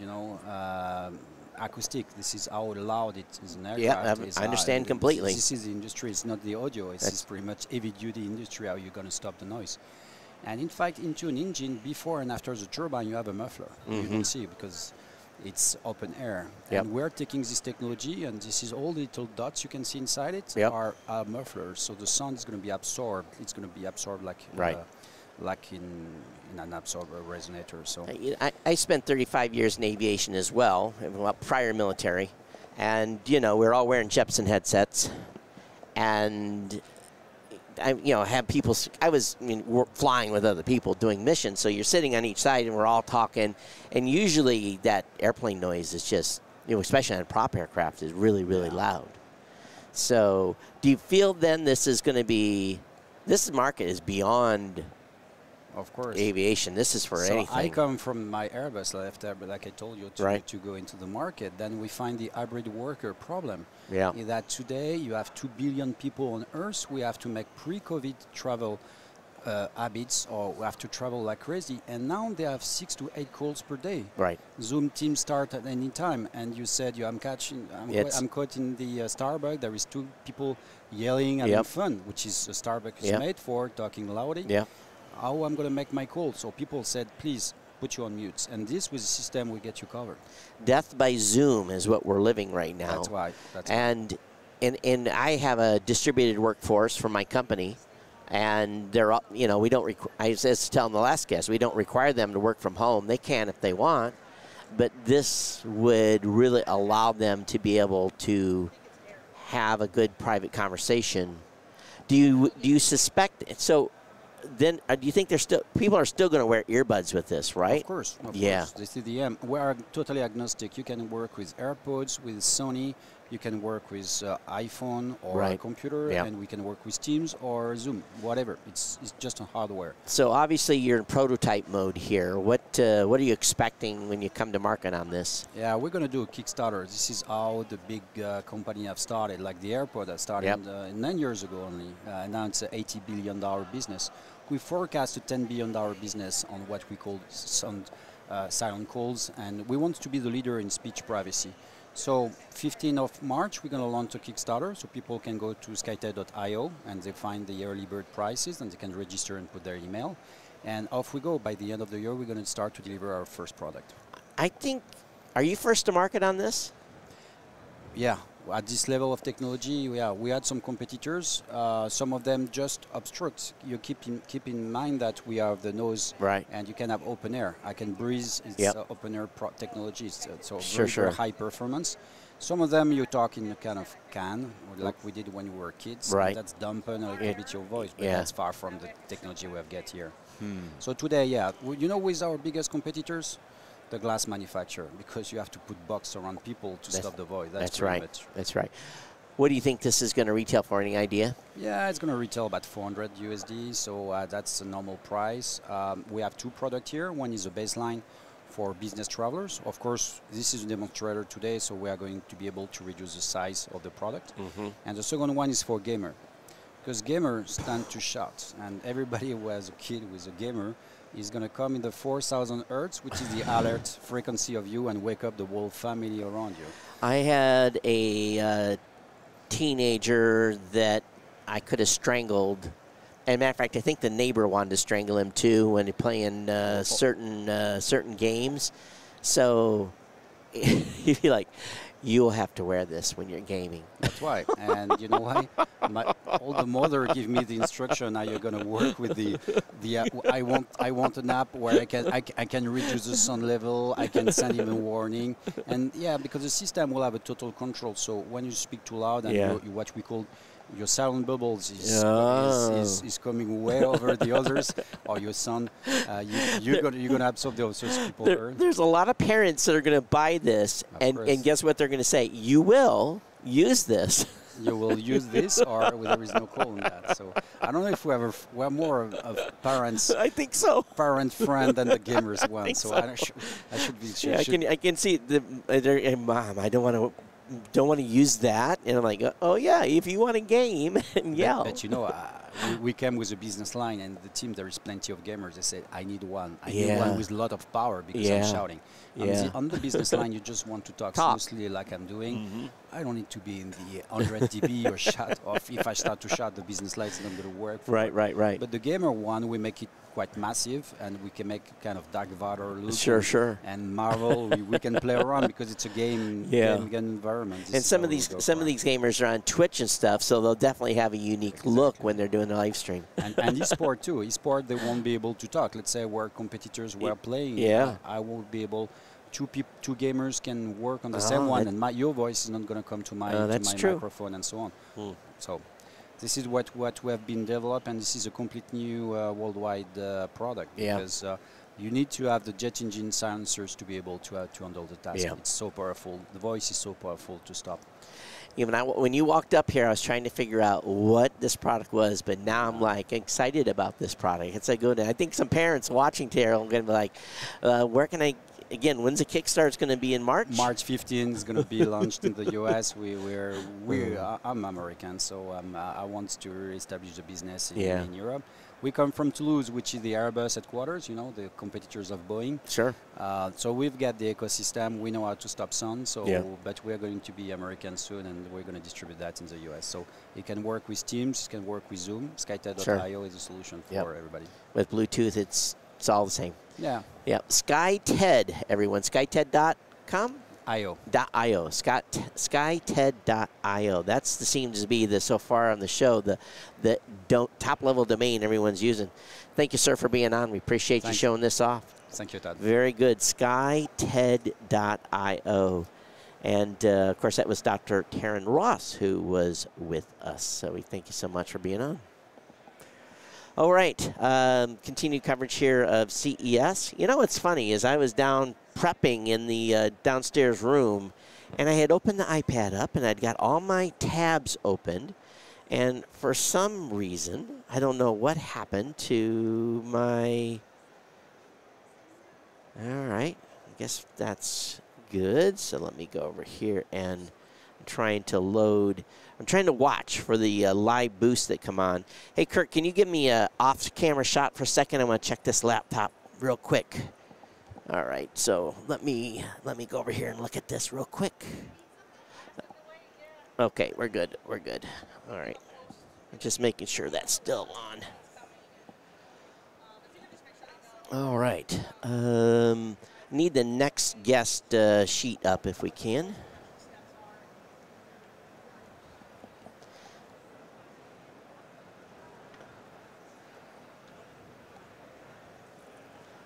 Okay, so we got Eric from Atabash. Yeah. All right, Eric, tell us what are you introducing here at CES this year? Okay, so first we introduce our first app called Certif. It's called what? Certif. Okay. It's an app available since 80 months now. Okay, and we work for building industry.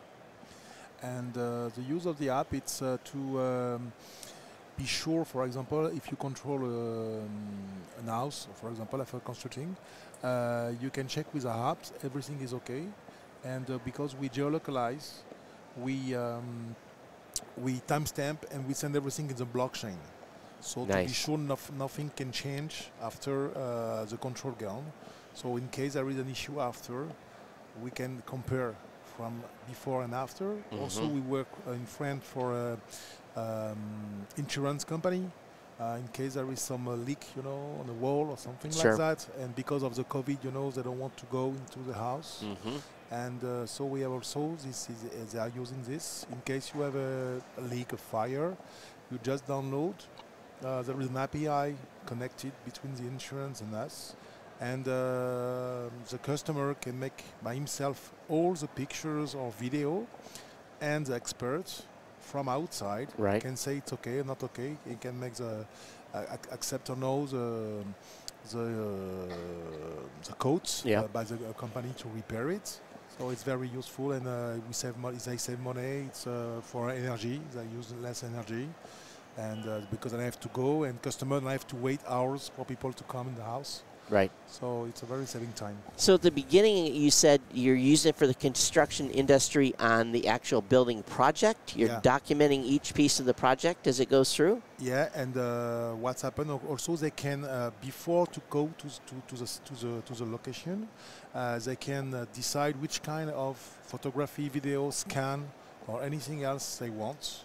So the controller have just to see his own phone, because it's on Android and iOS, and he select, take a picture of the door. Take a picture of the door. Sure. So okay, and now in a few months, maybe by the end of this year, New Year, we will add some EI inside because we will get all the documentation of the subcontractor, for example, and we can compare in minutes if the door is the right door bought by the customer. So this is very interesting to me, because here in the United States, each stage of the construction, there are inspections required.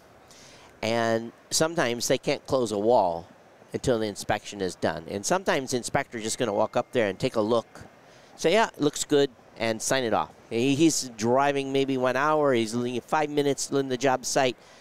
So are you tying this back now so that you're taking the picture, it's documented in the, you've framed a wall, you've showed the water, the power runs and everything. Is this going to replace a inspector coming to? I don't know exactly how the U.S. market is, but I know about inspection, and we have also another things called another application. It's not an app; it's a web. So the inspector can be anywhere in the world, okay, and you can make like a FaceTime, but it's a FaceTime secure, okay, right? And it can show.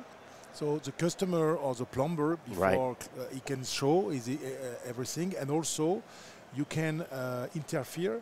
From outside, you can make some pictures yourself from on remote. I got you. You can get and save everything, video, and everything is blockchain. So nothing right, can change. Right. And in case there is an issue after, you have, because blockchain, it's for life.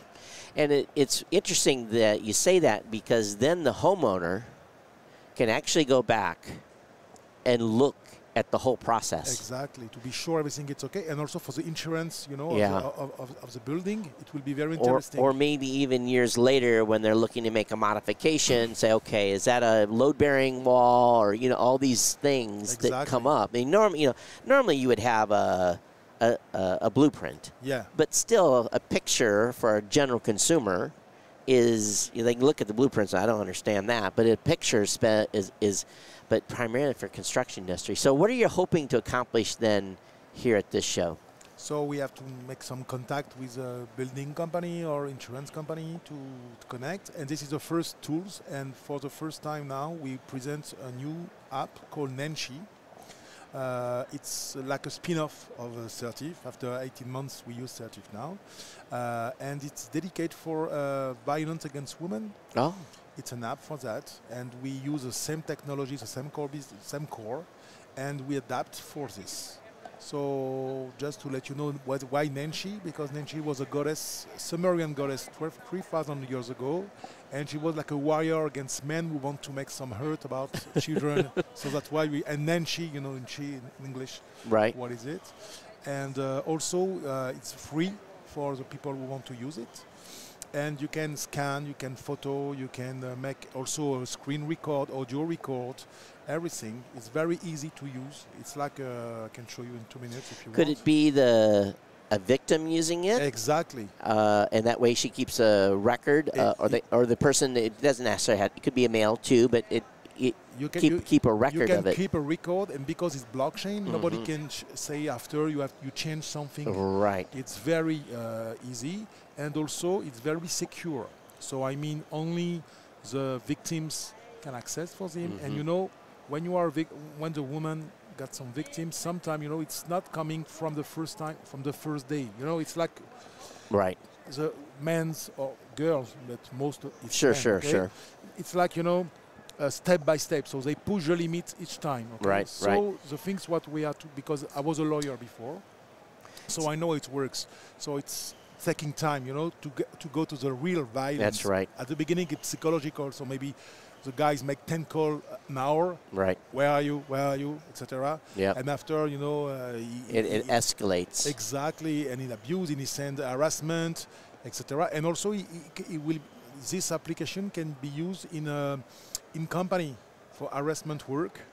And we talk about, for us, it's like, if the company say, okay, to his employee, you can use it, we pay for you, that's okay.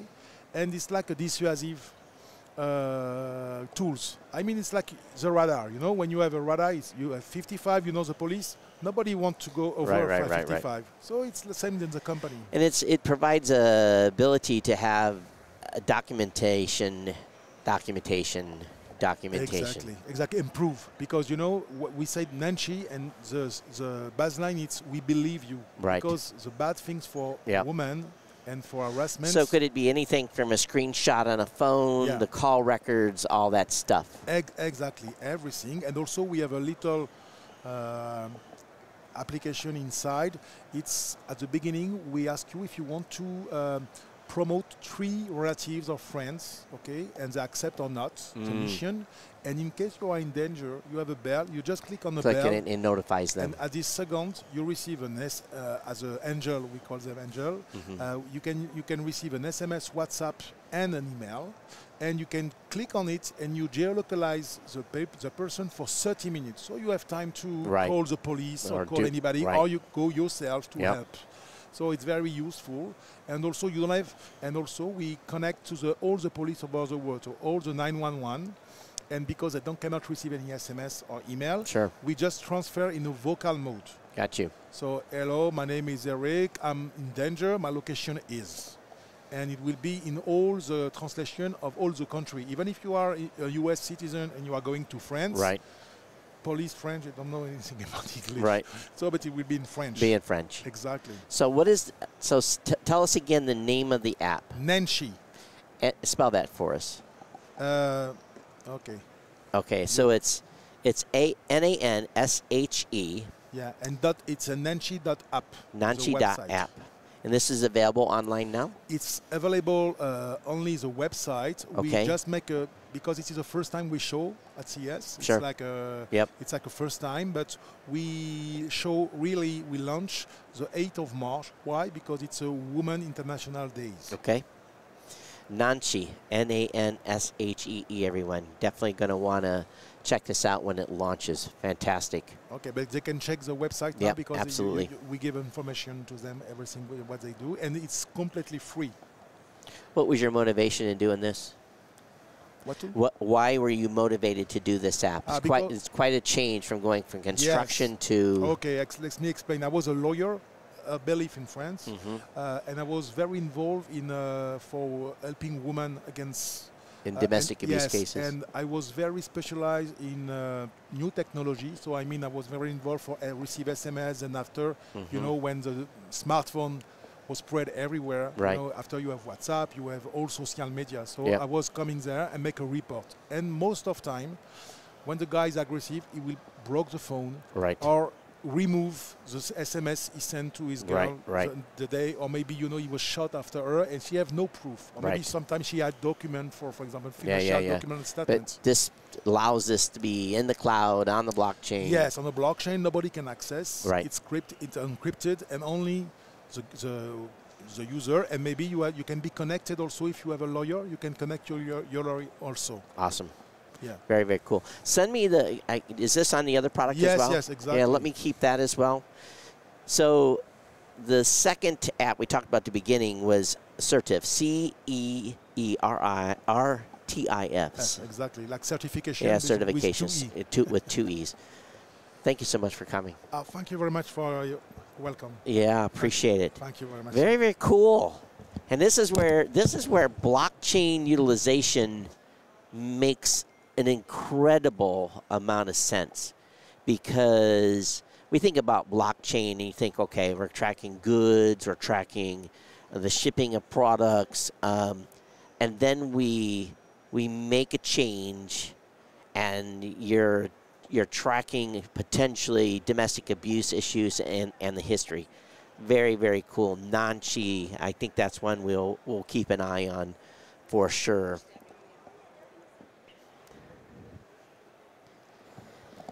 Well, we have our next guest. Welcome to our coverage, and I'm very curious what we have a shoe on the table, ladies and gentlemen. So I'm very curious. A ladies' dress shoe. So first, go ahead and introduce yourself and your company. And sure. Hi, my name is Dr. Taryn Rose, and I'm an orthopedic surgeon turned shoe designer. Okay. And I have always said, why can we get a man on the moon, but we can't get a woman down the street comfortably? So I wanted to use technology in order to create better fitting and more comfortable, sexy heels for women. But we also make shoes for men because our technology is good for everyone. So I want to show this carbon fiber piece here. Yep. And it's made out of carbon fiber as well as a nanotechnology resin. And it comes up to increase the surface area that is in contact with your feet so that there's less pressure concentrated for women, it's over the balls of their feet, Right. And it's more stable.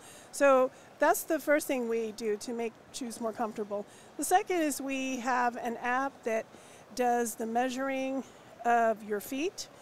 So it does a 3D reconstruction of the feet, and we can look at your feet in various modes, and then from that we come up with basically a plan of how to make your shoes.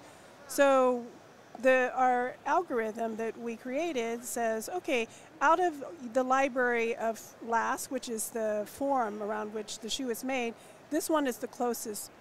But even in this case, you see where there's pink areas? That is alerting that those areas should be enlarged in order to have a more comfortable fit. So using technology, we're able to deliver bespoke, made-to-measure shoes at scale. So let me ask you a question on you showed us the back of the shoe and it had the carbon fiber.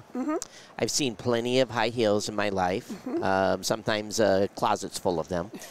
What does this do that other high heels don't? Okay, so other high heels, this surface is completely flat. It doesn't come up to support your arch at all. So imagine you're just walking around all day on your toes and the balls of your foot. Okay. This creates a platform for you to put your weight down. So the weight distribution is further back on the arch and on the heel. So it's less pressure over a specific surface area. It dissipates the pressure. And being a man, first of all, I don't understand how you ladies do it to begin with. But aren't you glad we do? Absolutely. But so I didn't, and I always wondered, I always thought that the pressure would be, again, as you said, on the ball, on the there. Right. But with this design, then you said that you're moving that pressure. You still have pressure here, but you're moving that pressure up. Do you have an estimation of how much less pressure? It's 50% less. Whoa. Yeah, minimum, because it depends on how much you weigh as well. Right. But in percentage-wise, it's minimum 50%. So it's a lot. Ladies that are listening, would you like to have 50% less pressure on the ball of your foot wearing high heels? And what it does is that it allows you to wear a heel longer. So maybe because it's also user dependent, right? So it's like a race car. If you're a terrible driver, you're going to crash it anyways, right? But in the hands of Max Verstappen, a really well-built race car, you're going to win some races. That's right. So if you are used to wearing a heel for an hour, and then that's sort of your tolerance level because your muscles are tiring, you can get away with wearing them for 2 or 3 hours. So we extend the amount of time that you can wear them. So I'm assuming you're going to have because every woman needs a set of black high heels, and I'm assuming red too. So you probably have the base colors. I'm assuming. We have so many colors and so many choices, and so people can either come to one of our pop-up events around the country, which are posted on our website, or they can order online. And how we do it online is that you choose your shoes, and then we send you the app, and you use the app to get all of your measurements, and it's uploaded. So do they just take a picture of the feet? Yeah, it's basically the picture. A picture of the feet. The technology is, we partnered with IBV, which is the Institute Biomechanical of Valencia, which out of Spain. And it's an image recognition technology, and with an AI to recognize the bony structures. So it's quite accurate, actually. That's amazing. Yeah. So let's talk about price. Yeah. So I understand the value of a good pair of shoes. Ladies and gentlemen, if you've never, especially the fellas out there, if you've never bought like a high-end leather shoes that fit your feet like a glove, you're going to pay a premium for that. I'm just going to tell you, you're going to pay a premium. And but those shoes last forever. So I'm assuming we're talking about a premium product here. Absolutely, because of the amount of service that we give. All of the shoes are made by hand with some machine assistance in the factory. Our factory is in Italy. So our starting price point is the same as all the other designer shoes, but we give you the added value of having shoes made to your measurements. So I'm going to assume then probably 400 plus. Higher than that, okay. Because I can get a good pair of men's dress shoes for $400. And you know, another thing too is I'm double that. Double that. Yeah. Mm-hmm. So I'm feeling this, and for me, feeling the softness of the shoe. And this is, even though you've got this, that's still very, very soft. Yeah. And very comfortable to wear. Right. And it's all leather lined. And the reason leather lining is so important is because it's the #1 area where manufacturers try to cheapen the product. Right. The client usually doesn't notice. But leather is a natural product. So it's going to absorb your perspiration. I and know be much the more value, comfortable. yeah. It's one of the main differences between a cheap pair of shoes and a good pair of shoes. And it goes unnoticed, right? Mm-hmm. So manufacturers try to get away with it, and we don't do that. So.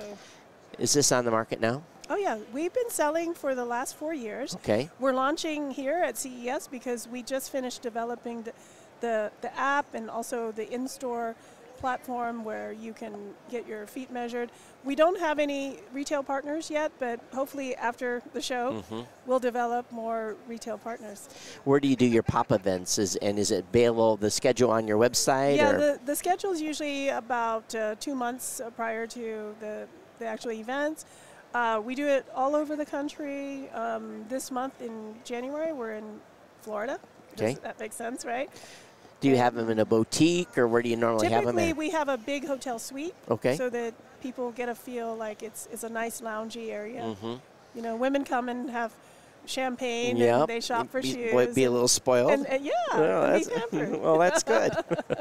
So Aliyah Technologies, what's the website? Aliyah Technologies. And our brand is Enrico Queenie. Oh. And the website is enricoqueenie.com, ENRICO, Queenie. And Enrico's my partner, and he's an Italian architect and product engineer. So these are probably the best engineered heels you'll ever find. I've been coming to CES since 2006. I've seen a lot of product come across the table. This is the first shoe. I love it. I love being first. And again, this is CES, and this is where all consumer products come to be launched and live, and high-end, low-end, you name it. So well, it's about time we use technology to make life much easier for people, right? That's right. And, you know, people have – I'm a big proponent of being comfortable. Yeah. You know, and if the ladies can get a few more hours wear without having to, I need to put on my flats. Yes. You know, then it's all the better. I mean, we sold to women who are from NASA here. I love selling to STEM women because they really get the engineering behind it. Right. And they're like, oh, my goodness, we have to attend so many conferences. Right. And, yeah, you can get away with sneakers for a while, but if you have a big meeting, you have to put some heels on. It's like our team, we used to have a little bit of a more tight dress code. Yeah. But I said, these floors are so hard. Right. Let's just, everyone can wear what they want to wear. Tennis shoes are fine, you know, but you're right. There's evening events where we have to, you know, up the game. It's not appropriate to walk in with sneakers on. So, all right. Thank you so much for. It's been the pleasure. All right, everybody. Wow, very, very cool one, ladies. I'm sure you're very excited, and I'm sure that if you know, you be something that you want to budget for, and for the fellas out there that have partners. Or anyone that has a partner, doesn't just mean fellas, might make a very interesting birthday, anniversary, that type of a gift. So, again, very, very cool, very, very cool product. You just never, she brought the shoe up there, I'm like, okay, you got a shoe going on, that's all right. All righty. Okay. So I guess our little menu thing here is down for the count. Yeah. Okay. All right.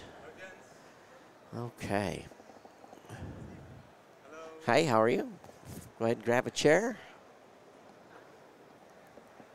Okay.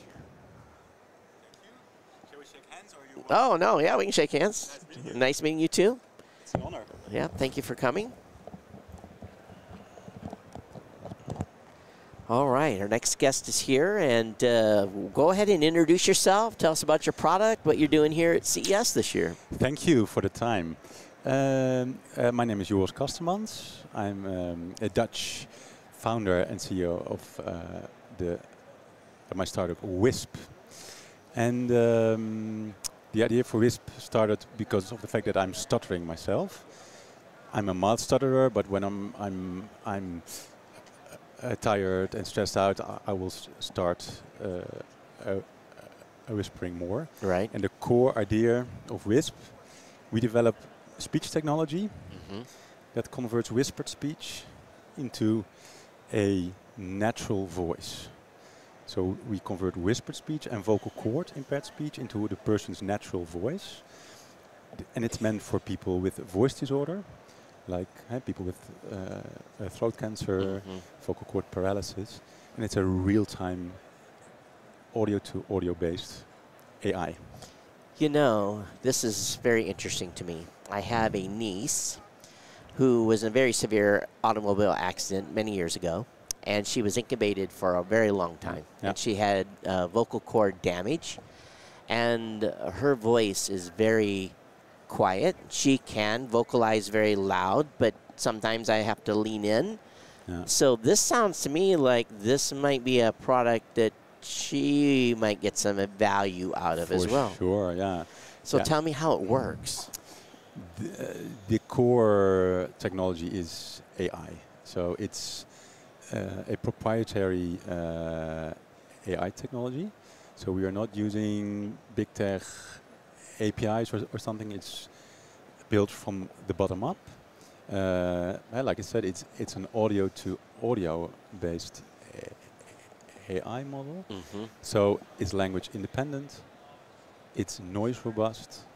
It can work for a whispered speech like this. This is whispering. So very, very quiet. Yeah. Yeah, and I mean, whispering is not using your vocal cords. Right. So you articulate your speech on a noise.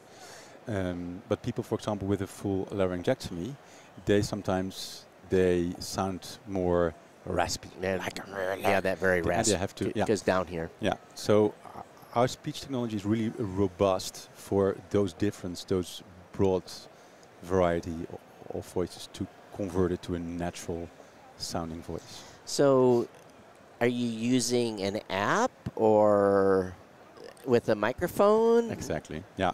So we just launched our iOS app. You can make live conversations with it, mainly for situations where it's noisy, like this. So my booth, it's noisy, so it's a beautiful test case to show the technology. So the patient user wears a little head-worn microphone, and the receiver, the conversational partner, wears AirPods, or maybe when you are with two people and at a party, you want to go from place to place, and you bring a little Bluetooth speaker. Sure. So you hold this a little speaker to the ear. So it takes the. Is the correct word whisper voice? Is that the whispered voice? Yeah, whispered or voice affected voice. Affected voice, and then does it transform the audio that the person that is wearing the earbuds, for say, or not earbuds, but the receiving device? Is it change the sound? Does it make it louder? Or? Yeah. So the current model that we are now selling, it's a whispered and vocal cord impaired speech enhancer. So it's about boosting the volume of the speech signal and lowering the noise level. Of course, we know noise suppression, but noise suppression is designed for normal speech. That's a big difference because the signals, they are really different. Right. So that's our first product. And the upgrade will be soon the whisper or affect voice to speech conversion. So that's the next level. You know, a lot of people, there's a lot of products on the market for vision impaired, hearing impaired, but I don't think that I've ever heard of a product, at least here at CES, that addresses this. Do you guys have? I totally agree. Yeah. Do you have any competitors in the market? No. I agree. I know there are obviously there's where you have a microphone and it amplifies, but that just amplifies the existing sound. Exactly. With regular DSP technologies. That's true. Very, very interesting. You know, so is the product now only available in Netherlands or? Yeah, currently it is, but we want to bridge to the US, of course. Currently we are selling via resellers. They have the contracts with the health insurers in the Netherlands. So we are looking for partners to sell the technology in the US. Is insurance covering this in the Netherlands? Yeah. What is the non-insurance base price? So if you get this in the United States, it's going to be hard to get it on insurance initially, but do you have an idea what a retail on this is going to be? The thing is we are busy with that, and so our current business model is based on a subscription model. So we have to really do more research on the US market. It won't be hundreds of euros per month, of course. But of course, it's a really unique technology. So I've got a user for you. So you're going to take my card, and when you have this available here, you're going to let me know because I'm going to turn her on to it. Thanks. It's really I've for the company that I run, I've been very, very focused on accessibility. And really, you have an accessibility challenge when it comes to the ability to communicate clearly, to be able to be confident in talking to people. So I'm excited about this product. I think from everything I've heard so far today, I think this is pretty... That sounds good. Yeah, pretty high on the list. How's your response been at the booth? Really amazing. I had a talk about a potential acquisition already. Wow. I don't know, but let's see what happens. Yeah. Yeah, and the thing is, it really resonates. It's a clear story. It's a concrete problem that we solve, but such a huge problem because being able to communicate is such a primary need in life, right? Yep. I work in the podcasting space, so we're all about talking and telling stories. And I have, I've had friends that have had voice issues that affected their shows, and so it's one of those things where it can happen to anybody at any given time. Yeah, absolutely. And it's interesting from your standpoint that you really built this product for you. True. Yeah. So my stuttering problem was the basis and at the start of the product. Is on the stuttering issue, is it oftentimes it's tied to tiredness, tied to the volume? If you keep the volume down, like you said, it's not as much of an issue. What is the it's it's a really strange mechanism, right? But it's about a neurology. Yeah. So the paths change. And the thing is, you build up a certain anxiety from when you start speaking. That's right. Being a child, so that anxiety builds up. It kind of adds to it. Whispering, you didn't learn to build up anxiety. So I think it's a combination between those two. Right. A neurological and a something you experience. This is exciting. Congratulations to your product, and look forward to see wide success for this. Thanks a lot. So it's Joris? Joris, yeah. Okay, Joris. It's kind of funny. I have a good friend. You probably already know who he is. Do you know Adam Curry? Yeah, sure, yeah. He's a good friend. He's a Dutch guy. So I'm going to be telling him. He doesn't know me. I'm going to be telling him about this too. All right. Yeah, because yeah, please. Yeah, absolutely. Sure. He just had a whole bunch of dental work done, so he's been talking a little softer because of the dental work. So, yeah, very, very cool. So anyway, congratulations. Thanks a lot. And I hope that, and I think, I mean, sometimes you hear people talk out loud and you're sitting beside them, you don't know them, and they are having conversations you don't want to hear. So I think for mass market, it has potential too. Additional to potential. Have it in your phone, to make phone calls in certain situations that you want to have more private calls or not disturbing people around. There was just a guy up here like 15 minutes ago that had a Darth Vader mask that you was speaking to because of that same issue and not wanting, because we're working remote and everything. So you're right. There's probably a mass market for this for those that don't have issues as well. Yeah, very, very good. You're starting to realize how vast of a opportunity you have. Yeah. Thank you, sir. And where can they find it? Is it wisp.com? Wisp.com. Yeah. WHISPP.com. So spread the word out there, folks. And if you know someone that wants to, it might be a business opportunity here for distribution in the United States. Wisp.com. Thank you so much. Thanks a for lot. coming on. Very cool. Bye. Yeah. Holy cow. Winner, winner, chicken dinner on like the last 2 or 3 interviews. Very, very awesome. Yeah. Yeah, and the reason I know him is because, okay, let's go do an outside shot for a second. Hang on. Okay. No, so it's okay. He can come back. Basically, he was the one who invented podcasting. So I was one of the first 40 or so podcasters. So I've known him all these years.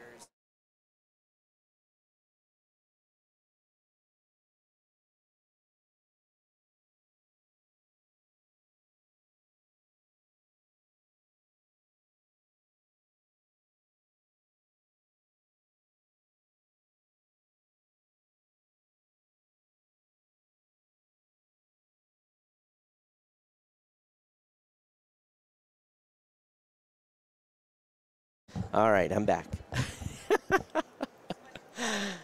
Didn't you think that was a cool product? Oh, yeah. You know, it's interesting. Anytime we can help individuals that, I can't imagine having a stuttering challenge and how frustrating. And you can actually, I've known a few people, and you just see, as he said, the anxiety goes up. And I actually knew a naval officer that had a slight stuttering problem. And sometimes we would be flying, and he would be on the radio and talking to someone, passing report, and you could feel the tension. When he was having challenges, and you felt bad for him, know. And this tech, man, it could be life changing for people. And a game changer as well. Yeah. And I think that a lot of with disabilities, I think that technology has recognized that. Yeah. And come out with different needs for years ago there wasn't anything like this tech. Right. So I think I was fascinated by it, and it's And some people may not want to wear a microphone, right?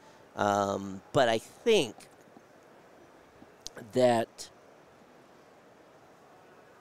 it's cool. It's cool to see. This type of stuff really makes me want. This is why I come to CES to see stuff like this. Absolutely, some things you've never seen before, and because I know you've been here for years. But me, this is my 4th year, and every year I see something different, and unique, and cool, and So it is awesome to be quite frank. And I hope the listening audience understands really here the true value on this. So, Yeah, you can. Yep, Scott's going to jump in here with me because I think we've got a guest of his that he wants to talk with as well. You want me to slide over, or are you okay? Or all right. While we're waiting for the next guest to come up, I will talk about. I was down at in Innovation Land. And the folks from Case were there, and Case had one company called iRideUSA.com. You think, okay, what does that mean, iRideUSA.com? So how often, Scott, have you went to look for a local traffic cam? How do you mean by look for? Wait for notifications when I'm driving that it's an unsafe place, or no? Like to climb a pole and take them down. Have you ever used? Of course, most of us use Waze and the different apps to see if there's bad traffic. But when I lived in Honolulu, I would actually load the highway traffic cams to see the volume. Hold on, just a second. In the past, Michelle. In the past, he's put the hat back on over the headband. Put it on, and then put the hat back on. We've done that, and you've also held it. So what this company has done is they have consolidated 42,000 traffic cams. That's a lot of traffic cams. All across the United States into one website. So if you load the app, and you want to see what's happening up 50 miles down the road, you can just push on the button, it loads a traffic cam. So they've consolidated 42,000, because, every municipality has a traffic website, and they're all junk. Sure. Right? And, you can't find them. Yeah. So I thought guy from California would probably be most interested in where traffic cams are. So, So, again, it's basically, it's those ones that are stuck in the highway, and it's just looking at, and I'm sure it's used for traffic control, but sometimes when there's a wreck, usually Waze will tell you where something, but when I was in Honolulu, I would use it to see how the volume was, how it was moving, if it was going at 5 or if it was going at 35. That's clever. That's cool. Because in Honolulu, the traffic, my friend, sucked. Yes, it.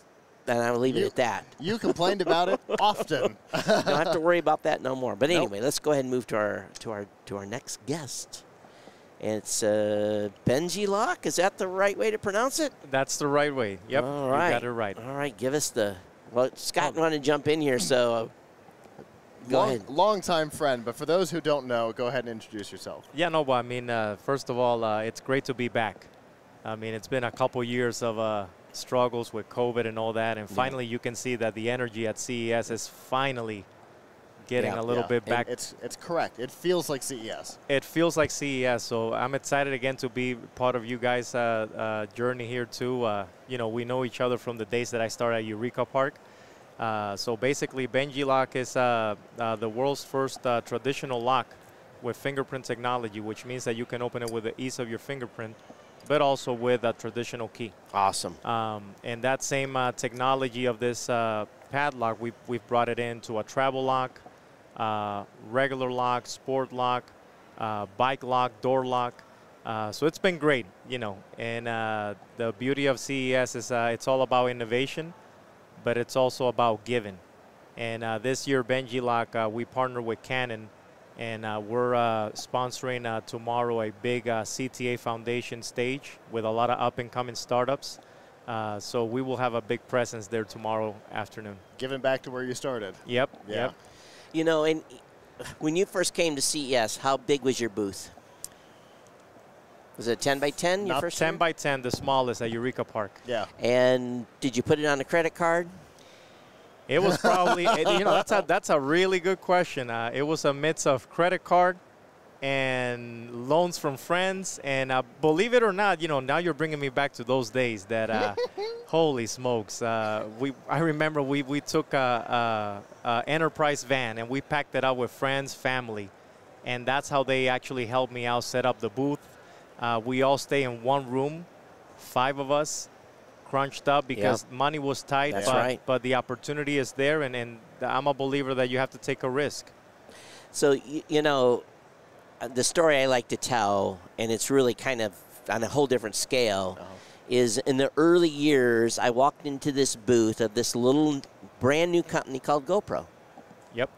And they literally, I think they had a 10 by 20 at the time. That was just their little, and signage wasn't great, and you know, and it was, and here they are, we're showing off the first GoPro, and they didn't get a lot of attention at the show, but there was a few of us, and now, I don't know if they're here, but they probably got a 100 by 100 foot booth. Yeah, yeah. They probably got a massive, you know. So I always like to see stories like this where, you know, you start out small and then you're coming back, the product's grown, you've seen success, you've got distribution deals. And you know what I like about this product too? I have gotten some locks before from other companies, and none of them. What if the battery dies? Right. That was the thing. So that was his plan right from the beginning. When Marissa interviewed him in 2017. 17? It was just a prototype. He had a prototype, but his whole thing was it needed to have a key. Yeah. It couldn't just be biometric because batteries die. Things happen. I have a lock. So having the physical key was always an important part of his I thing. have a lock from a very well-known big company that I had to because the battery died, and there was no way to go doot doot doot doot, and it was not a fingerprint one. It was one of those where it had a number face on it. So the door lock. So the door lock does all three. So it does bio, it's got a pin, and then when all else fails, there's still a key. Yep. And you know what? One of the biggest hit that we had is also the bike lock. I got to send you guys the bike lock. That's been a great hit. Easy to use. And, you know, the whole thing with Benji Lock, too, is that it has a story behind the brand, so a lot of people really relate to it because it's kind of like, you know, we're all entrepreneurs here. We're all making it happen, and it's always, you know, always good to give back. And that's the reason that I'm here this year, because I feel like, you know, I started downstairs in Eureka Park, and I see a lot of startups up and coming, and they're battling to try to get out there. And I think what we're doing tomorrow is going to be super cool. We partner with Canon, but also the CTA Foundation. Nice. Which is kind of like, you know, age and disability and giving back to the community. And, you know, what a way better way to do it, I guess. So and it's a different experience for you at the show this year because you don't have your big blue booth. Yep. You're not an exhibitor, but you're a CTA partner this year. It's a very different experience. I know. You know, tell you the truth, that I'm so used to the juggle. Oh my God, stressing out, packing out the booth and all that, and making it happen. And then the show starts, and your adrenaline now has to go through the roof because you have set it up, and now you got to exhibit. Now you got to be on. In this case, it's kind of fun because now I'm actually able to enjoy the show for the first time. Right. So I actually like that this year. And, you know, one thing, too, just going back to product for a second. Yeah. I hate going to the gym, putting my stuff in the locker, and having to have a key while I go work out.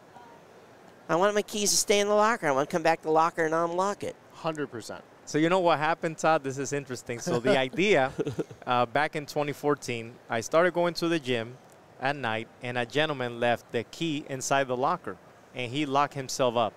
And when he comes back from his workout, he's like, oh, man, my key is inside. He's like, you know, what do I do?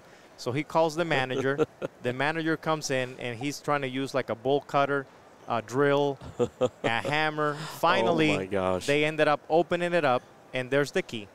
And I'm looking at all this, and I'm like, wow, how come there's not a lock that you can open with your biometric, but also with a key? And you know, so sometimes ideas happen.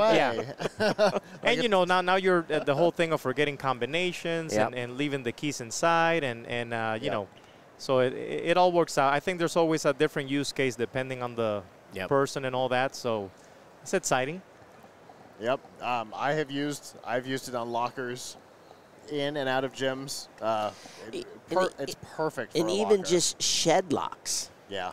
You know, it is something you don't worry too much about. I'm assuming you can probably put more than one fingerprint on these, right? Yes. So, you know, your kid, you know, the significant other, you know, that way, you know, and then you don't have to worry about put the key back somewhere where it's stashed, where it's going to be there if you need it, and then you just use your finger on it. Yep. No, and the beauty of it, too, is that, you know, again, I'm not saying that in the future we're not going to be connected, because connection is always key. You know, our phones are kind of like our keys these days. But to this day, BenjiLock has been non-connected. So every product is still very personal because of that whole privacy issue. That's a big thing now. It is. So we have a good sideway on that end, that being non-connected, very private, it's up to you and up to 10 fingerprints. So it's very personal. Right. So I like that aspect of it. So I think we have a little bit of an advantage versus the whole connected world. I've done product reviews on a couple of you know, fingerprint, deadbolt, pin, you know, whatever, all deadbolts, and the one that is on my front door is yours because it's not connected. Because I didn't want there to be some security glitch that somebody can send a Bluetooth command and unlock my door. Well, then why the hell do I have the lock on the door? Yeah. So I've probably got four or five deadbolts sitting in my garage, but the one that's actually on the door is the BenjiLock one because it's not connected. Oh, that's interesting. No, that's exciting to hear, you know. But yeah, no, I'm excited to be here. It's a great show. It looks like the energy is back. You guys are back. Yep. And what better way to kick it off, right? So is your event, where's that actually going to be at tomorrow? It's going to be at the startup stage in Eureka Park. Okay. So basically where BenjiLock started, we're now decided that partner up with CTA. They have a big event with up-and-coming startups, and it's a whole pitch competition. We also have Albert Lawrence. I would love to bring him over here. He's one of the hosts for CBS Innovation Nation. He's going to be hosting the show.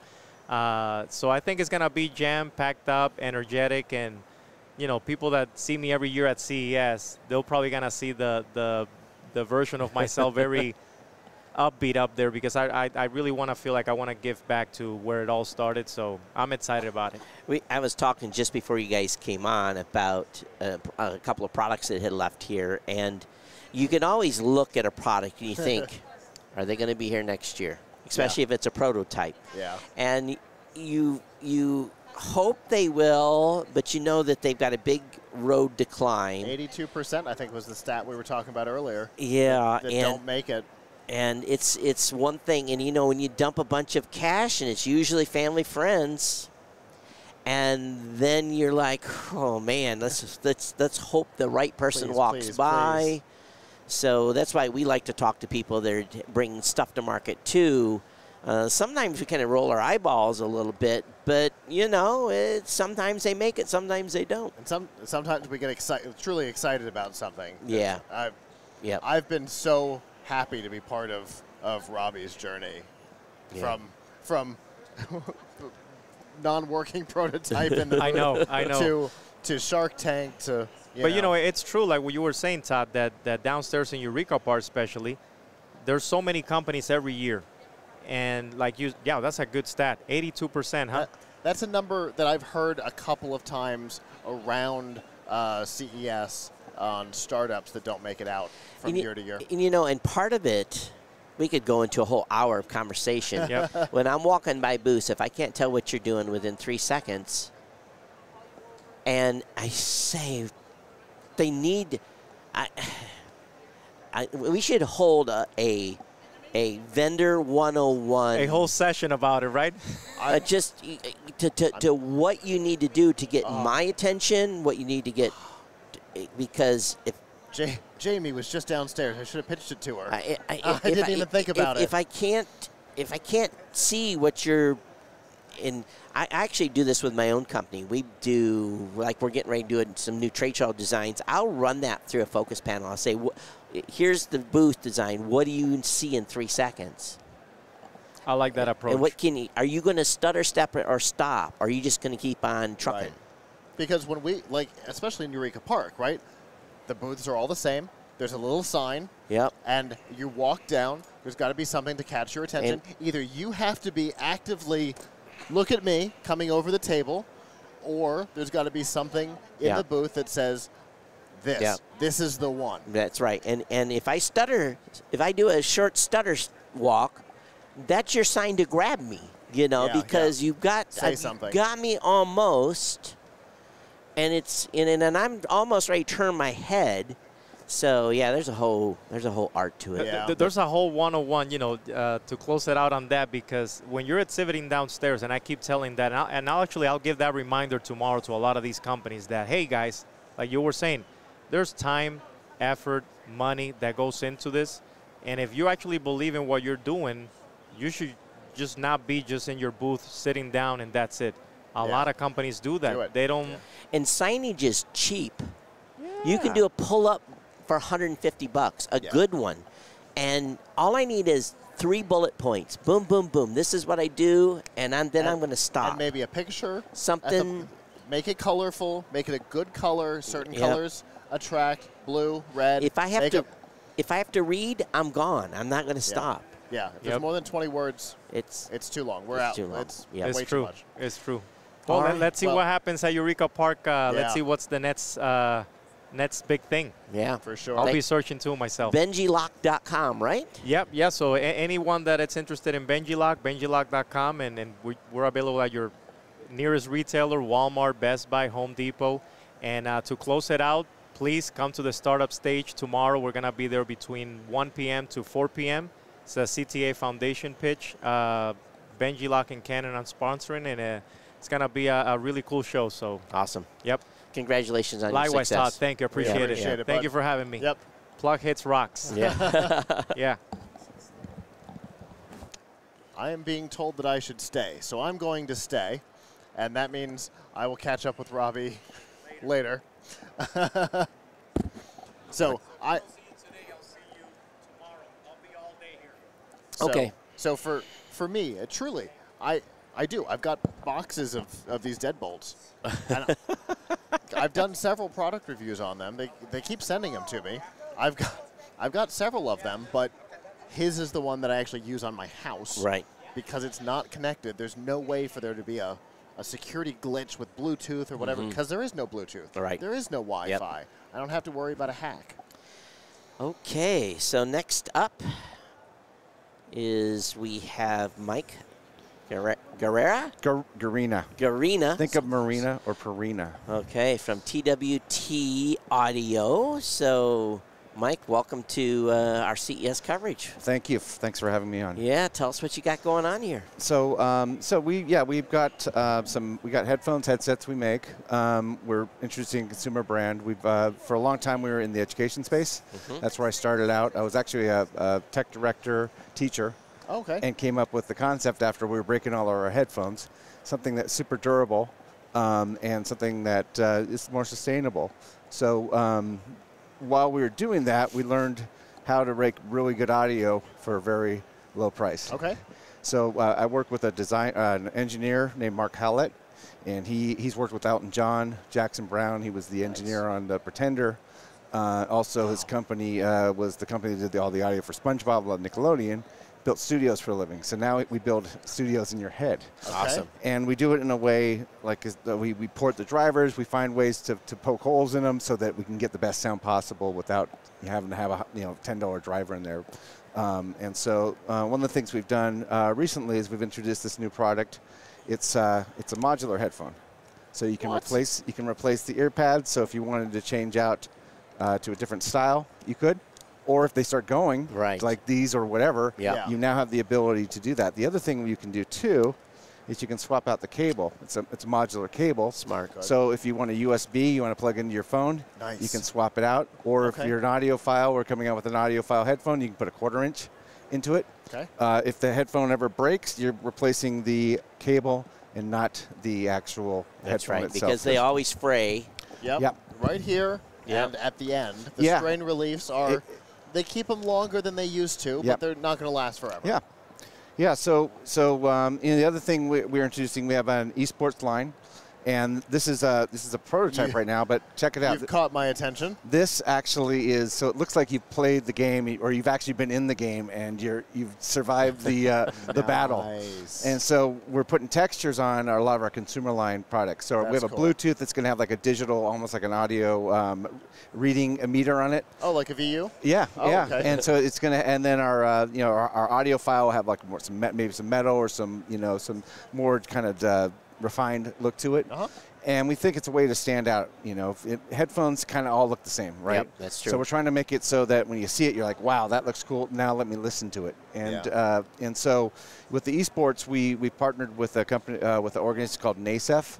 And they are basically they do a lot of the educational esports programs, seeding them, starting them up. And so we're their official headset for their program. So we just came in October. We introduced our first gaming headset.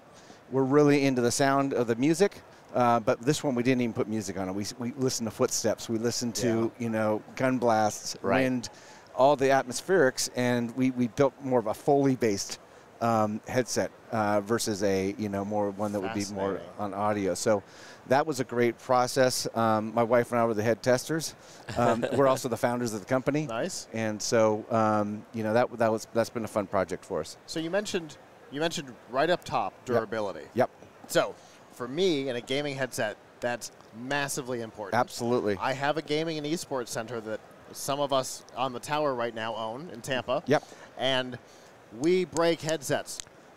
I've been open since July, and I have replaced every headset in the center once. Okay, well, that's a great conversation we can have because we've our first headset's based on what our product's called the Duro. So it's actually got Duro built into the product. Awesome. And it was developed for the education because, again, durability is the #1 for education. Right. You can't say, listen to Pink Floyd Dark Side of the Moon on these, it's going to blow your mind, because that's not what the buyers are looking for. Sure, sure. We do that, and we do a great sounding headphone. Right. But, the durability and the comfort, too.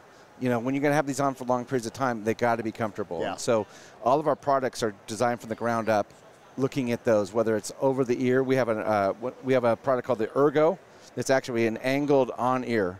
So it fits exactly over your ear versus pushing on the back. Mm-hmm. And again, we're looking at use cases where people have to have these on, whether they're doing a Zoom or what have you for long periods of time. I use it myself. Or this show. Or this Right. show. Yeah. So again, and believe me, at the end of the day, with these headsets, your ears are hurting. Yeah. Understand. Yeah. So especially since we've had them for 11 years. Right. They were less so in the beginning. There you go. Well, what I like about these too is that they're ear shaped. So they actually, the way they sit, they actually block out the noise a little bit better too as well. So like I said, we just try to do something that from a solution perspective versus, that's where we start. We always look at, how can we make something better, or how can we make it the best possible that we do. And so we just recently rebranded, so we're TWT Audio, we're just getting it out there. We're really excited about being able to move kind of outside the channel that we started and seeing how well we can do with the general population with some products we think are going to work well. I love the idea of tuning for Foley as opposed to music. What a clever idea. I don't know that I've ever, and we've gotten a lot of headphone pitches over the years. Yep. I don't know that anybody has ever made that pitch to me, including in the esports space. So the question that I have for you here is, what's the price range on these? Good question. So I can ask you, how much do you think this costs?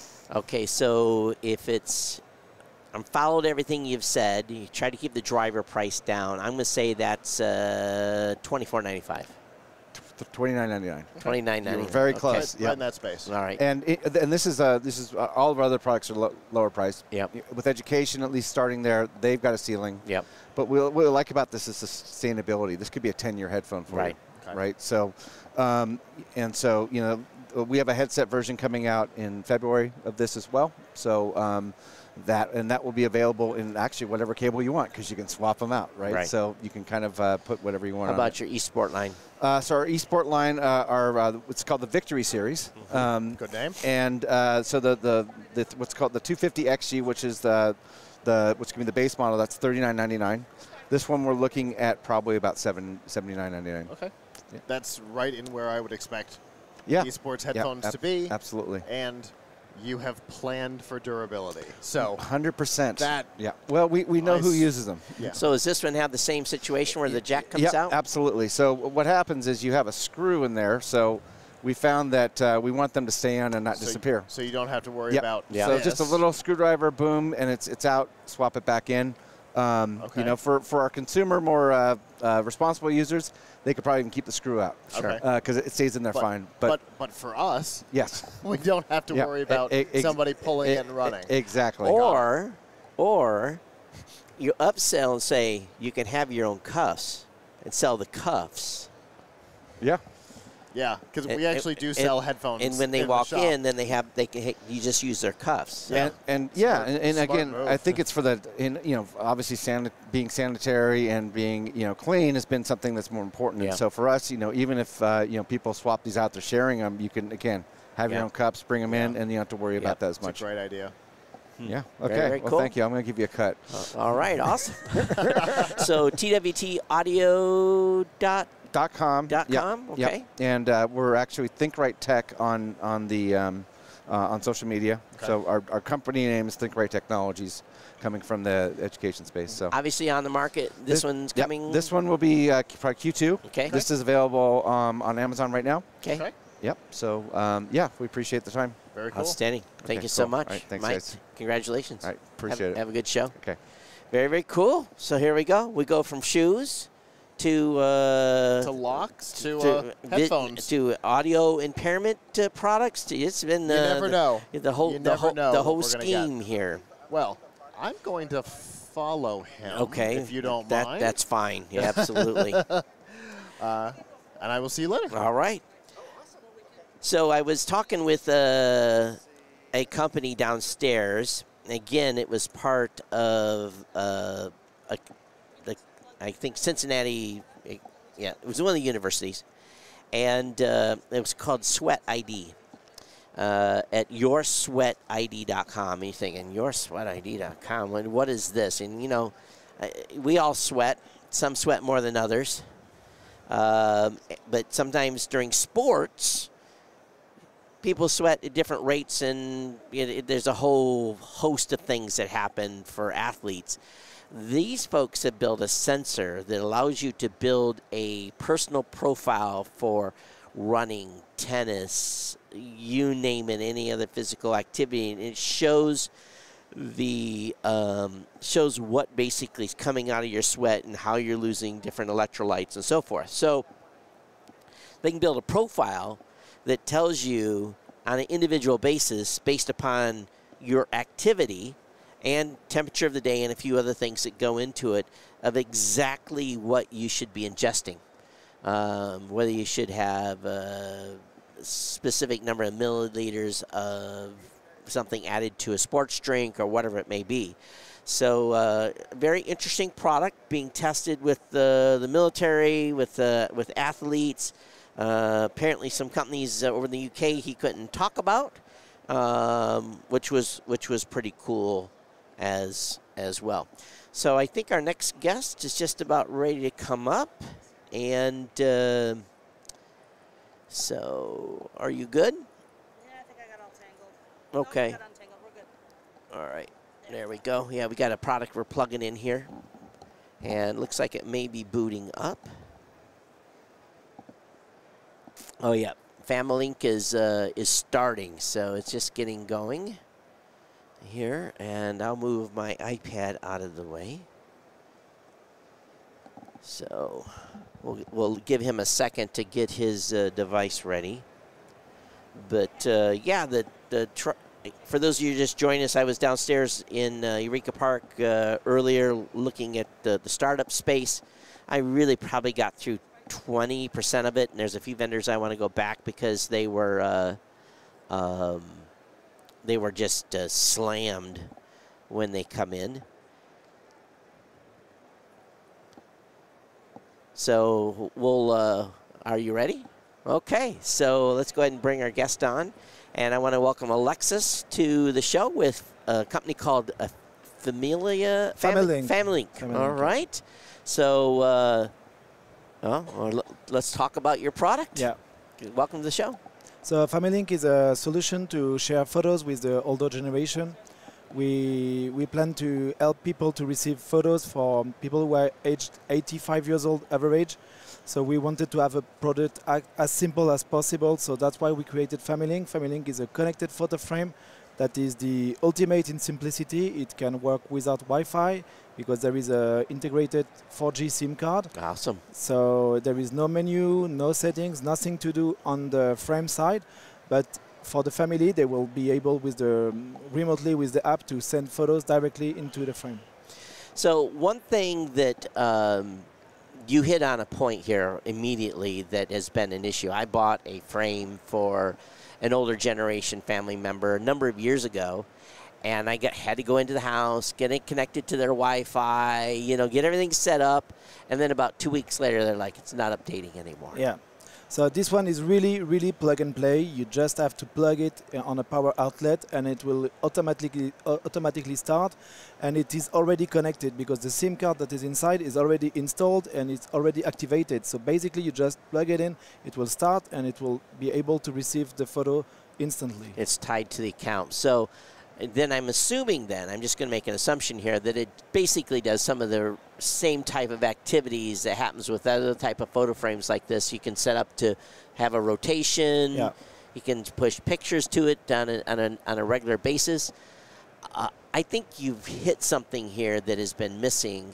I don't know if there is any other, at least I have not seen any other product to date that is connected like this through a 4G. Yeah. There are several Wi-Fi photo frames on the market. Yep. And this one is the only one with a 4G SIM card that can work in several countries, so you can bring sure.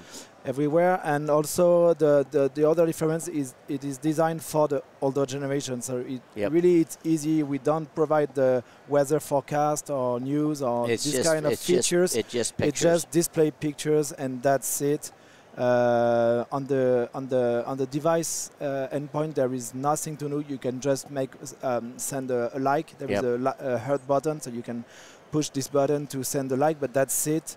Also, it is you can slide with your finger, but sure, it's not necessary. If you some people are afraid to touch the screen because maybe they have Alzheimer's disease or this kind of condition, and they don't want to touch it, and that's fine because it will just display the photos.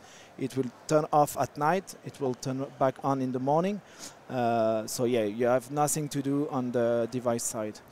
My mother's in her 80s. She's very technical savvy, but I know there's a lot of people that are not. Can this be, so let's say I buy this for a family member. Can I share this account with my sister and other family members to be able to send pictures? How does the actual account sharing and that type of stuff work? Exactly, yeah. The idea is that you buy this product for your mother, for example, and then you will invite other members of the families, or your siblings, everyone you want to be able to share photos on the frame. Okay. So that you just share a link, and they click on the link, then they can create an account.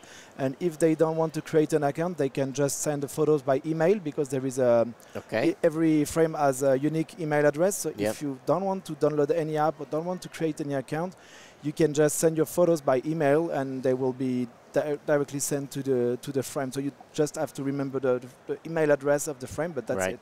Is this product available in the United States? Yeah. Are you on market already with this? Yeah. So you can buy online on our website, familylink.io. Okay. What's the price on this? It's $149. Is there a monthly reoccurring subscription for it? So the subscription is required only if you connect it with the 4G SIM card. As I said at the beginning, there is a 4G SIM card that will work for free during 3 months. And after 3 months, you have 2 choices. Either you connect it to Wi-Fi. Sure.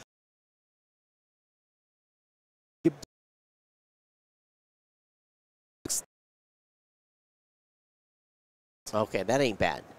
Not bad at all. Because you're basically only limited amount of data being transferred to it and so forth. So it's on one of those easy flat rate plans. What are the countries you're in currently with this? So we started in Europe because we are a French company. Sure. We started in France, Germany, and now we are in Canada and United States. Different frame colors, or are they all brown? No, this is the only color, only size. Okay, awesome. This is, how about videos? Only pictures? No, only pictures. I can show the back of the frame. Yeah. Only photos and also text messages. You can send text messages. For example, it's very convenient if you want to recall your mom that you will come this afternoon, so you can just text her that don't forget I will be here at 4. So only text and messages, because we wanted to have as I said, really the best in simplicity. Very, very cool. $149. First two months or three? First 3 months, the connectivity is free. After that, you pay $6, $7. for monthly, or if you want to, you can connect it via Wi-Fi. Exactly. So probably the best way is do both. Connect it to Wi-Fi and have the cell, because if the Wi-Fi disconnects. Yeah, actually you can take the subscription, then cancel anytime, then resume it anytime. For example, you don't take the subscription because your mom is at home and she has Wi-Fi, and then suddenly she goes to a hospital, so you take the subscription for 1 month, then she goes back home, and then you can cancel the subscription. You can cancel and resume anytime. Awesome. Congratulations. Thank you for bringing and showing this to us. Thank you. And again, it's familink.io. Exactly. All right. Awesome. Thanks, Alexis, for coming. Appreciate it. Thank you for inviting me. Outstanding. You know, I have a frame somewhere, Kirk, that is like probably in a closet buried underneath a pile of stuff, because it just was too much of a pain to maintain. And I have to agree, as far as elderly people won't really, they're used to having the picture in the frame, take the backing out of it, slide a picture in. So some aren't really, technically versed into that. But it's easy to do, Why not? But I think too, it's a product that is, folks that are younger. My mom's in her 80s now, and she's got a cell phone, and if I want to send her a picture, I do it via SMS. Right. But it is nice. I think that from a more traditional standpoint, older people do like to have the picture frame, per se. Yeah. And I have some picture frames at the house, but not that many. Yeah, same here. And it's actually kind of sad if you think about it. Because I think I have 2. So... Yeah. I do want to thank, we've had some folks that were live streaming the show that were contributing Satoshis to us. We do appreciate that. Those that came in through Boostagrams and for the contributors to the show. You can contribute to our coverage here at CES by going to techpodcast.com. There's a QR code at the bottom of the website that will take you to our PayPal donation page.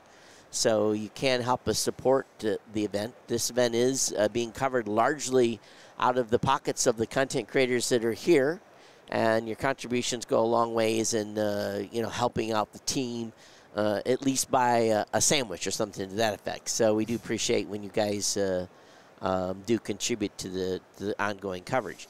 And I think today has been a classic example of CES and having this this huge variety of content. I do want to make a comment. My executive producer and the host of GNC Week in Review at GNCweekly.com has been running the camera and set up today. And besides the little audio music we had early, you haven't had to contribute to the bucket at all, Kirk. Yep, so thank you. You've done good. Yep. Kirk does all of my show prep for Geek News Central at geeknewscentral.com. I do, on a regular basis, says Kirk's like a brother from another mother, and we're kind of synced at the hip when it comes. He knows the type of content I like to talk about. And it's very rare I have to go back and dig for anything deeper. You do an excellent job in doing the show prep. And, of course, he does the GNC Weekly with Scott, who was up here earlier as well. So definitely check out all the partner shows, including Don Bain at the Gadget Professor. The Gadget Professor. And he is a professor, believe it or not. He is an actual professor. So definitely want to check his show out. And, of course, the plug hits as well. Marlo from the Tech Ranch will be up here. Marlo's doing some amazing things. He also does the National Day Calendar as well.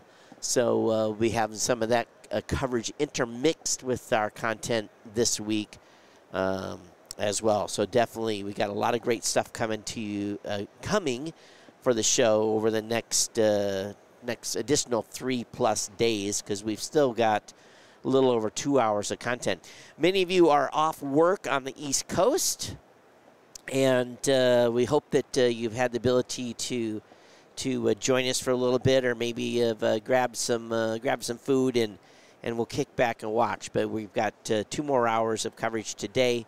Again, like I said, Marlo from the Tech Ranch will be up here directly to to host the last 2 hours, and hopefully he's got out and seen some stuff today.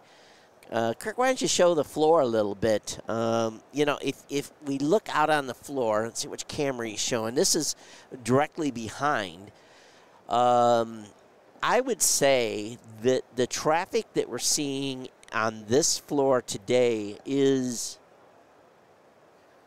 it looks normal to me. This is 2019, 2020, pre-pandemic type of traffic, which bodes very well for all these vendors that are here that have shelled out a lot of money.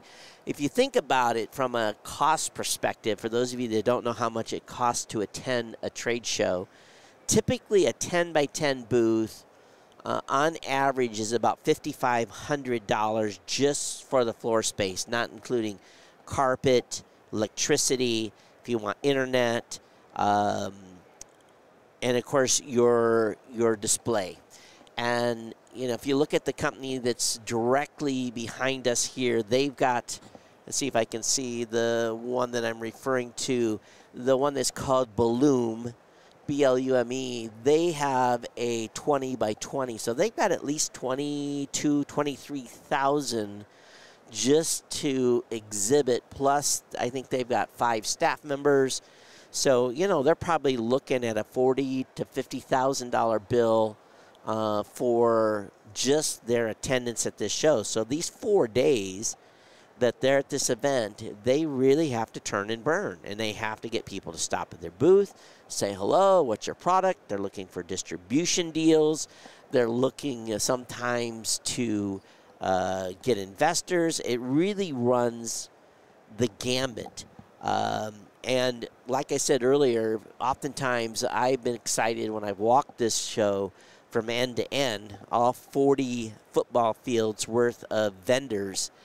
And it's the guy that's the first year, he didn't get a good booth spot because he has no seniority at the show. He's taken what he was given. Maybe he's in his product area if he's lucky. And, you know, he's maxed out the credit card to be here. Hotels are not inexpensive to be here at CES. This team does their best to save money by really, you know, we stay downtown. We don't stay on the Strip. Stay on the Strip could be as much for these 4 or 5 days, could be $2,500 to $3,000 for hotel rooms. We typically stay on Fremont Street, try to keep the budget in and around $1,000 for our stay, and we're here for a little bit longer than maybe some of the vendors are because we have a day and a half of setup. Most of us are leaving the Monday following the show on Sunday, but you know, to bring all this gear in and everything, and these folks probably will incur $2,000 to $3,000 in shipping, including any of these booths that have structures. They've had to pay for companies to actually assemble them. They're not allowed to assemble them themselves. Anytime you see one of these hanging signs, that's a $2,000 to $3,000 bill. So these companies have a lot riding on this show, and to see the attendance and the traffic here, I'm sure is heartwarming to all these, because last year we had not as many vendors, a lot more open space, and all told, including vendors, there was about 40,000 to 45,000 people here, and half of the media presence that is here this year. Now, just so everyone understands, Tech Podcast does not charge for interviews. We make no money from having people come up and share their product with us. There's no charge to be on this show. So we do not do pay to play here. We've been very clear on any sponsors and supporter in the show, and on any of the content that we've had rolled into the intro and stuff like that. But people do not pay to come up and see us. And if we ever are paid for a sponsorship, we fully disclose that so that you know that someone has actually, and usually no one pays for an appearance.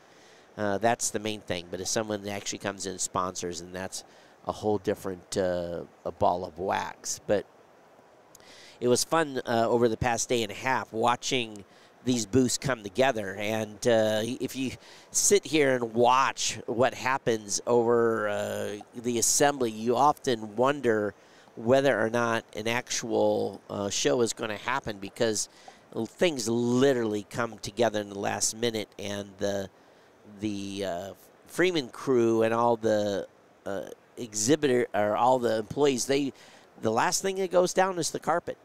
The carpet goes down about midnight, 1 o'clock in the morning. They come through and vacuum everything. Matter of fact, oftentimes they're finishing vacuuming when we walk in here between 7 and 8 a.m. To do our prep. And tonight, same process will happen. They'll vacuum the entire show floor. There will be they'll pick up all the trash. But it's quite a spectacle to watch and be able to see an actual show like this come together. We're over in the Venetian property where all the innovation happens. This floor is not the innovation floor. A lot of companies here are well known, at least to us. Some of these are international brands that you may not have heard of before. Some companies come from France, come from China, all over the world. Big Japanese presence here at the show. And, if you look across back there, that looks like one heck of a long walk way back there. So, I didn't know you were showing my head.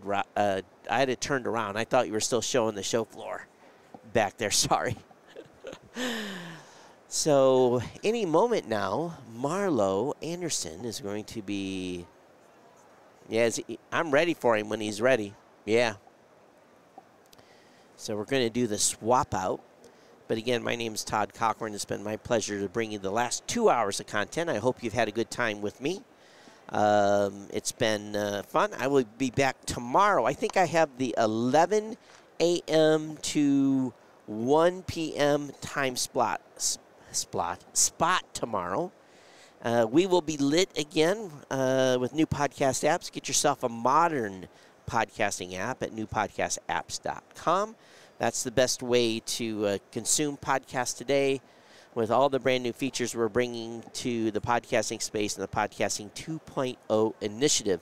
I'm also the owner of Blueberry Podcasting, or founder of Blueberry Podcasting at blueberrypodcasting.com. That's Blueberry without the E's, because we couldn't afford the E's.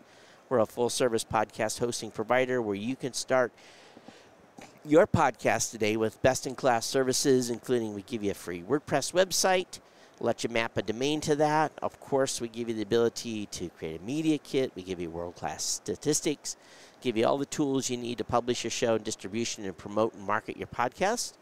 And plans over there start at $20 a month. We do have a $12 plan, but our best plans with all the features start at $20. Hope that you'll consider that, and you can use the promo code BLUEBERRY, BLUBRRY 004, to get 30 days free. I think it's 30 or 60 days free of, and of course, if you start your podcast from the content on this, be happy to talk with you to get you off the ground. So, again, it's been my pleasure to bring you the show, and I'll be back with you tomorrow from 11 to 1. So we'll see you guys, and Marla will be on here in just a short minute.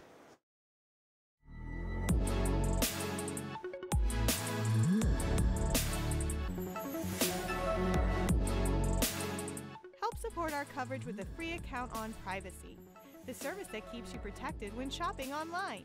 Get $5 to try it now by using promo code QZZ2J.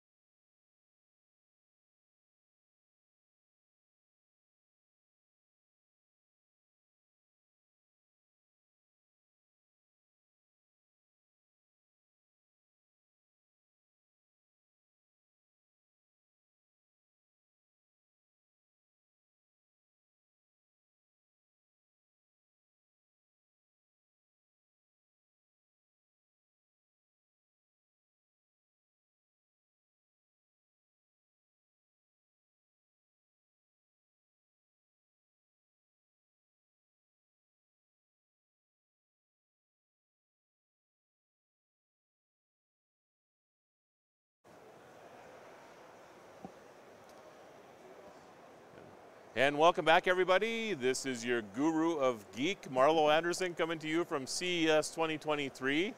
Let's see. Right now, I have, as my phone or my watch is, I'm officially at 18,903 steps for the day. You know, it's just a small show. Just saying. This place is buzzing today. We had a lot of great interviews that we've put in the can already. Some great stuff. Artificial intelligence is literally taking over the world, and it's in everything from mowers to your kitchen sink to your refrigerator and oven.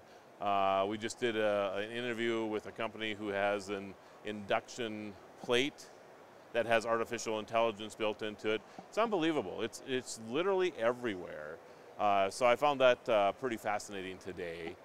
We will have some guests joining us pretty soon, but again, welcome to our continuing coverage from CES 2023 on Plug Hits, the Tech Ranch, Tech Podcast Network, and tomorrow we'll be bringing you a special broadcast. Tomorrow's National Technology Day, so the crew from National Day Calendar will be in on this fun as well. And we have a lot of special guests that will be joining us tomorrow, so we want to tune in for that. That'll be 11 a.m. to 3 p.m. Pacific time, 1 to 5 p.m. Central. I'll let you figure out the rest if you're in other parts of the world. So, but it's been an amazing day so far. I've been enjoying being here. This is my 21st year of covering CES. It's hard to believe. I used to have hair, so I guess it's been a while that I've been coming here. But it's a great show. It has a feel of pre-pandemic this year. When it came in this morning, I come around the corner, and I was amazed at the amount of people coming through security. It took a half hour just to get through security, and even though it was a little bit of a challenge, they were moving people through very, very quickly. It's just that many people are showing up to attend the show this year. So I think the estimates are going to be a little off. I think I've heard a lot of people say that maybe it'll be not quite pre-pandemic at about 100,000 people, but it's packed here today. And it's very noticeable when you're walking through the aisles and all kinds of good stuff. But it's been very interesting so far, and really looking forward to tomorrow with National Technology Day and all the things that we'll be bringing to you as well. You know, some of the things that I thought were really interesting, and this might not be what interests you the most about this space, but I always find it fun when you see technologies that emerged maybe 5 or 10 years ago that are now becoming commonplace. And such is the fact with autonomous mowers. And we've had the opportunity today to interview a couple of different companies, Works and Badger, and both of them have autonomous mowers that will mow your grass by themselves. And Badger has one that starts at $600, and that'll do 1/4 of an acre. And if it gets tired, it'll just go back to its nest and charge back up in an hour or two and go back out and finish the job. Their bigger unit, the $800 unit, yeah, I said it, it's $800. It's just amazing to me. That one will do an acre, and both of those models will be available in the spring of this year. So if you're looking for a sub $1,000 autonomous mower, I just bought a mower last year, a push mower. I mean, it's got drive assist on it, but I think that was about $600, and I have to go out and mow the grass. What I'm talking about here is you set this thing up and you're done. This thing will go out and mow your grass every other day if you want to have a nice manicured lawn all the time, and you don't have to think about it. It's just very, very, very cool. So, but there are other companies. There are like 4 or 5 of them. Didn't get to see all of them today, but I noticed 4 or 5 up here. Whereas just a couple years ago, there was maybe 1. Husqvarna, I believe, is the one that comes to mind, and they have a pretty decent one as well. But this is the first time I've really seen anything that is sub $1,000. And I mean, they're in the same space as what you would pay for, a nice push mower now. So I do believe that you're going to see a lot of these autonomous mowers starting to mow people's yards this year. I won't get a weird call on my show occasionally saying, hey, what's that device that runs around a person's yard? I've seen that a few times around town. They'll just be commonplace like your robotic vacuum cleaner. So, and speaking of robotic vacuum cleaners, hey, they talk to you now. They have artificial intelligence built in. Some of them have sensors. This was really interesting. So if you spill something on the floor, let's say you're cooking and you accidentally spill some flour, it'll actually sense that and come and clean it up for you. So you don't even have to summon it, which is, I think, pretty interesting as well. So that was a lot of fun to see. The other thing that I found interesting today was a new standard for plugs. Now, what I mean by that is that there's a company called SkyX. They have been working on this technology for 10 years. They are finally able to bring it out and talk about it. And what it is, it's a new way to, they've basically revisioned the way we do lighting in our homes. So, you know, in the past, you'd have a contractor come in, you know, building a new home or remodeling or whatever, and they'll just put in a chandelier or a light fixture or whatever, and that's just the way it is. It'll stay there until somebody decides it's time to change it, which means you have to rewire the whole thing, right? You got to take down the base, you got to do this. What they've come up with is a base that's been UA certified, and it's just a plug. It's a plug like you would plug your electrical appliances into the wall or charge your phone or what have you, but it's a new kind of plug. And what happens is that your contractors will probably just install these plugs moving forward, and then if you want to put in a fan, a ceiling fan, or a light fixture, you just plug it in like you'd plug in your cell phone. It's very, very cool, and I can see that becoming a much larger platform. You know, we didn't even get a chance to talk about this, but as I was walking away, I mean, all of your things in the ceiling, right? Like your smoke detectors and carbon monoxide detectors, all of these things, you'll be able to just slide these things in and plug them in. And they're also multifunctional. So this base, for example, has a color changing light already built into it, LED light that provides night lighting. Doesn't matter if you have, you know, a fan attached to it or a chandelier or what have you. So I was pretty impressed with that as well. Visited the folks over at Form Labs today. And Form Labs, if you don't know, are a company that does 3D printing. Well, they actually have the 3D printers, I should say. And they've come a long ways as well. 3D printing isn't just for having fun with anymore. I mean, it's not about hobby modelists, you know, that need to print a part or for their model car, or if they want to print a figurine or what have you. They actually have printers now that you use to scale up warehouses.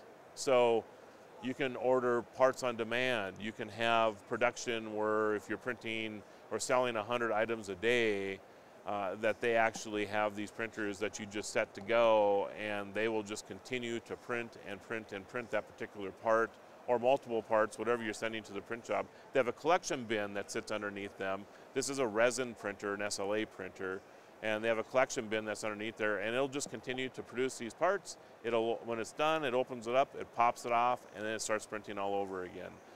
It's pretty amazing, and you know, for anybody who is in the warehouse business, for example, or has a product that is, you know, that can be made with SLA or SLS, which is a powder using lasers and a kind of a form of 3D or adaptive printing as well. If you can make your product with these particular technologies, you don't have to have somebody else making them anymore. You can actually make these things in-house, on site, and sell them, ship them out, whatever you're doing with them, or, you know, sell them locally if you're a parts place or whatever. I mean, it's just, the possibilities are endless when it comes to this technology. So it's very, very interesting. And their price points aren't too bad. I mean, they had the Formlabs, the resin printer I was looking at that actually had the ability to do mass production, starts at $3,600. And you can print your parts for pennies, you know. So it's pretty amazing when you think about that. So artificial intelligence, another big deal. I know I started this segment with that. ChatGPT is all a buzz here. If you haven't checked this out, you can go to openai.com, and you've probably seen our AI images where you type in a series of words like cows pulling snow shovels to a barn in a snowstorm, and it'll create this photograph, you know, type of thing. So you can, whatever you can imagine, you can type that in there, and it'll create images, paintings, what have you. It's changing the way we think about creating images for social media posts, for art, for NFTs, all of that stuff. So it's really, really interesting. But ChatGPT is very interesting and already been integrated into things, which I only knew about it about a month and a half ago, announced to the world probably 2 weeks ago. They were either, I've heard 5 or 6 days, one of those 2 time periods where they got to 1 million users. It was the fastest, whatever you want to say, to 1 million users ever in the history of the world. And because Facebook, it took 1.5 years, I think. It was, Google they all take time, to get to 1 million users. This is literally taking the world by storm. And if you haven't checked this out, you need to. And now you're wondering, what am I talking about, right? So ChatGPT is basically a chat bot, and I'm sure you've probably used these before, right? So you go to a website, and it'll ask you a question like, how can I help you? And you'll type in, well, I'm having some problems with your website. Okay, you can do this, this, and this. So artificial intelligence will start asking you some questions, or you can schedule a doctor's appointment with these things or whatever. Well, this has taken it to a whole nother level. I can ask it to write a children's book about Derek and Brenda and Marlo and our adventures on the shore of Florida back in 1948. And it will write a children's book based on what I just told you. Or if you need to write your landlord a letter because you're having a challenge getting your deposit back, this will actually write the letter for you in a very professional tone way. So what it does is it significantly increases your productivity. If you're having challenges trying to market your business, you can type in there, how do I market my donut shop or bakery shop when it's snowing outside? And it will actually develop and talk about different ways that you can market your bakery when it's cold outside. It's stunning, actually, what's possible with this. Of course, teachers across the country and schools are trying to figure out, grapple with this situation, because you can actually have it write your term paper or those type of things without really doing much thinking about it. I actually talked to a student not too long ago that at 10:30 at night realized that they had a paper due the next day, and this is like a week ago, typed in the parameters of the paper that they were writing, and it punched out a couple thousand words that he then copied over and turned it in the next day and got an okay grade on it. So this is what's going on with these type of things, but it goes much deeper than that. It can actually code for you. So if you need code for your WordPress website and you have an idea and there's no plugin for it, it could potentially give you the code for that plugin. Or if you need code for an app idea that you have.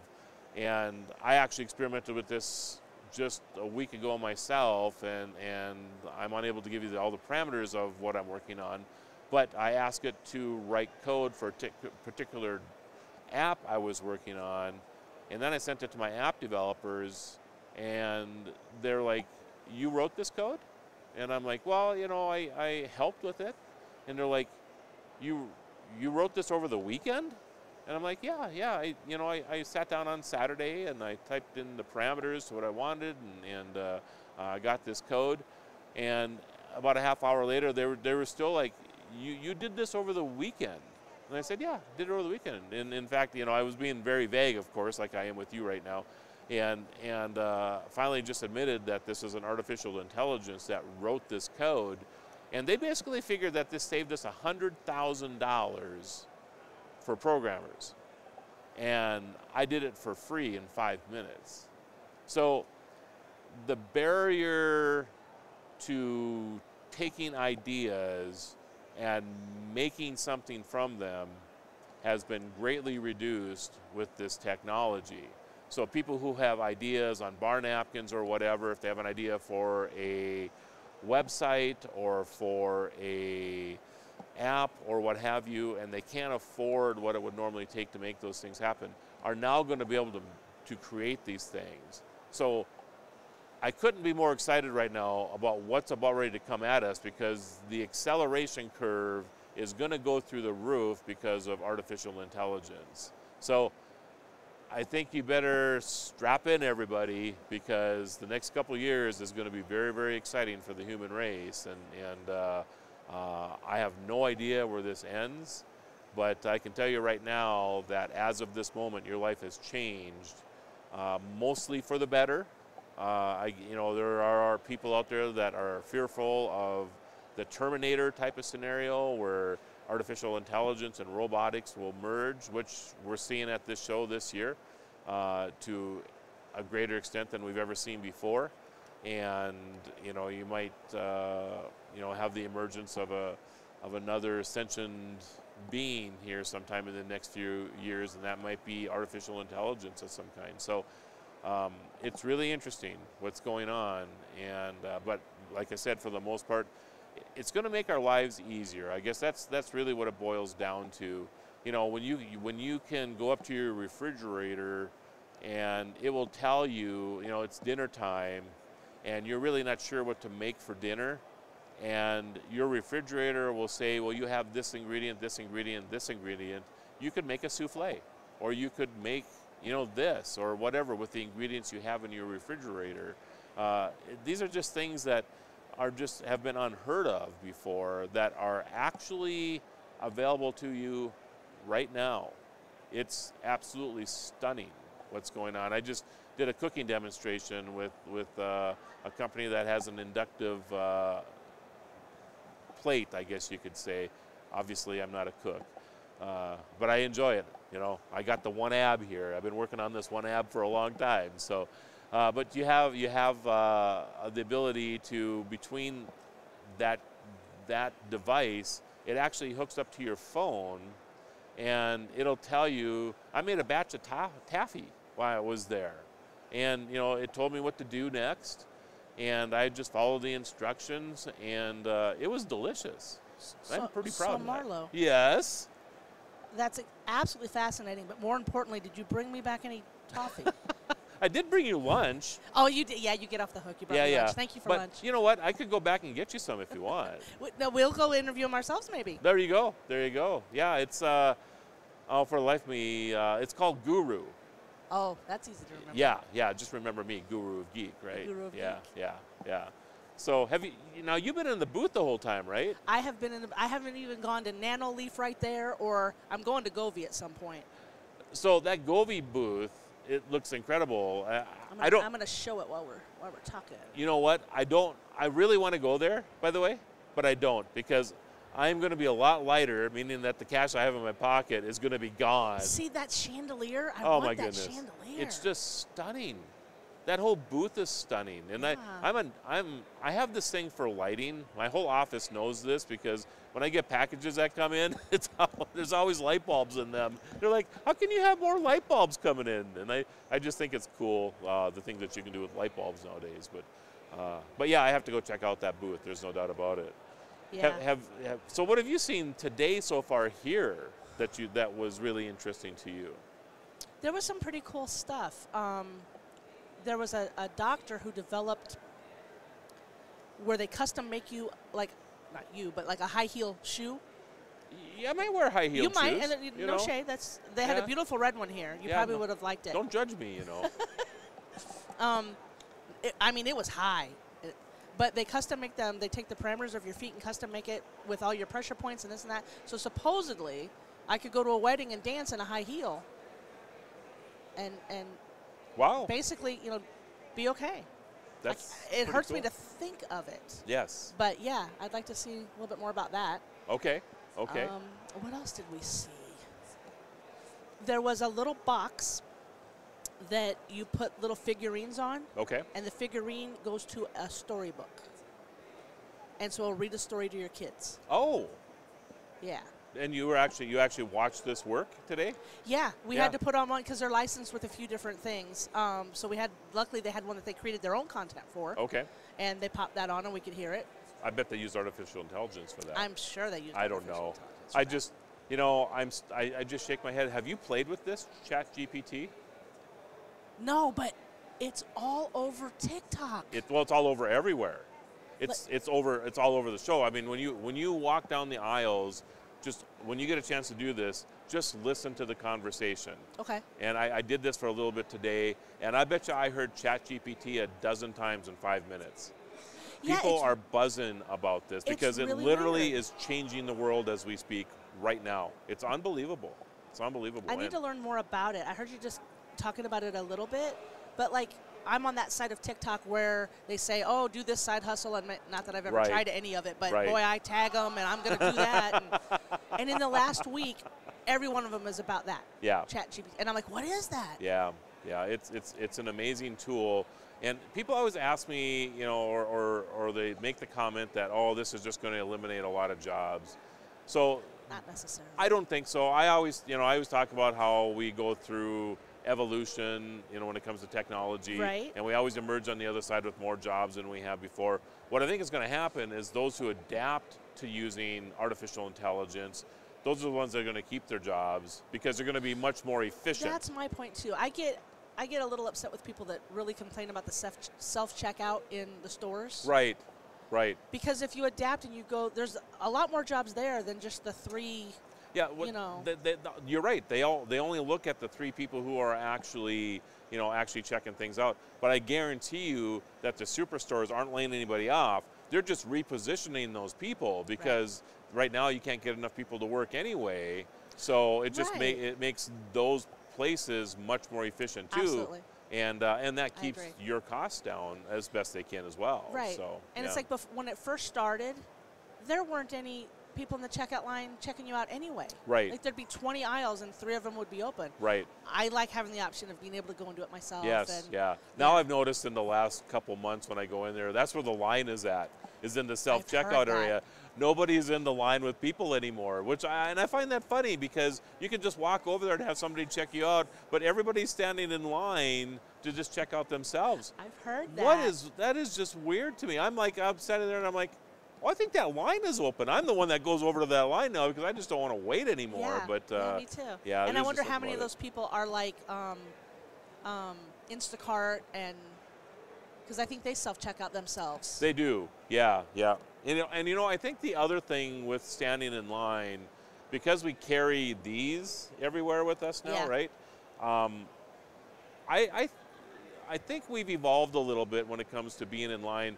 Because unless you're in the line to get into CES and you're getting pushed by 100,000 other people, you can't go on your device at that time. But generally speaking, if you're in line at DOT or in a grocery store, you're using this to catch up on social media, on your email, or what have you. So people don't mind standing in line anymore because it's their excuse to get on their device. True. So I believe.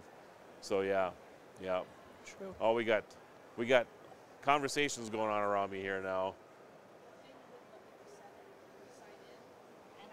So anyway, back to the floor. Let's see. So we talked to too many things today already. Can't remember everything. Somebody's. Hang on one second. So, the lawnmowers already. Yeah, that was fun. The last one we did was 3D printers. I already talked about that as well. Yeah, I know. I can't hear you. Hang on. Talked about that. I'm trying to think of what else we had here up in the booth today. That's, that's the problem with the first day, right? I mean, Yeah, we got out and talked to a lot of people, but there's so much more of the show yet, and that we haven't seen. True. The other thing I suppose is that always amazes me at the show is the amount of knockoffs of things. Yeah. I find that, because this isn't just the United States that's here, it's the world, right? So you run into, instead of Polaroid, it's Polaroid or something like that, right? Yeah. And but it's the same products or whatever, and you sometimes feel bad. I was Alice and I have been a big fan of Twinkly since they became a thing. Okay. So Twinkly is these. Basically, they started as holiday lights, Christmas tree lights, and that type of thing. I love lights so much. So you have to check this out. It is crazy cool, Twinkly. And the first year they had a big tree and they had like 2 people here. Now they have a huge booth with 50 people in it. They have literally taken the world. So Twinkly, what they do is that every light has its own IP address. So you buy a string of 500 lights, for example. Each one has its own IP address. What? So you can do these crazy things. And the first year was like they had this, like you could turn like your tree could be like a red, white, and blue flag, or you could have the Grinch running across the tree or whatever. Gosh. It was you could take a picture. I could take a picture of you, Michelle, and actually in a sea of LEDs on a Christmas tree. It would make some type of, a view, right? Wow. It was pretty incredible. But, well, now their display this year shows this stuff off. Instead of just having it on a tree, they have a music set up with a band, and of course they have this curtain of lights behind them. Oh my gosh. And they got this stuff. So it's not an Are LED. they here? Or They're here. LBC? No, they're upstairs here. So just go down the row a little ways here and look for Twinkly. It's very, very cool to see them here and how they've expanded over the last few years too. So, and if you like lights, you'll love Twinkly. So, I yeah. love lights. Yeah. Scott's shaking his head too. Lights and fireworks are my thing. So yeah, let's see what else we got around us here. We have Govee, of course. I think you see that in the background here all the time. I haven't been downstairs yet. My big thrill at CES is always seeing the startups, and they're in the floor right below us. Didn't have time to get down there today, but I would imagine that there'll be all kinds of amazing things that are going on there as well. And you'll see a lot of pavilions here too. So you'll have pavilions of different countries actually. So like Japan and Italy, France, the UK will be here. I noticed that Canada has a pavilion here. And I guess a lot of times a person doesn't think about Canada as having as a high-tech country, but they're developing tech up there too. I mean, tech is not universal to Silicon Valley in California anymore. It's That's everywhere. One of the things. So Intel, for example, Columbus, Ohio, they just broke ground a couple months ago on it's a 1,000-acre plant. They're putting about $20 billion into the plant right now, so they can start making chips in the United States again.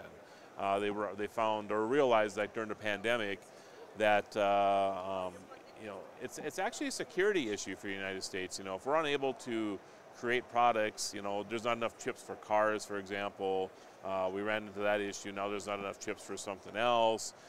This seems to be an ongoing thing, and Intel just decided, and probably rightfully so, that they're going to actually bring some of their manufacturing, or they're going to add additional manufacturing within the United States to keep up with this demand for chips.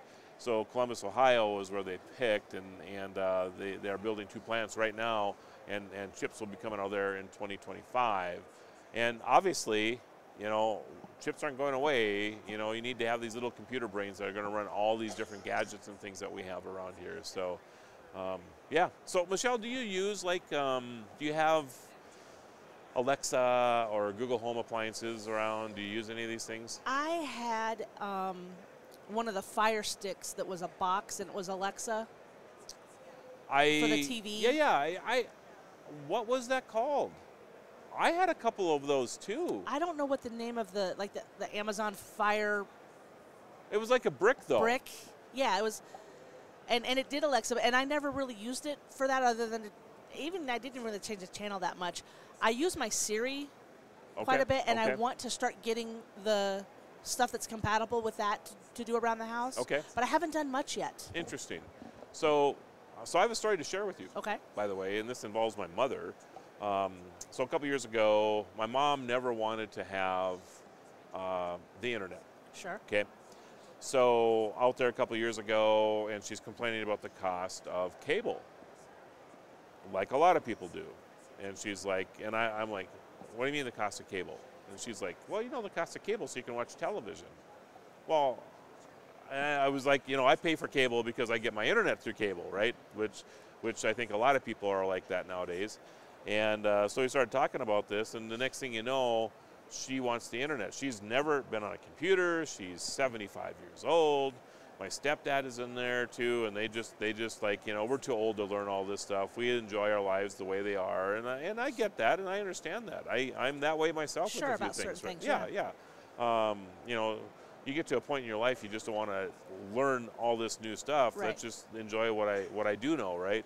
So anyway, I said I would install a TV with streaming on it because she wanted to have Netflix, right?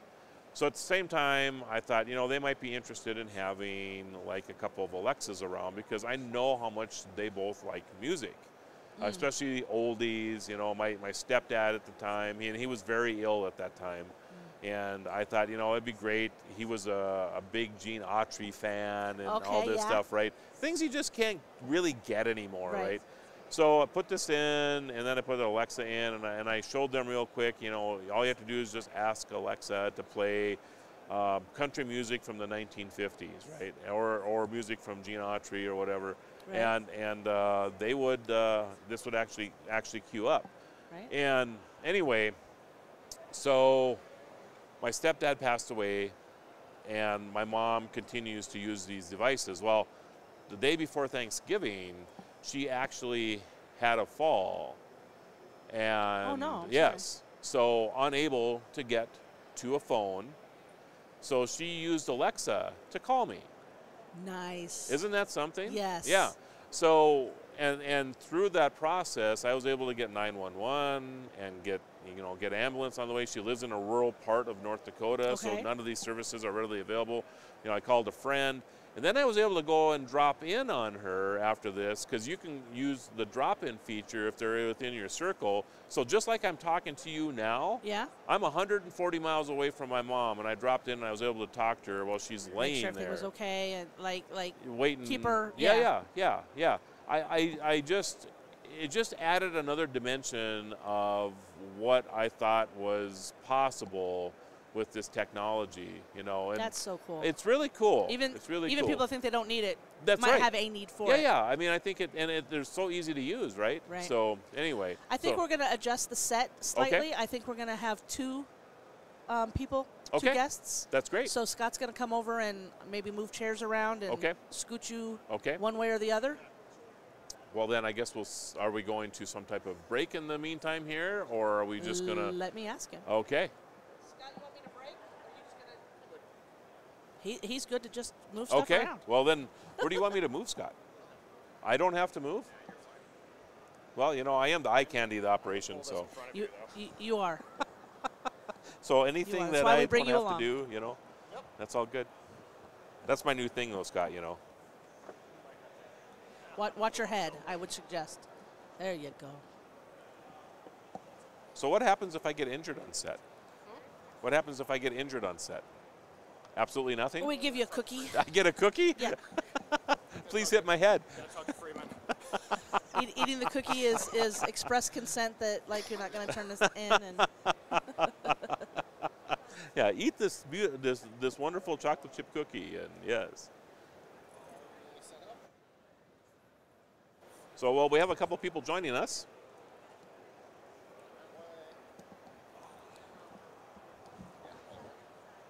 Good afternoon. Hello. How are you guys doing? Great. We're great. You know how it is. The first day at CES. I know. It's a bit overwhelming. And we're from Europe, so jet lagged. Yeah. Well, you both look overwhelmed, so, you know, but thanks for being here. And I'm going to guess, since you both are wearing matching, what kind of matching shirts? Chipotle? Or is it Chipotle? Chipolo. Chipolo. All right. You can tell I'm hungry. Where's my Chipotle now? Yeah, great. That happens a lot. Yeah. Well, okay. I guess it does remind people. You guys should put a little Chipotle out in front of your booth. You know, that'd probably bring a few more people in. You wouldn't believe how many times we get like a review saying, "Hey, your sauce was not good today." And we were like, sorry about that, but probably you got the wrong person.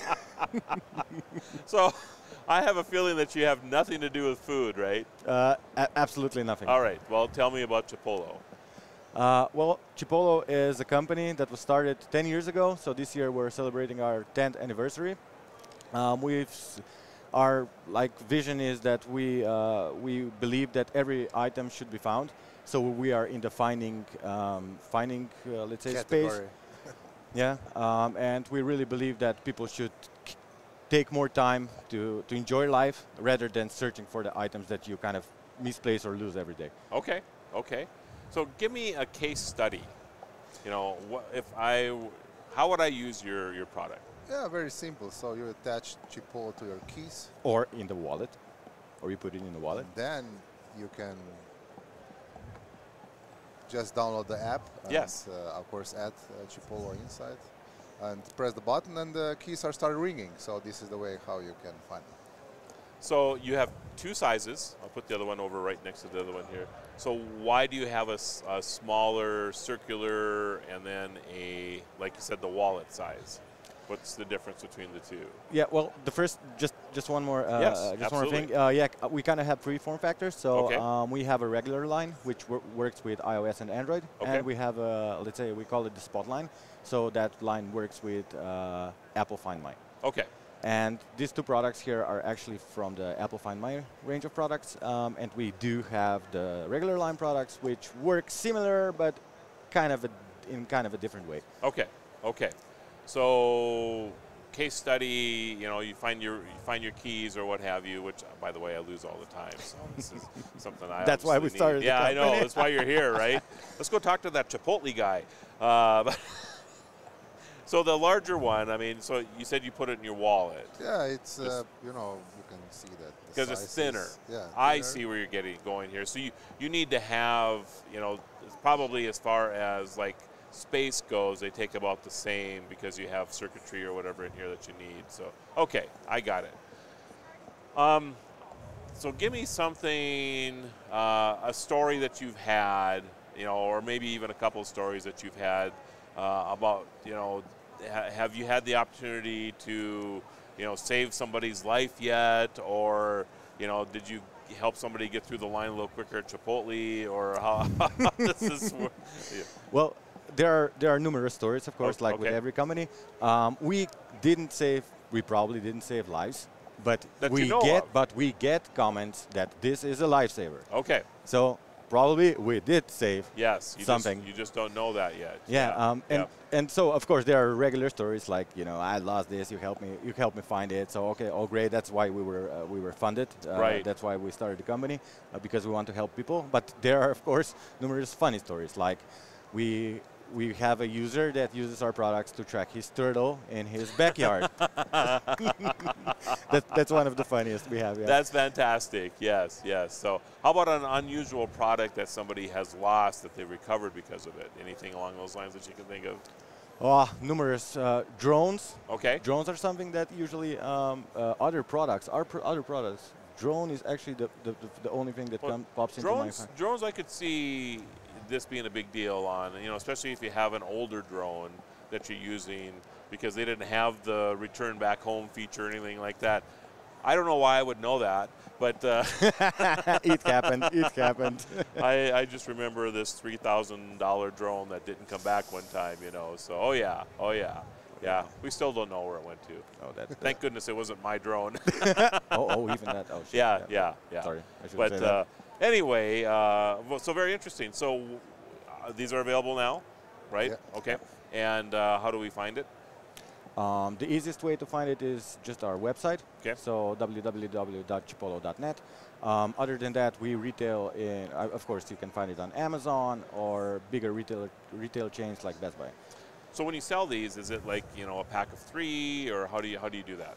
Yeah, we do have a single packaging, of course, a 4-pack, a bundle, so those two together. So there are many options. Okay. And of course, with the regular line, a lot of colors.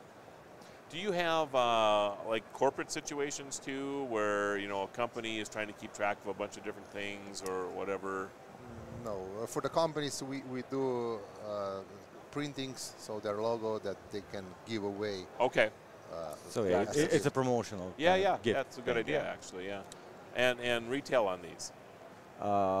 28, 35. Okay.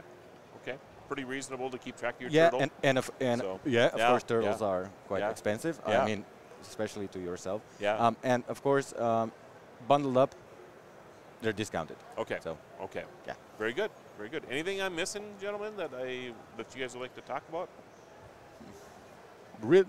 I mean, we're just excited that we've been around for 10 years. Yeah. We're excited that. As am I. Yeah, that really happened. I mean, we were just a bunch. Our story is very funny. We were a bunch of 7 friends. We were hanging out. One of us was constantly late, and we made a solution for him. And what we found out when we joined Kickstarter, that lots of people have the similar problems. They have a friend that's always late? Yeah. So do you track this friend now all the time? No. Actually, he has one of these, and now he's not. He's still late, but just not so often. So yeah, that was the story. We have friendship is something that we really care about, and we try to show it in our products. And we're just happy that it works like it does. So what is the range on this? The range on this, it depends on what you mean about the range. So the physical range that you can ring this device, it's about 50 meters, 60 meters. So that's about 200 feet. But other than that, people still kind of, since the AirTags were introduced, people kind of now more understand the concept of how this works. But basically, the range of ringing is like I said, but you can always have a look where it is, especially with the Find My line, which updates automatically. Okay. And with our product line, it's more of a reminder, so it reminds you, hey, you forgot me, and it tells you when and where the item was last seen. Gotcha. So that's how it works. Your website one more time. www.chipolo.net. All right, and available on? Yeah, Amazon and Best Buy. All right. Please come to our booth. Okay. Actually, I forgot the booth number. It's 54 something. Okay. We still didn't find a solution for that, You should probably, that's a good idea. Actually, out here, if you found a solution to guide people to the booths around here, because the numbering, as you know, I don't know, they should talk to us about putting a numbering system together up here, I think, because nobody can find booth numbers out here. Just saying. But just you have a great view. Oh, yes. Probably they can come here that's and true. just spot it there. Just spot it, yeah. So I appreciate it, gentlemen. Thank you for coming up. Thank you. Chipolo, everybody. Check them out at their website. You can order them on Amazon. And, go check this out. The problem is when I talk to people sometimes, I want to buy these things, and I lose stuff all the time. So this is going to be wonderful. Oh, you want to take them with you now? No. You sure? No, you can have them. You can have them. Are you can have them. Yeah, you can have them. Of course you can have them. We also have box. We're just going to put them in a box so they don't get dirty or anything. Oh, okay. Fair enough. Yeah. Okay. Yeah. Well, you guys are great. So thank you. Nice. Thanks again. Have a great show. Thank you. Appreciate it. All right. Take care. Yeah, check them out, everybody. Chipolo.com. Chipolo.com. And it's a pretty cool device, actually. You can kind of see, let's see here. I have something to compare it to. There's the bottle top right here, right? Just barely larger than that. So it would make like a nice key fob, right? So if you're trying to keep track of your keys or what have you, you can put this on things like your turtles. I think that's great. I'd imagine a lot of pets wear these as well. So there's a lot of great opportunity with that too. So go check them out. So did you want them back? Oh. I think they want to come talk. You can come back in. Grab a mic. No, I just wanted to ask you, you're an Android user, right? I am an Android user. I'm going to switch them and just tell me your favorite color? Yellow. Yellow. Okay. You have yellow? I'll be back in 5 minutes. You know, I love my life. What can I say? I'm going to get some yellow chipolos. So, and hey, can you guys make sure there's a little extra sauce on those? We'll try. Okay. Okay. Some what? You want jalapenos? Oh, spicy. Yeah, yeah. Jalapenos would be great. Yeah, absolutely. Yeah, yeah. Very nice. Hey, Michelle. Yes, sir. How's it going over there? It's going very well over here. I can't imagine getting reviews for a technology that your sauce was a little off. That'd be good though, right? That would be good. Yeah, yeah. That's funny. That is funny. And tracking your desert turtle. Yes. Funny. Yeah. What would you track in your life? I don't know. What comes to mind first is my phone, but I lose my phone all the time. Yep. And I walk around the house yelling, "Hey Siri, where are you?" And then she'll say, "Here I am." And does she really answer back? Yeah, wow. She's probably doing it right now. Wherever. Yeah. You can hear it right now. Here I am. Wherever my phone is. Yeah, I was actually getting my hair done the other day, and the lady was a little bit older, and so she was asking questions about stuff, and I mentioned that I say, "Hey Siri, where are you?" Yeah. And from my hand went, "Here I am," and she was like, "Oh my gosh, I have to tell my mom this," and like, yeah. Crazy. I lose stuff all the time. Yeah, yeah. Well, it's a cool tool, and I know there's a couple others out there. I'm trying to remember the one in particular Tile. Tile was probably the first one that came out, but of course, better stuff all the time. 50 to 60 meters, nice range as well. For Tile? Yeah, or for Chipotle. Oh, for Chipotle, yeah. I got some air tags so that I don't lose my wallet. Chipotle. We're doing it again. Doing it again. They're going to kill us. Yes, yes. But, yeah. I forgot to ask them what Chipotle means.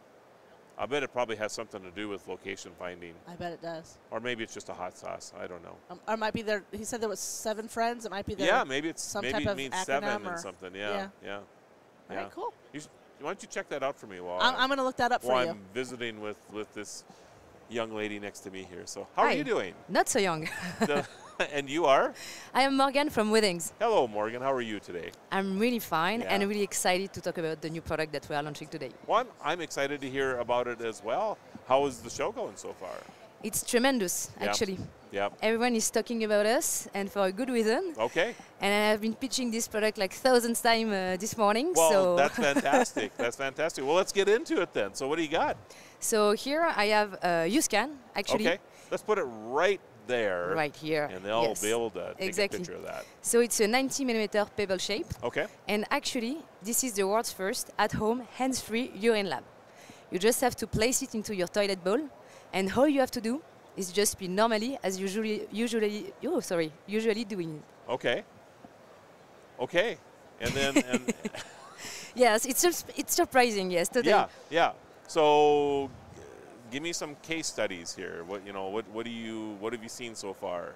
Actually, urine is really an underestimated stream of health data. Yes. Why? Because it's the results of our kidneys filtering our blood. It contains more than 3,000 metabolites. And urinalysis is only performed once a year. Okay. So do you imagine how wasted we are missing this information? It's crazy. And so the use cases are really enormous, to be honest. As I mentioned, 3,000 metabolites. But what we are focusing on today is launching 2 consumer cartridges because this is a modular platform. Okay. It is made of a reader that you can see here. Okay. And 2 cartridge as well. Okay. So it's a replaceable cartridge. I see. Okay. And so how does it work? Maybe I can start with that. I have 1,000 questions now. So of course. So let's start with let's say you're pre-diabetic. Yeah. All right. So will this actually sense that? It's possible, actually. Okay. We could do that. But okay. So what are you testing for right now? I mean, what kind of results would I get? from this? We are launching first, end of Q2 this year, a first cartridge that is called NutriBalance. So this is this cartridge. Okay. And so what we are aiming to do is that we want to help users to have a healthy diet. Why? Because healthy diet actually prevents from chronic condition. Okay. And NutriBalance is the first guide, the first solution to actually assess the impact that your water intake and nutrient intake have on your metabolism. And so we are tracking 4 biomarkers for that. The first one is pH, so the acid-base balance. Okay. It's to assess how balanced your protein and vegetable intake are. Okay. Then we are also assessing specific gravity, so to know how well you are hydrated. The third biomarker is ketones. It's to assess your energy metabolism. For example, if you are burning too much fat, you are producing ketones, and it is showing into your urine, and it's not a good sign, actually. It means that you are missing carbs and glucose to really make your body work and have enough energy to go through your day. And the last one is vitamin C, and it's kind of key, vitamin C, because if you don't have enough vitamin C in your organism, it lacks your iron to be assimilated properly, so you are tired. And if you have too much, you can have kidney stones. So it's all about balance. Got you. So this is really interesting, and I kid about this technology a little bit on my show, by the way. So, because I talk about smart toilets and all this other stuff, right? And someday somebody's going to start testing our urine, and here you are. Exactly. So, but it is actually very interesting, and I agree with you. The fact that it's like tested once a year probably isn't enough, because I mean, what we do in our lives every day is where it really should be, right? So, how does the device communicate to you? Let's say I'm not consuming enough vitamin C. How does the device communicate that to me? Okay, so maybe first what we can see is how we are taking a measurement. Okay. Okay. So first of all, we have patented the shape of the product. So I can maybe show it here. You bet. So it has a specific shape so that anywhere that you are peeing in a toilet bowl, we can collect enough urine to make a sample collection. So then, actually, the urine flows all around the product here. Then it goes next to the collection inlet over there. And here we have a thermal sensor, because we can differentiate, thanks to the warmth of the urine, that it is urine and not the flush of the toilet. Then it wakens the device, and the device can use a feature that we have also patented that is called Stream ID. So we can differentiate a user in the household. Okay. So if it is a product for you, it will only launch a measurement for you and not someone else. Then once we know that it is actually you urinating on the product, we are pumping the urine directly to the system, and this is where actually you can see the cartridge going into action. So here we have thousands of test pods. So I will show it to the camera as well. So in each test pod, actually, we can track up to 2 biomarkers at once. And so once, for example, in your measurement plan, you want to test vitamin C, the cartridge directly will select the proper test pod to inject urines thanks to a needle directly into the hermetic cavity. Then there is a chemical reaction, and the chemical reaction is read by the optical sensor right over there. Okay. And we send all of the information directly into the HealthMate app, the Withings app, via Wi-Fi. And you have all of your data from our scales as well, from our hybrid smartwatches, directly in one app, so you can know actually what's going on. Then you have recommended action on vitamin C levels. For example, you should eat more oranges. I know it is an easy one, but it is the most common one. Yep. And also some other recommendations, such as advices from doctors that we have developed directly with our counselor. And voila. So how many times can this be used? Totally. So as I mentioned, there is a measurement plan. So for NutriBalance, we have 4 biomarkers, and each biomarkers have a frequency of measurements. For example, ketones, we don't need to assess it like every day, but once a week, it's all right. So based on your goals and on the cartridge biomarkers, we know that, for example, today it's your vitamin C measurement. And so we have 3 months of measurement included in one cartridge. and the battery life of the device is also 3 months. Okay. So when you are actually changing the cartridge, you recharge your device for 2 hours only, and that's it. You are all set for 3 other months. It's very clever. Thank you. So very, very clever. How do we find more information about this? So you can go on withings.com, okay. As usual. And spell that for me, or W-I-T-H-I, withings.com, W-I-T-H-I-N-G-S.com. Exactly. How did you get that domain name? Sorry? I said, how did you get that domain name? That seems like that would have been really difficult to do. Obviously it was. But we have been around for 14 years now. Oh, wow. Okay. Yes, exactly. Okay. So we have been actually, we have created the smart scale, the Wi-Fi smart scales in 2009. Okay. And actually we are best-selling smart scales in the US, in France and Germany. So that's why we have this domain name for a long time now. Got you, got you. And is this available anywhere else besides online, or is that the only place right now? Withings, you mean Withings product, yeah. or the so U-Scan? And that's right. This is actually not out yet, is it? It'll be out here in a few months. Exactly. So okay. end of Q2, we will be launching NutriBalance, okay. The cartridge, but only in Europe for now. Oh, okay. But of course, we are working to really spread yes. our product. Yes. Sorry for the no pun intended.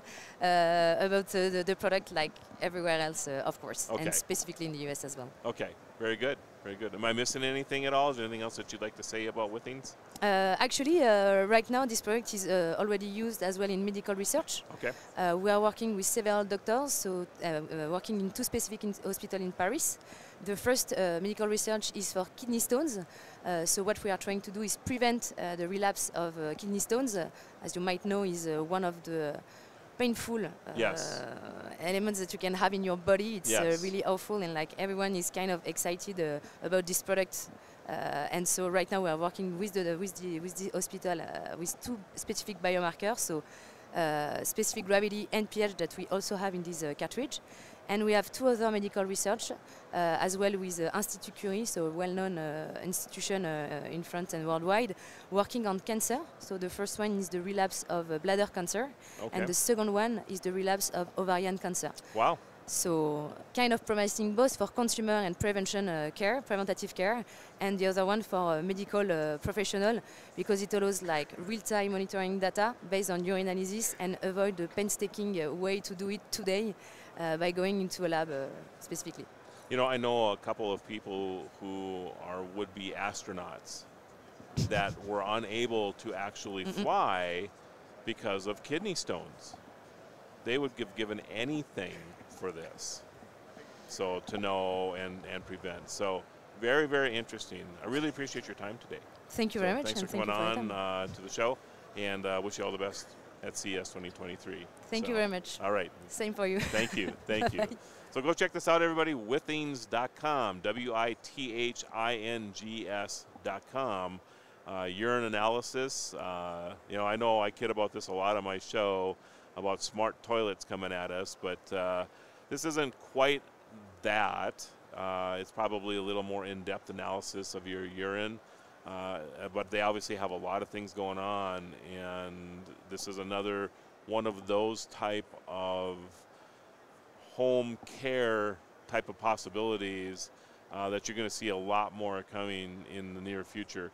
I do believe that these type of devices are going to be how we take care of ourselves in the future, because you'll be able to record things and then occasionally go to your doctor, and probably more through telemedicine than anything else. So the world of health is really, really changing right now, and a lot of it is due to the technology that's coming about because of the ability for you to test different things at home and what have you. So check them out again at withings.com, WITHINGS.com, withings.com. So I think we have, yes, we do. Somebody else is joining us already. This is fantastic. We'll let them get set up right here, and we're coming to you live from CES 2023.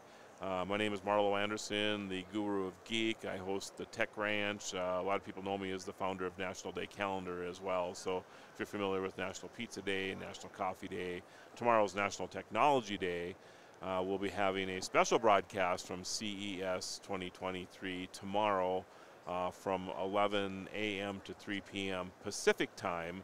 So you want to join us for that tomorrow, as well as our regular broadcasting that we'll be doing tomorrow and through the rest of the show.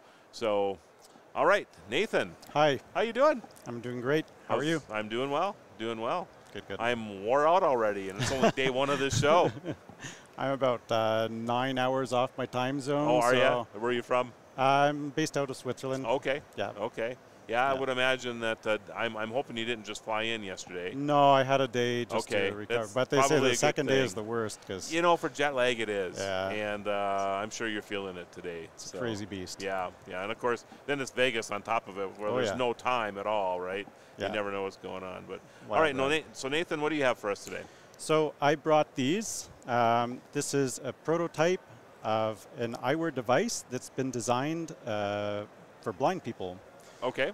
Yes. So what we do is we cram electronics into a small package, the smallest package possible.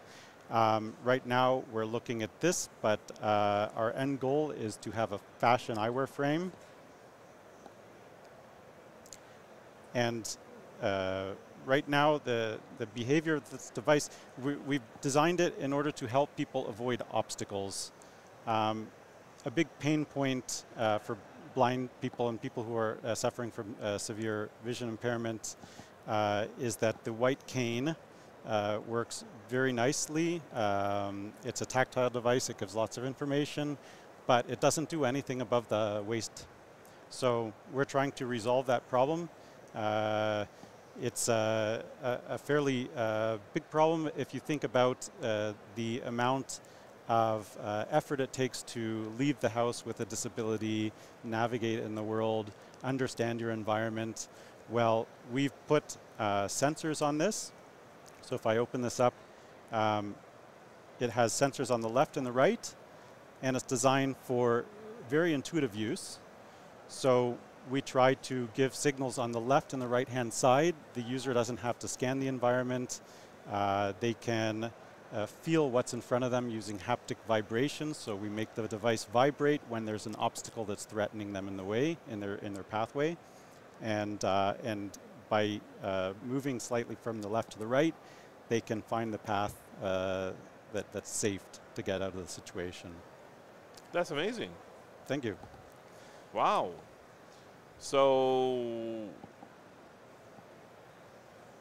I'm trying to, I can't, so I see people walking with a cane, you know, and I've always thought this. In fact, I've seen a few people hit like street signs. Yep. You know, right, like even here in Vegas, because they're like right here, right? Especially if a person's 6 foot or taller or whatever, and bang, here's your forehead banging into another sign. You know. Yeah. Right.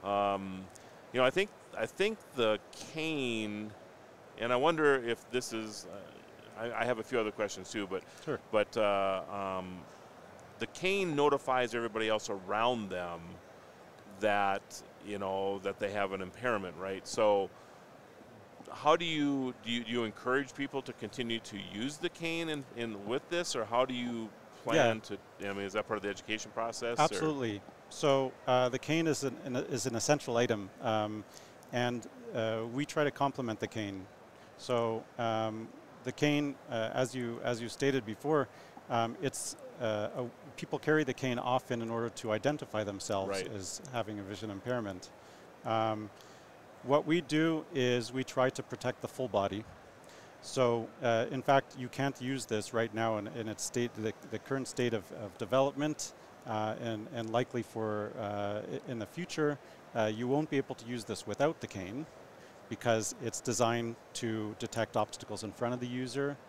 But it's existing solutions to try to protect users above the waist often involve additional processing, so information processing, because either they're devices that are embedded within the cane itself, or they're wearable.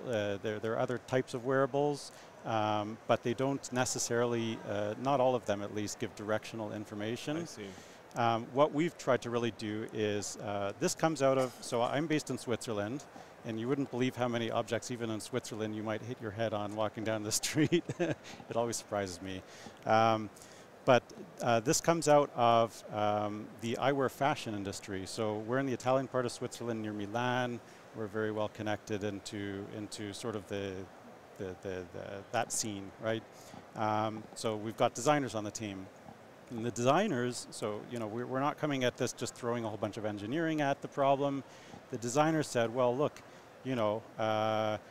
what can we do with glasses? We've been doing glasses all our lives. There's combined 90 years experience on our team. We're a startup, so we have the experience. We're very young, but there's tons of stuff behind it. What can we do with these glasses? What can we do with something that we put on our face every day that will help people? And how can we help people feel and look good? So social stigma was a primary, that's a problem we're trying to address here. Sure. And we're really trying to figure out what kind of problems we can solve without over-engineering, without making this thing massive. So it's very clever. It's very clever. I'm assuming it just charges up with a USB. Right now it's charging with USB. Okay. Yeah. I believe for the final product, we're looking at a case charging option. So we're going to keep everything very simple. Yep. If you think about the vast majority of people who who are blind and vision impaired are on the older end of the spectrum. Lots of people 65 and up. Many people come to me and say, hey, my mother or my father are blind or vision impaired or losing their sight. And so we're thinking about a device that's simple to use, that's intuitive, and that appeals to that side of the population just as much as anybody else. So that design criteria are pretty important here. Okay, I sense a backstory here. So can you tell me what inspired you to do this? Yeah. So I come from a social sciences background. I've been around for about a year. The founders have been around doing this for longer. Founders, again, they came out of the eyewear industry. Initially started talking to people about what to do with glasses. They have worked on eye tracking devices projects in the past. They've seen that you can put technology into glasses. They've been a part of that process, and they've done some wonderful things with it. But they wanted to figure out what they could do to help people. Initially, they didn't go to blind and vision impaired people. This is something that sort of emerged out of the process because I think they were rather surprised as well to find out that glasses could be useful for people who can't see. So now we're really in the fashion accessory sort of area, which is not exactly true because many people have light sensitivity, so they might be legally blind, but they have high light sensitivity. Sure. They need dark lenses on here, so we can do that as well. We can darken these as much as you want. Okay. But yeah, so you try to do something that helps them. I think the surprise for them came in terms of people asking them for different styles. So they were asked for different colors. They were asked. That's interesting. Going to talk to blind associations. Can you put Swarovski crystals on here? Can you make it look good? So the response is yes. We can make this in various sizes for various different face sizes, different face shapes, and we can do colors. We can do styles. So we're coming out with a line. Wow, that's pretty incredible. Yeah, it really is. So cool little story. So I put these on. I'm trying to formulate another question here. Sure. Go with it. So do I feel the vibration in my temples then? Is that basically how this is? And when I get closer to the danger, does this thing get stronger? Or how do I know that I'm 3 feet away or 6 inches away from something I'm going to bonk my head on? Sure.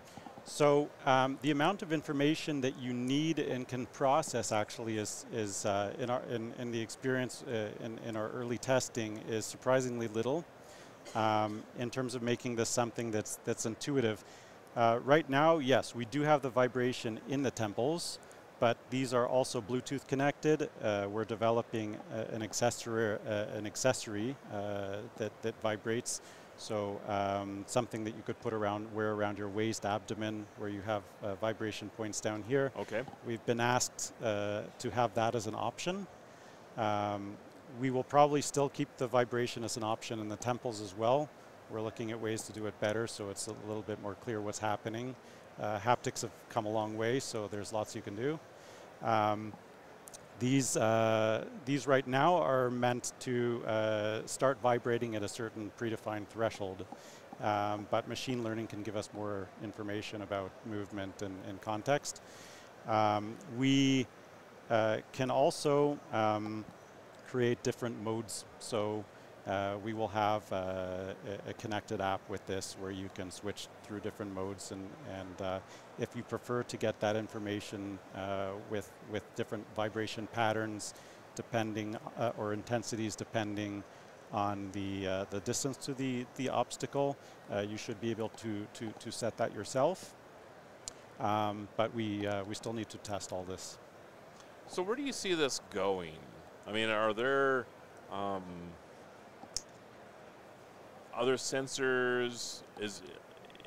If you had, I have to tell you, I'm just blown away by this. So I have friends who are blind that I could see them using this, you know. So, and I have an itchy nose right now. I wonder how I'm going to get money here, but isn't that the same? Yeah, it is. Yeah, same here. Yeah. Same here. So I'm really impressed by this thought of using vibration to move yourself through a crowd or you know. So I mean, are you going to like can you incorporate things like GPS and things like this? So as you're walking down the street, it can tell you that you're 50 feet away from where you're going to turn and all this good stuff. Is these things you're working on as well, or? Right. So yes, I think our roadmap.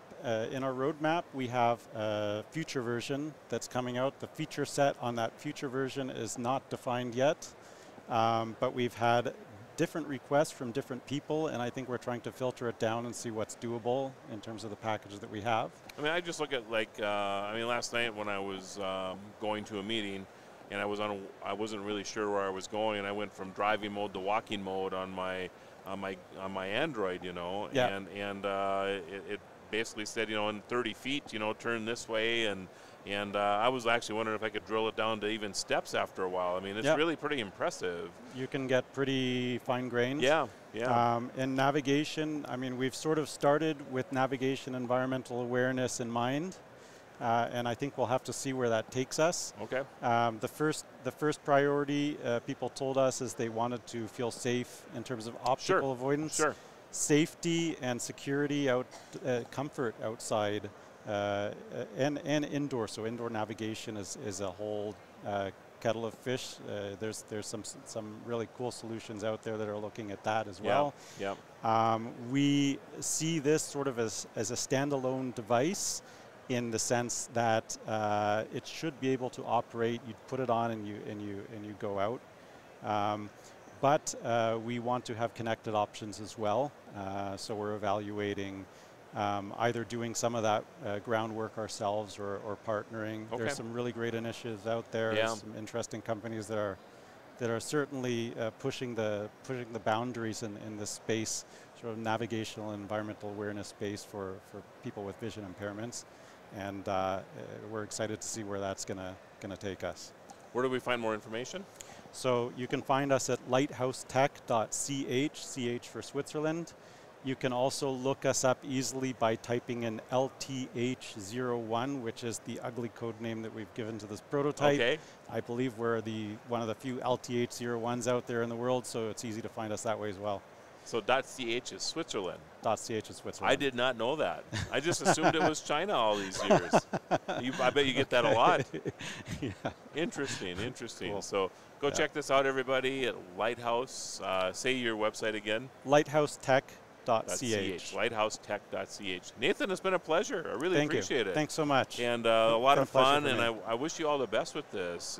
And I have a feeling that your company is going to help a lot of people in the future. So thank you for this. That's what we're in it for. So yeah. Very nice. Thank you very much. All right, thanks, Nathan. So check that out again, lighthousetech.ch, lighthousetech.ch. I'm always amazed at the technology that comes out of this show, and who knows where this leads. You know, I mean, you may run into somebody in the future that is blind, and you will not even know it because of the technology that they're wearing. Will allow that person to, you know, be like everybody else. You know, so it really is quite stunning, actually.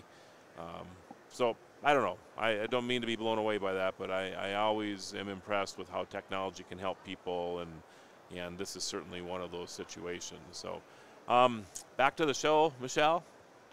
Get your mic on. Got my mic on. Hey.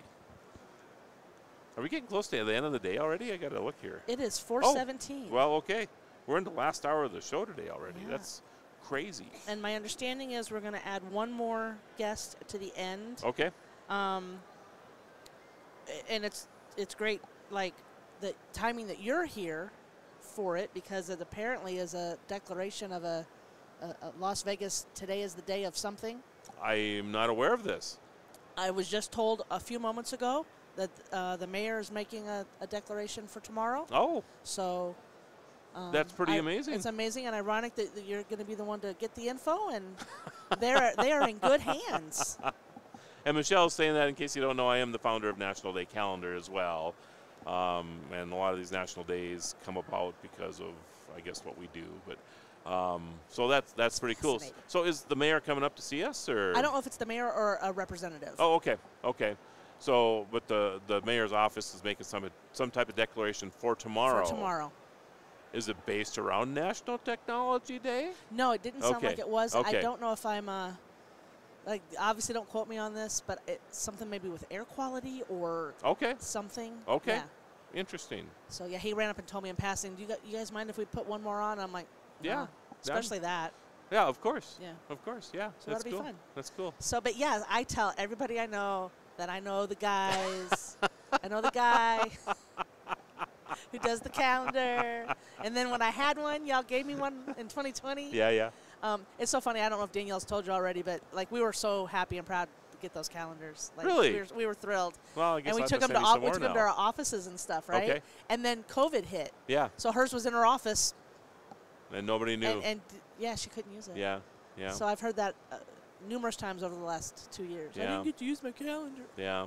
Well, you know, we're back to kind of normal again. Yeah. So I guess maybe we can use our calendars again too. Yeah. So. And I see you on TikTok every day. You're in my For You feed. You're one of two people that watch me on I TikTok. hit like, huh? though. I All hit right. like. Well, thank you. Thank you. We haven't done much with TikTok yet. Well, I know we post our, that video that you watch on TikTok is actually the piece that we do for television. Okay. So we just post that out there. Right. My goal was to just get to 1,000 followers. So you could go live. So then I can do the other fun stuff Yeah. when we're ready to do that. So that's all this was been about. But we have a bunch of stuff we're going to be doing with TikTok. You know, you in the probably near should future. hit up Danielle a little bit too. I bet you should do some stuff for you. Oh yeah, that'd be fun. That'd be fun. Yeah, we'll probably do like where in the world is Marlo, and that'd be fun. when it's Spaghetti Day, who knows where I'll be eating spaghetti at, and we're gonna do a lot of fun stuff like that on TikTok. I mean, actual kind of TikTok videos as opposed to as made opposed for to just- television. yeah. Yeah. Yeah, no, you should. Yeah, and I mean, I suppose the made for television stuff is okay on TikTok, but there's a personality to TikTok that isn't It's okay, TV. but it's not as fun. Like it Right. doesn't have that. It's not Right. alive. Right. Yeah. And I've noticed, people will pull like little clips from like Seinfeld or whatever. But again, that's the whole point. It's just like it's going to take this little snippet of a TV show as opposed to the whole TV show type of thing, right? And a lot of that stuff is usually based around what's going on at that time in our world, So. And things that can just go viral like crazy. Yeah. So how do you feel about the I won't say the backlash of the U.S. government on TikTok, but they're banning the use of it on devices now that are used by government employees and things. Right, and that I'll say I'm like full on addicted to TikTok. To TikTok, okay. Yeah, I use Facebook quite a bit, but not like addicted to it. And I can go days without using TikTok, but like when I have some downtime, I wanna see videos. I wanna flip through. Yeah.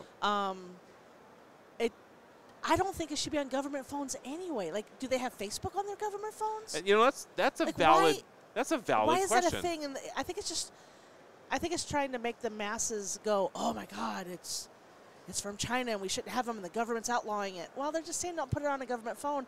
I don't want my government officials having You don't TikTok want them to on their have phone or anyway Twitter or Pinterest or whatever. Twitter's, I guess, is fine. So why are you saying I okay don't to know. Twitter and not to TikTok then? Because they use Twitter as a communication tool sometimes, or? Yeah, I know a lot of people, especially younger people. Yeah. They get almost all their news from Right, Twitter. Right. Right. So yeah, maybe it's a double standard though. If I have to think it through, you gonna push me on that? I was just curious. Because I thought it was interesting right away when you said Yeah. Twitter's okay, but TikTok's not. So because they're all social media. They are all social media. Yeah. I feel like they're used for two completely different things. Because So- I almost never use Twitter. Sure. I have it. Yeah.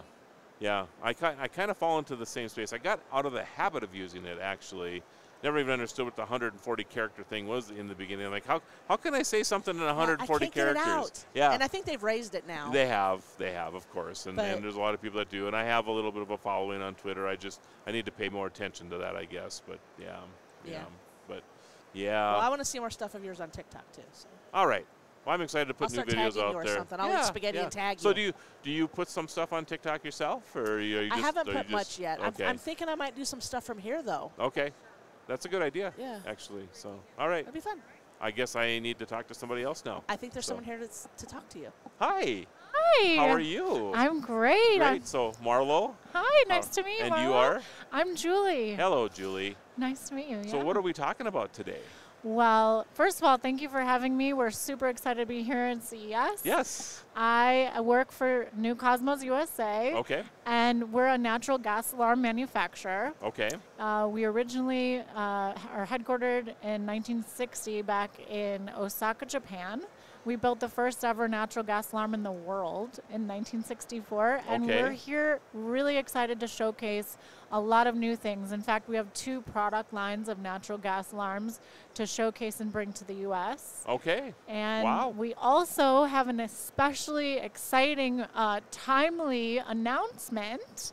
We actually partnered with the City of Vegas mayor, who has been really excited about natural gas leak mitigation. So January 6th, tomorrow, is at the Natural Gas Safety Awareness Day. We have a proclamation. It is official, Marlo.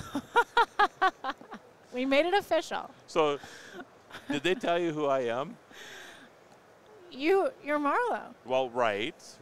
So I'm actually the founder of National Day Calendar. What? This is a true story?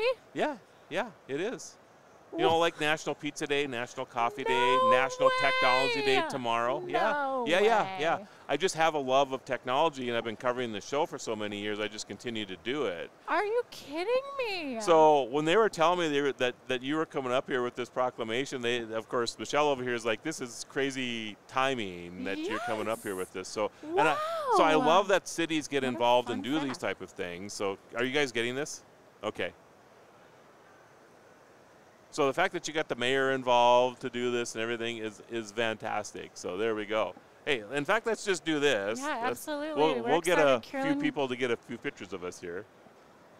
There we go. All right. Carolyn All right. Goodman, we're really Yes. excited that she was involved and very supportive for the city of Vegas. I mean, you know, every community needs safety, and we want to protect lives and property here with what we do with natural gas alarms. So, you know, given that there's such a huge population coming to Vegas right now, it's really good coverage and education and awareness. So this is perfect. So let's get into the meat and potatoes of this, right? let's All right. do it. So for me, the alarm for natural gas is, you know, they put that little bit of a scent in natural gas. So if there's a leak in your house or whatever, you smell this, right?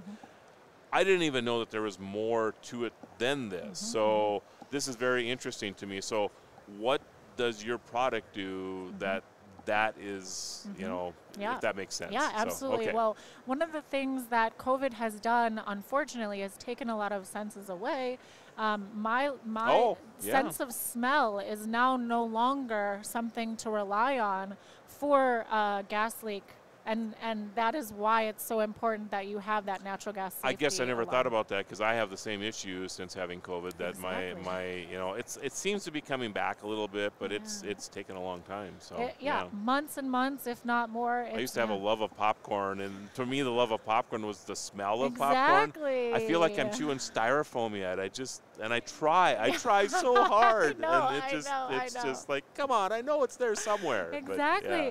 And sense of smell is important, but they go through the how to detect a gas leak, and sense of that smell of a rotten egg is something that comes up all the time, but it's no longer something.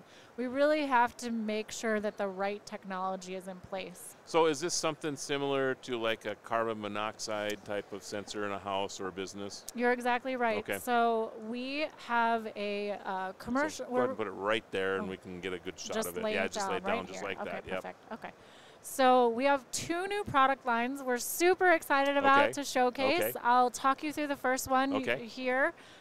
This is our Amazon 7-year battery-powered, it's our de novo detect natural gas alarm. It's a 7-year battery-powered natural gas alarm where you plug and play. I mean, literally, you don't have to, no electricity, no wiring required. And one of the great features with this alarm is that it is integrated with Amazon Sidewalk. So Amazon, we're excited because Amazon partnered with us we are the first natural gas safety partner and smart home series partner that they have partnered with their products. So Amazon Sidewalk integration. If you have an Amazon device in your house, this will connect with the phone app and the natural gas alarm, so that triangle of connectivity is there. So you get you get the connection, so that you're able to get an alert when you have a gas leak. So my Alexa, for example, yes, an Echo. Yes, absolutely. That would definitely help. The reason Amazon Sidewalk integration is beneficial is because it's low bandwidth, and it has extended range. So beyond your home, you'll get that. And if you have hard to reach places, maybe concrete walls, you'll still get that coverage that you need. Right. And Amazon Sidewalk is a very large network. In fact, in the top 100 largest cities, there's 80 to 9% network coverage. So it's a very strong, powerful network. So you can feel safe, you can feel protected 24/7. Yeah. So that's our Amazon Sidewalk natural gas alarm. I don't even have a pocket to put it in today, but all right, that's cool. Yep, all right, so we have the mobile app, so you can get the mobile app. What's really exciting about that is you don't have to be home to get the alarm, right? So you can be at a sports game, and then all of a sudden you get a phone call, a text message, an alarm goes off, and you're going to get an email as well. So you're connected, and even if you're mobile, you can get your gas leak notification. So if I have a gas leak, let's say I had this device in my house right now, and my phone gave me an alert. What should I do?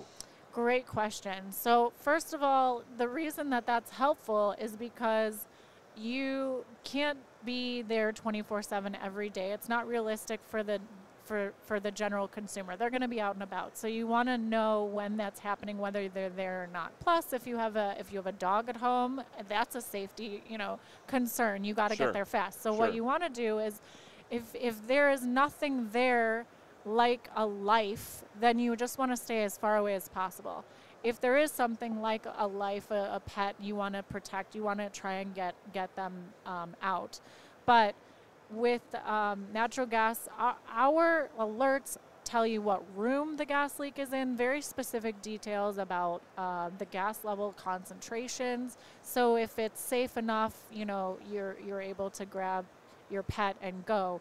But if it's dangerous levels, you just want to stay away. So, I mean, do I call 911 then? Or yes, absolutely, yeah. Interesting. Yep. So the alert would then tell me it's okay to open the door, because I mean, to me that's the concern. Somebody's going to come over, and you give them the code to the door or the garage door, and of course those things are electronic and could have a spark in them that would just set the whole place up, right? Yeah.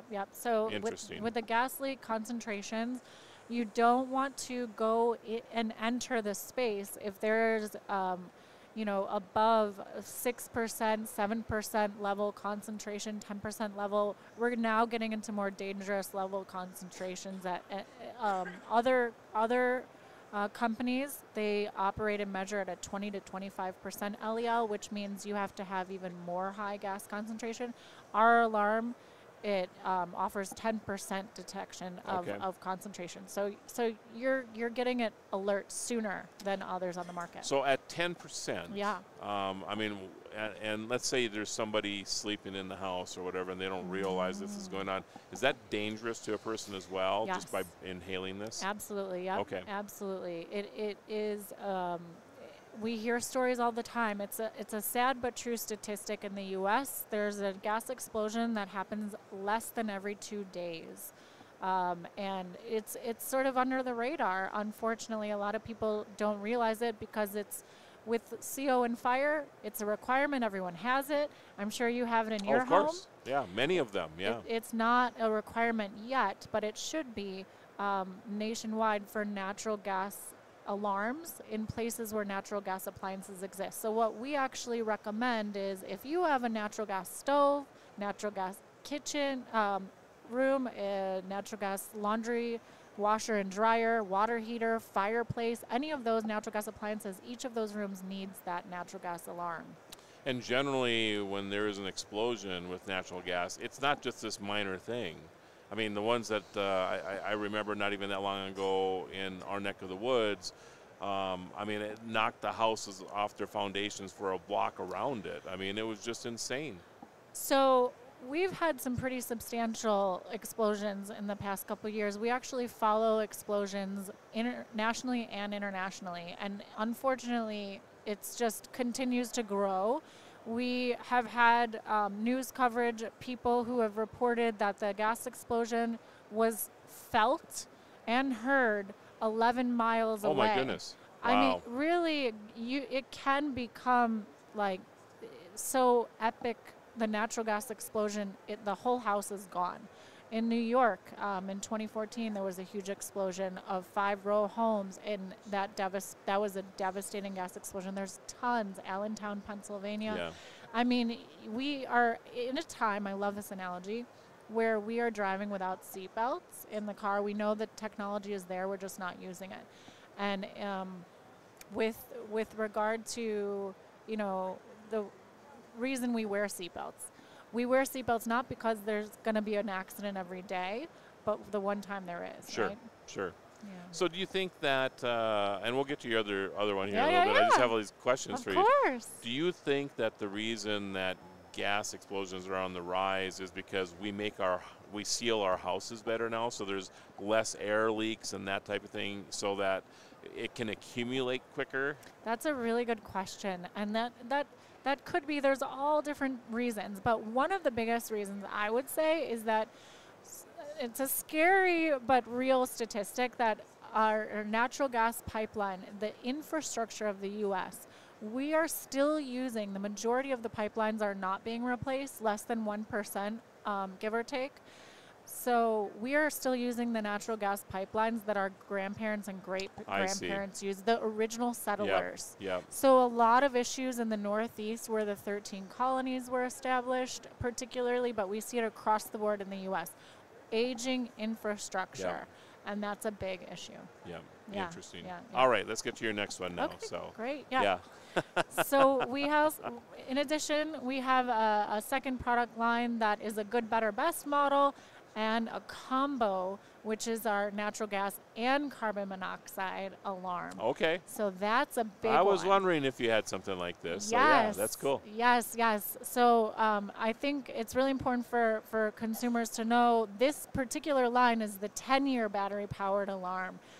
What we really are excited about, the first and only that battery-powered wireless natural gas alarm in the U.S. market.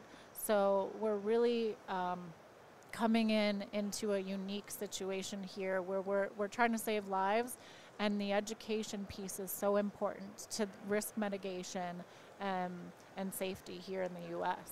10 years on a battery. 10 years on a battery, you can plug and play. A lot That's of people amazing. are pushing, you know, there's a lower cost product that is a plug-in unit. And the lower cost plug-in units, the issue with that is the true cost of ownership you have to look at.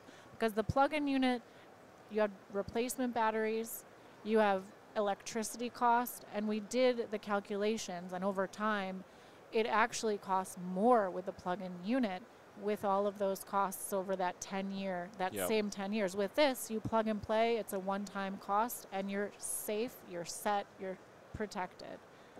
Yeah. It's pretty cool. All right, where do we find out more information about all of your amazing products? www.denovodetect.com. So DENOVA detect.com. Absolutely, yes. All right. Yes. Hey, it's been a pleasure. And, you know, I think I have a business card on me. Yes. Excellent. Oh, wonderful. I would love to share one with you. Just so you know that I wasn't lying to you about the National Day thing. Absolutely. I cannot believe it. Yeah, you it's are pretty the cool. man. So it's pretty cool. Wonderful. It's pretty cool that you brought that up here.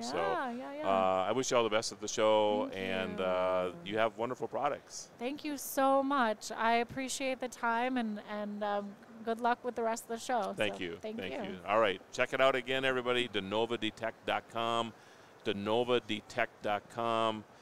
I'll just show it off right here. Really, if I had a pocket, this would be going home with me right now. But it's really, really cool. And this is a growing issue. So it's great that they have come up with a way to help us mitigate this and keep us safer in our homes and our pets and everybody else. So go check it out. All right. Well, I think we have. How are we doing, Michelle? We're doing good. We are? Yeah. We got another guest here. Okay. I know. You wanted to talk to me some more. I'm just kidding.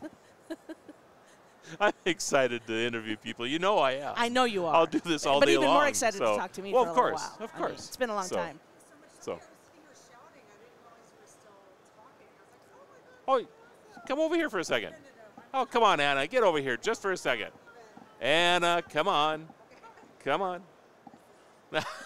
You don't have to do it. You're fixing your hair. You can put the headset on behind you. What battery power are you? You want the headset on her? Yes. The thing that I didn't hear about was the battery powered. You know, you got to love live television, right? Well, hi. Hi. You didn't know you were doing this, did No, you? I didn't. I love how you're working on your hair. I'm behind the scenes. I have one hair, and I go like this, and I don't care anymore. And you're like, you know. But anyway, so what's your position with the company, and what were you just doing here? So I'm a PR manager. Oh, and okay. I'm here for Denova Detect. And okay. this is my first CES. Okay, and so seriously. I'm just thrilled about your show and to be here. Okay, well, cool. I find it amazing that this is your first CES. Then what do you think of this so far?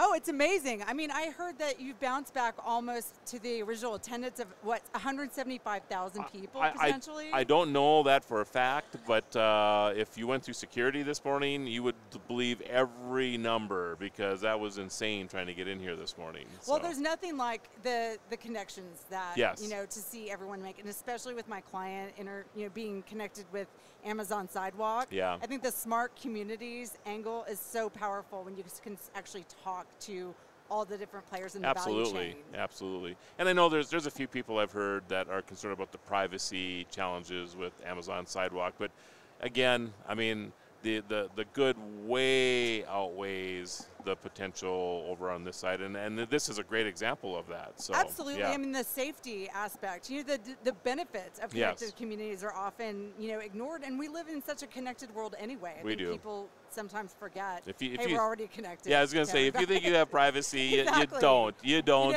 Just give it up, and because. If you're carrying a phone with you, it's done, and everybody does. So 100%. Yeah. Well, thank you for having us. I'm just glad to Thanks for being know a good sport and coming on. So take care, you. Anna. Bye-bye. And great job on the proclamation, by the way. So that's pretty cool. So, all right. Thanks again, Anna, for hopping on. You have a great day. We do have one more guest coming on here, and I have no idea what we're talking about next, but that's the beauty of what we do here at CES 2020-23. So come on in here, sir. I think you might be on your own now. You might have to put the headset on yourself. Here we go.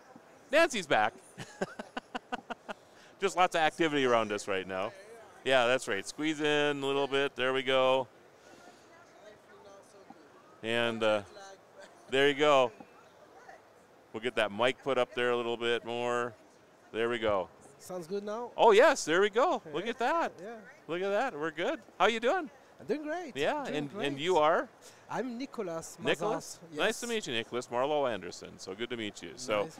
so you're at CES. Is this your first experience as well, or? Actually, this is the second time. Okay. We were last year, post-COVID. Yes. So it was just the restart of CES. Yes. And this year as well, which is much more exciting. Oh, it's it feels a lot different this year, doesn't it? It does. Yeah. It does. More crowded. Yeah. Also for us, we got an award. So oh, well, congratulations. Yeah, thank you very much. And we Yeah. got a lot of coverage, media attention. So that's way different. Sure. So, yeah. Sure. Well, tell us a little bit about what you do and what you're here for. Sure. So actually, my name is Nicholas. I work for a company called Acapella Group, and we're specialized in text-to-speech solution. Okay. So what we call also synthetic voices. So that's the voices you can hear, for accessibility purposes.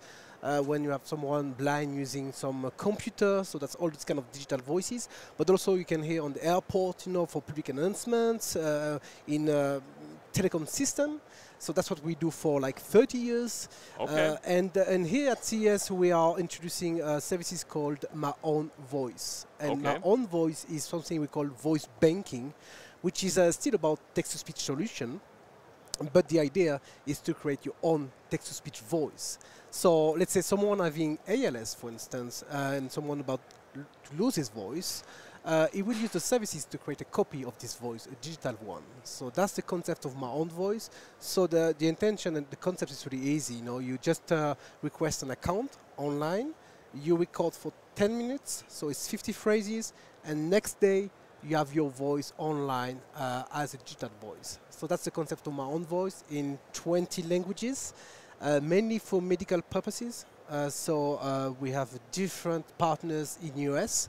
And that's what we'll be doing for a couple of years. And now we are releasing the new version 4, this year, 2023, around end of Q1. So when you say medical devices, I mean, are you able to record and then are you able to wear something that will, or do you type it out and then it's exactly the way you can type it up something on application, or you can use and somehow I reference to Stephen Hawking's, for instance, the eyes tracking solution. Yes. So we're part of the company called Tobii Dynavox, and they're specialized in eyes tracking AAC devices. AAC stands for augmentative and alternative communication. So basically, we use a specific device to communicate on a regular basis. So you use pictograms or use some kind of eyes tracking to just type down phrases, and then you speak aloud with the voice. And the concept we developed is to have your unique voice. That's about the My Own Voice. So it's just a component you use with specific devices. So I'm assuming you're not using this just for medical purposes, though. Any like voiceover? I mean, could I record an audio book in my voice simply by training your AI? Is it artificial intelligence? Yes, okay. Yes, exactly. So by training it, and then I could then record the book that I just wrote in my own voice. Yeah, so initially it was born out from a medical perspective, but of course, as we have new field like metaverse or VR or augmentative reality, and also some kind of media content like books or so on, there is an interest to expand to those other areas. So as we improve the quality, we also expand to other fields. So that's also something we will expect for the new version. So you've partnered then. I mean, you're the ones that have developed this, and you've partnered with other companies. So my guess then is that, as crazy as this may sound, I have played with your technology. I have my own digital voice, and we have actually we've done some testing. So compared from a you know, type something in to something that I would say like in a voiceover scenario, right? It's scary how good it is. I mean, it is improving a lot. And initially, when we launched the services, it was like 6 years ago. Okay. It was a completely different process. I mean, at times it was 8 hours of recordings, and the quality, the output was so-so. Right. But now, using the machine learning techniques, the voice AI, it has improved a lot, and with a less effort to create your voice. So now it's, if for someone diagnosed with some kind of disease, if the recording is done as soon as possible, when the voice is still clear, the result is really impressive. Right. And my expectation is it will improve over time, you know, again, and even more than right now, which will open up new areas of usage. So that's the interesting part. It's certainly about inflections, right? I mean, you could probably just get this monotone voice that would sound similar to you, but it's about the inflection in your voice and you know, how you ask questions and things like this, you know. So it really has come a long way in such a very short time. Yeah, but also it is true about the drawback about this technology is all the inflection, the prosody, the emotions, and we should not take anything for granted. That's why we're still improving the technology. Never thought about the emotional part of that. That's interesting. Yeah, the way you would say every morning, like, how are you? That's the way to do it. But also if you're sad, it's a different way to do it. And that's why there's a drawback with the technology. We still need to improve in that areas. But I guess using the machine learning techniques, AI, there is still a lot to be done, and this is possible today. So that's really the interesting, exciting part. So it's just the beginning of a new journey. Absolutely, absolutely. So how do we find out more about your company? So we have a booth here, Acapella Group, in the Eureka Park, in the French Tech Pavilion. Yeah. I'll be down there on Saturday, so I'll be looking for you. Yeah, Saturday, and we're until Sunday. But also tomorrow at 10, we have at the booth, we have a special guest. You know, we'll demonstrate how we use the My Own Voice in assistive technology device. Okay. So I will invite anyone to join tomorrow at 10 or anytime during the trade show for more information. So and how about the audience right now, you know, that's watching from home or their business? How do we get a hold of you that way? So you can go on the website, acapella-group.com, or the My Own Voice website, which is the services. So My Own Voice move.acapella-group.com. And you can learn everything from there. You can apply. You can try the services. It's free of charge to try it. So that's really interesting. It's good experiences. And any questions, you know, you can just drop an email in. Michelle, do you have that in? Do you have his website? Do you have his website that we can put on a lower third or something? I do not at the moment. No. Okay. I don't have the capability right now. Do you want to just spell that out for us then? Your website? Sure. Acapella is ACAPELA -group. GROUP.com. Okay. That's the main website. Okay. And for the booth, that's the booth 61 to 11 -18 UK Park. Okay. So it's been fun. Thank you very much. Thank you. Enjoy the rest of your show, and I look forward to talking to you some more on Saturday when we get down there. So, thank you very much. Thank you for having me. Thank you. Take care. Bye-bye. CES. Amazing, right? Yeah. It just continues to amaze and stun even myself, you know, the different technologies that are out there. Something that I never would have thought about using a voice-to-text technology is recording in your own voice, and then the ability to actually use that later if you're having a medical issue or whatever and can't talk like you normally would. Then you have this ability to at least still sound like you used to, even though you may have lost your voice or whatever. And of course, there's all kinds of other possibilities, you know, beyond just that medical spot, and that would be, you know, everything from GPS guidance to voiceover work to what have you. So we have the Dozy Cozy coming up next, and I think we're actually going to unbox that. So he's gonna, I'm getting signals that I'm going to go to sleep now. No? Maybe? I see that. There's a pillow coming up on the oh, look at this. Look at this. I'm getting excited here. Excited for sleep. You know. That looks very comfortable. Yeah. You know what I'm thinking, Michelle? It's making me want to go take a nap. We only get 3 hours of sleep a night right now at this show anyway, right? With the crazy schedules we all have. So this is kind of nice, and he might not be going back with it. All right. Hearing me okay? Yes, I'm here in All okay. All right, Thank Marlo. You. Marlo, nice to meet you. I'm Kevin. Kevin, nice to meet Thanks you, Kevin.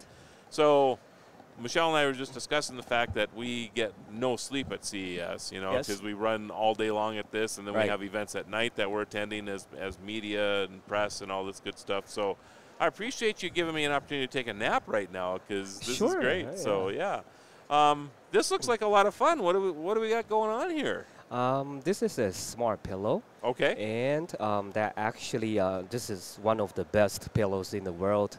It's good for the side sleepers. Okay. And what it does is it actually tracks your sleeping positions. So the pillow will adjust the pillow height automatically.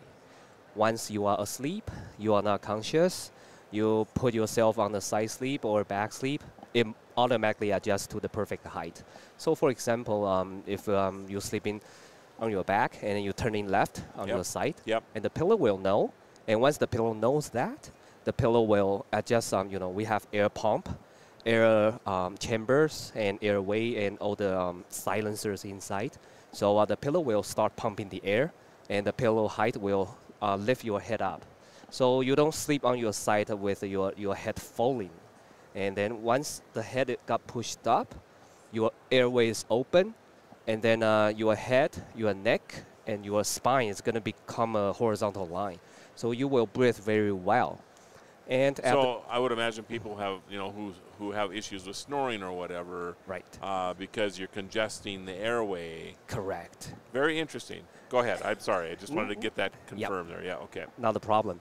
And also, it also can reduce a lot of pressures for side sleepers, because especially for some athletes, they have a wider shoulder, and they have big muscles, muscular. Yes, like I this. have that problem myself. I stack up two pillows because I'm like, one pillow isn't enough for me. So Yep. So once and you turn to your back, it's going to be too high for you. Then you have to adjust the height manually to take out one pillow. Yes. And this thing will know you sleep on your back, and the pillow will make sure you don't sleep like this, and then the pillow height will drop. So the air chamber will be open, and then the air will flow out smoothly and gently. Interesting. So, So I just read, and maybe you can confirm this or deny it. I guess it doesn't matter. Well, it matters to me a little bit. But I heard that sleeping on your right side is actually probably the best for a person. Do you know this for a fact? Yes, correct. Because your heart is on your left side. Okay. Right? So you don't give too much pressure on your heart. I see. Right? Okay. So on your side, especially on the right side, it's going to be the perfect sleeping position. Okay. Yeah. But people do move to their back, to move to their another side, like during their sleeping period. And this pillow, what good it's about it is it can extend your deep sleeping time, and also it can extend when you sleep on your side. So you don't get hurt, you don't get pain on your shoulder. People flip back because they feel hurt. Hurt. Yeah. So once your head lifts up, you don't feel hurt, and your airway is open. So once everything is in a horizontal line, it's perfect. So, one of the things about live television and radio, of course, I haven't read about your product yet. So if I'm going to ask, I'm going to just ask questions, and hopefully I'm on the right track here. Sure. One of the issues that I have all the time too is that the pillow gets warm. Yep. So you've obviously talked about this a little bit, or does this kind of? It feels to me like it's like a thermal. Or that it dissipates the heat a little bit. Am I right with that? Yes. This is, we call this a tensile. Okay. This is a tensile material. Okay. And this is actually it's a very, very famous in Japan. And we bought all the materials from them for the pillowcase outside. And then we have all the components inside, and it's world patents protected. So the mechanics inside, all the air pumps, airways, also the air chambers, and all the silencers inside, we have all patents. For it. Yeah. Okay. Yeah, this is very, very cool. So is this on the market already? Not yet. Oh, okay. Not yet. Okay. But it's ready for production. Okay. And we are here at CES. We're looking for resellers, or distributors in North America. Gotcha. Okay. Yeah. Okay. And so when are you thinking that this will be available on the market then? I am guessing the soonest might be the middle of this year. Okay. Yeah. Okay. And if nothing else, I'm assuming we can order it online if Yes. we want, right? Yes, okay. of course. Yeah. Okay. And sorry about that. No, go ahead. Yeah. More than that, this is a classic version. So we do have another version. It's called the premium version. Okay. And it's going to be blue, color blue. Replace this yellow here. And what's the difference? All the features here, they do share the same features, whichever that is the most important feature we do have.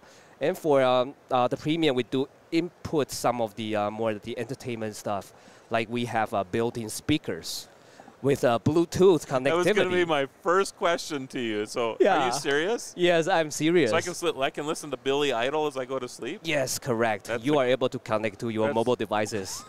You can play any music, any movies. Billy, I'm going to be listening to White Wedding every night now. So yeah. I'm just kidding. Anyway, yeah.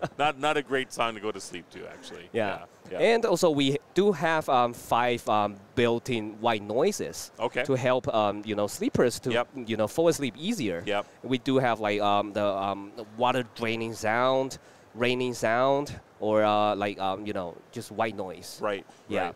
And also we do have sleep timer. Okay. So whichever you are either connecting with your own devices or you put on the white noises. So it's going to be, you can time it 1 hour, 2 hours.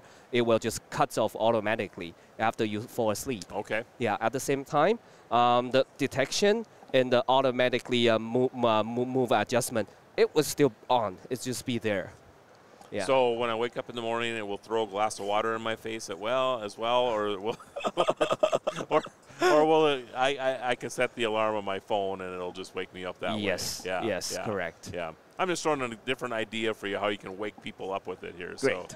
So, yeah. Thanks a lot. Yeah. That's a good idea. I think so too. Yeah. For the person that you can never wake up, right? Yes. Yeah. Because you sleep on here, you're just gonna sleep like a log. Yeah. That's what I think. Yeah. So no more, turn and toss and turn. Right. Yeah. No more toss and turn. Yeah. Right. Yeah. That's great. All right. And the website that we can go to? It's www.dozycozy.com. Dozycozy.com. DOZYCOZY.com. Dozy is D-O-Z-Z-Y. D-O-Z-Z-Y, okay. And DOZYCOZY.com. Okay. And this product, cool. that's there we our go right here. Okay. Dozy Cozy. Yes. And this product, we name it Air Cozy. Okay. Because we do have a lot of air pump, air components inside. Okay. Yeah. Okay. Makes you feel like very comfortable. Okay. Yeah. All right. Well, Kevin. Thanks a lot. Pleasure. Thank you very for coming much on the show today. I appreciate it. Thank you. Am I able just to take a photo just for myself? Here. Thank you. Thanks a lot. I would like to, Are we going to go like this? Yes, sure.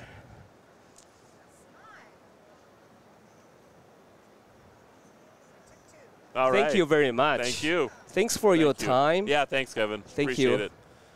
So check that out, everybody. Dozycozy.com. DOZZYCOZY.com. Go check this out. It's a smart pillow. You won't have to toss and turn anymore. It'll keep you a little cooler at night. It'll wake you up in the morning, which I know you need, Michelle. And I absolutely do. I need it for all those reasons. The side sleeping, the snoring, you name it. All of it? The keep me cooler. Yeah, I need that pillow. I can't get over the quality of products we have on the show today already. I know. That's absolutely incredible. I'm anxious to try this pillow. Yeah. Now. Yeah, me too. Because I'm the same way. I mean, there are some nights, like tonight, that I guarantee you I'll fall asleep and 3 hours later I'll wake up and I'm like, I need 8 more hours of sleep because you're just so exhausted, right? Yeah. But in normal life, I think I toss and turn quite a bit. And a lot of it is because I feel like the pillow is too warm. And like Kevin said, I have a little broader shoulders, so having to stack that extra pillow in there sometimes. And usually 2 pillows is too much. I'm always like fussing with the pillow. I'm punching it down. It's okay for a second and then Yes, yeah. So I actually want to try this pillow because I think it could really at least help me a lot. So I agree. Yeah, and maybe it will let the rest of the household sleep well then too. Sleep a little bit better for everybody. Yeah, yep. yeah, you know, because the house won't be shaking from my snoring, right? So, all right. Well, how are we doing now? Are we like, oh, it's time to go? You know, it's 5:01, and I think we're actually done. Are you sure? Yeah, I think that was it. So, everybody, I don't get paid overtime? Well, then, everybody, I'm out of here. No.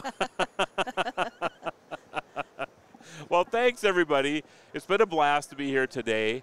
This is first day of, are we on 3 or 4 days for the show this year? 4. We are on all 4. All okay.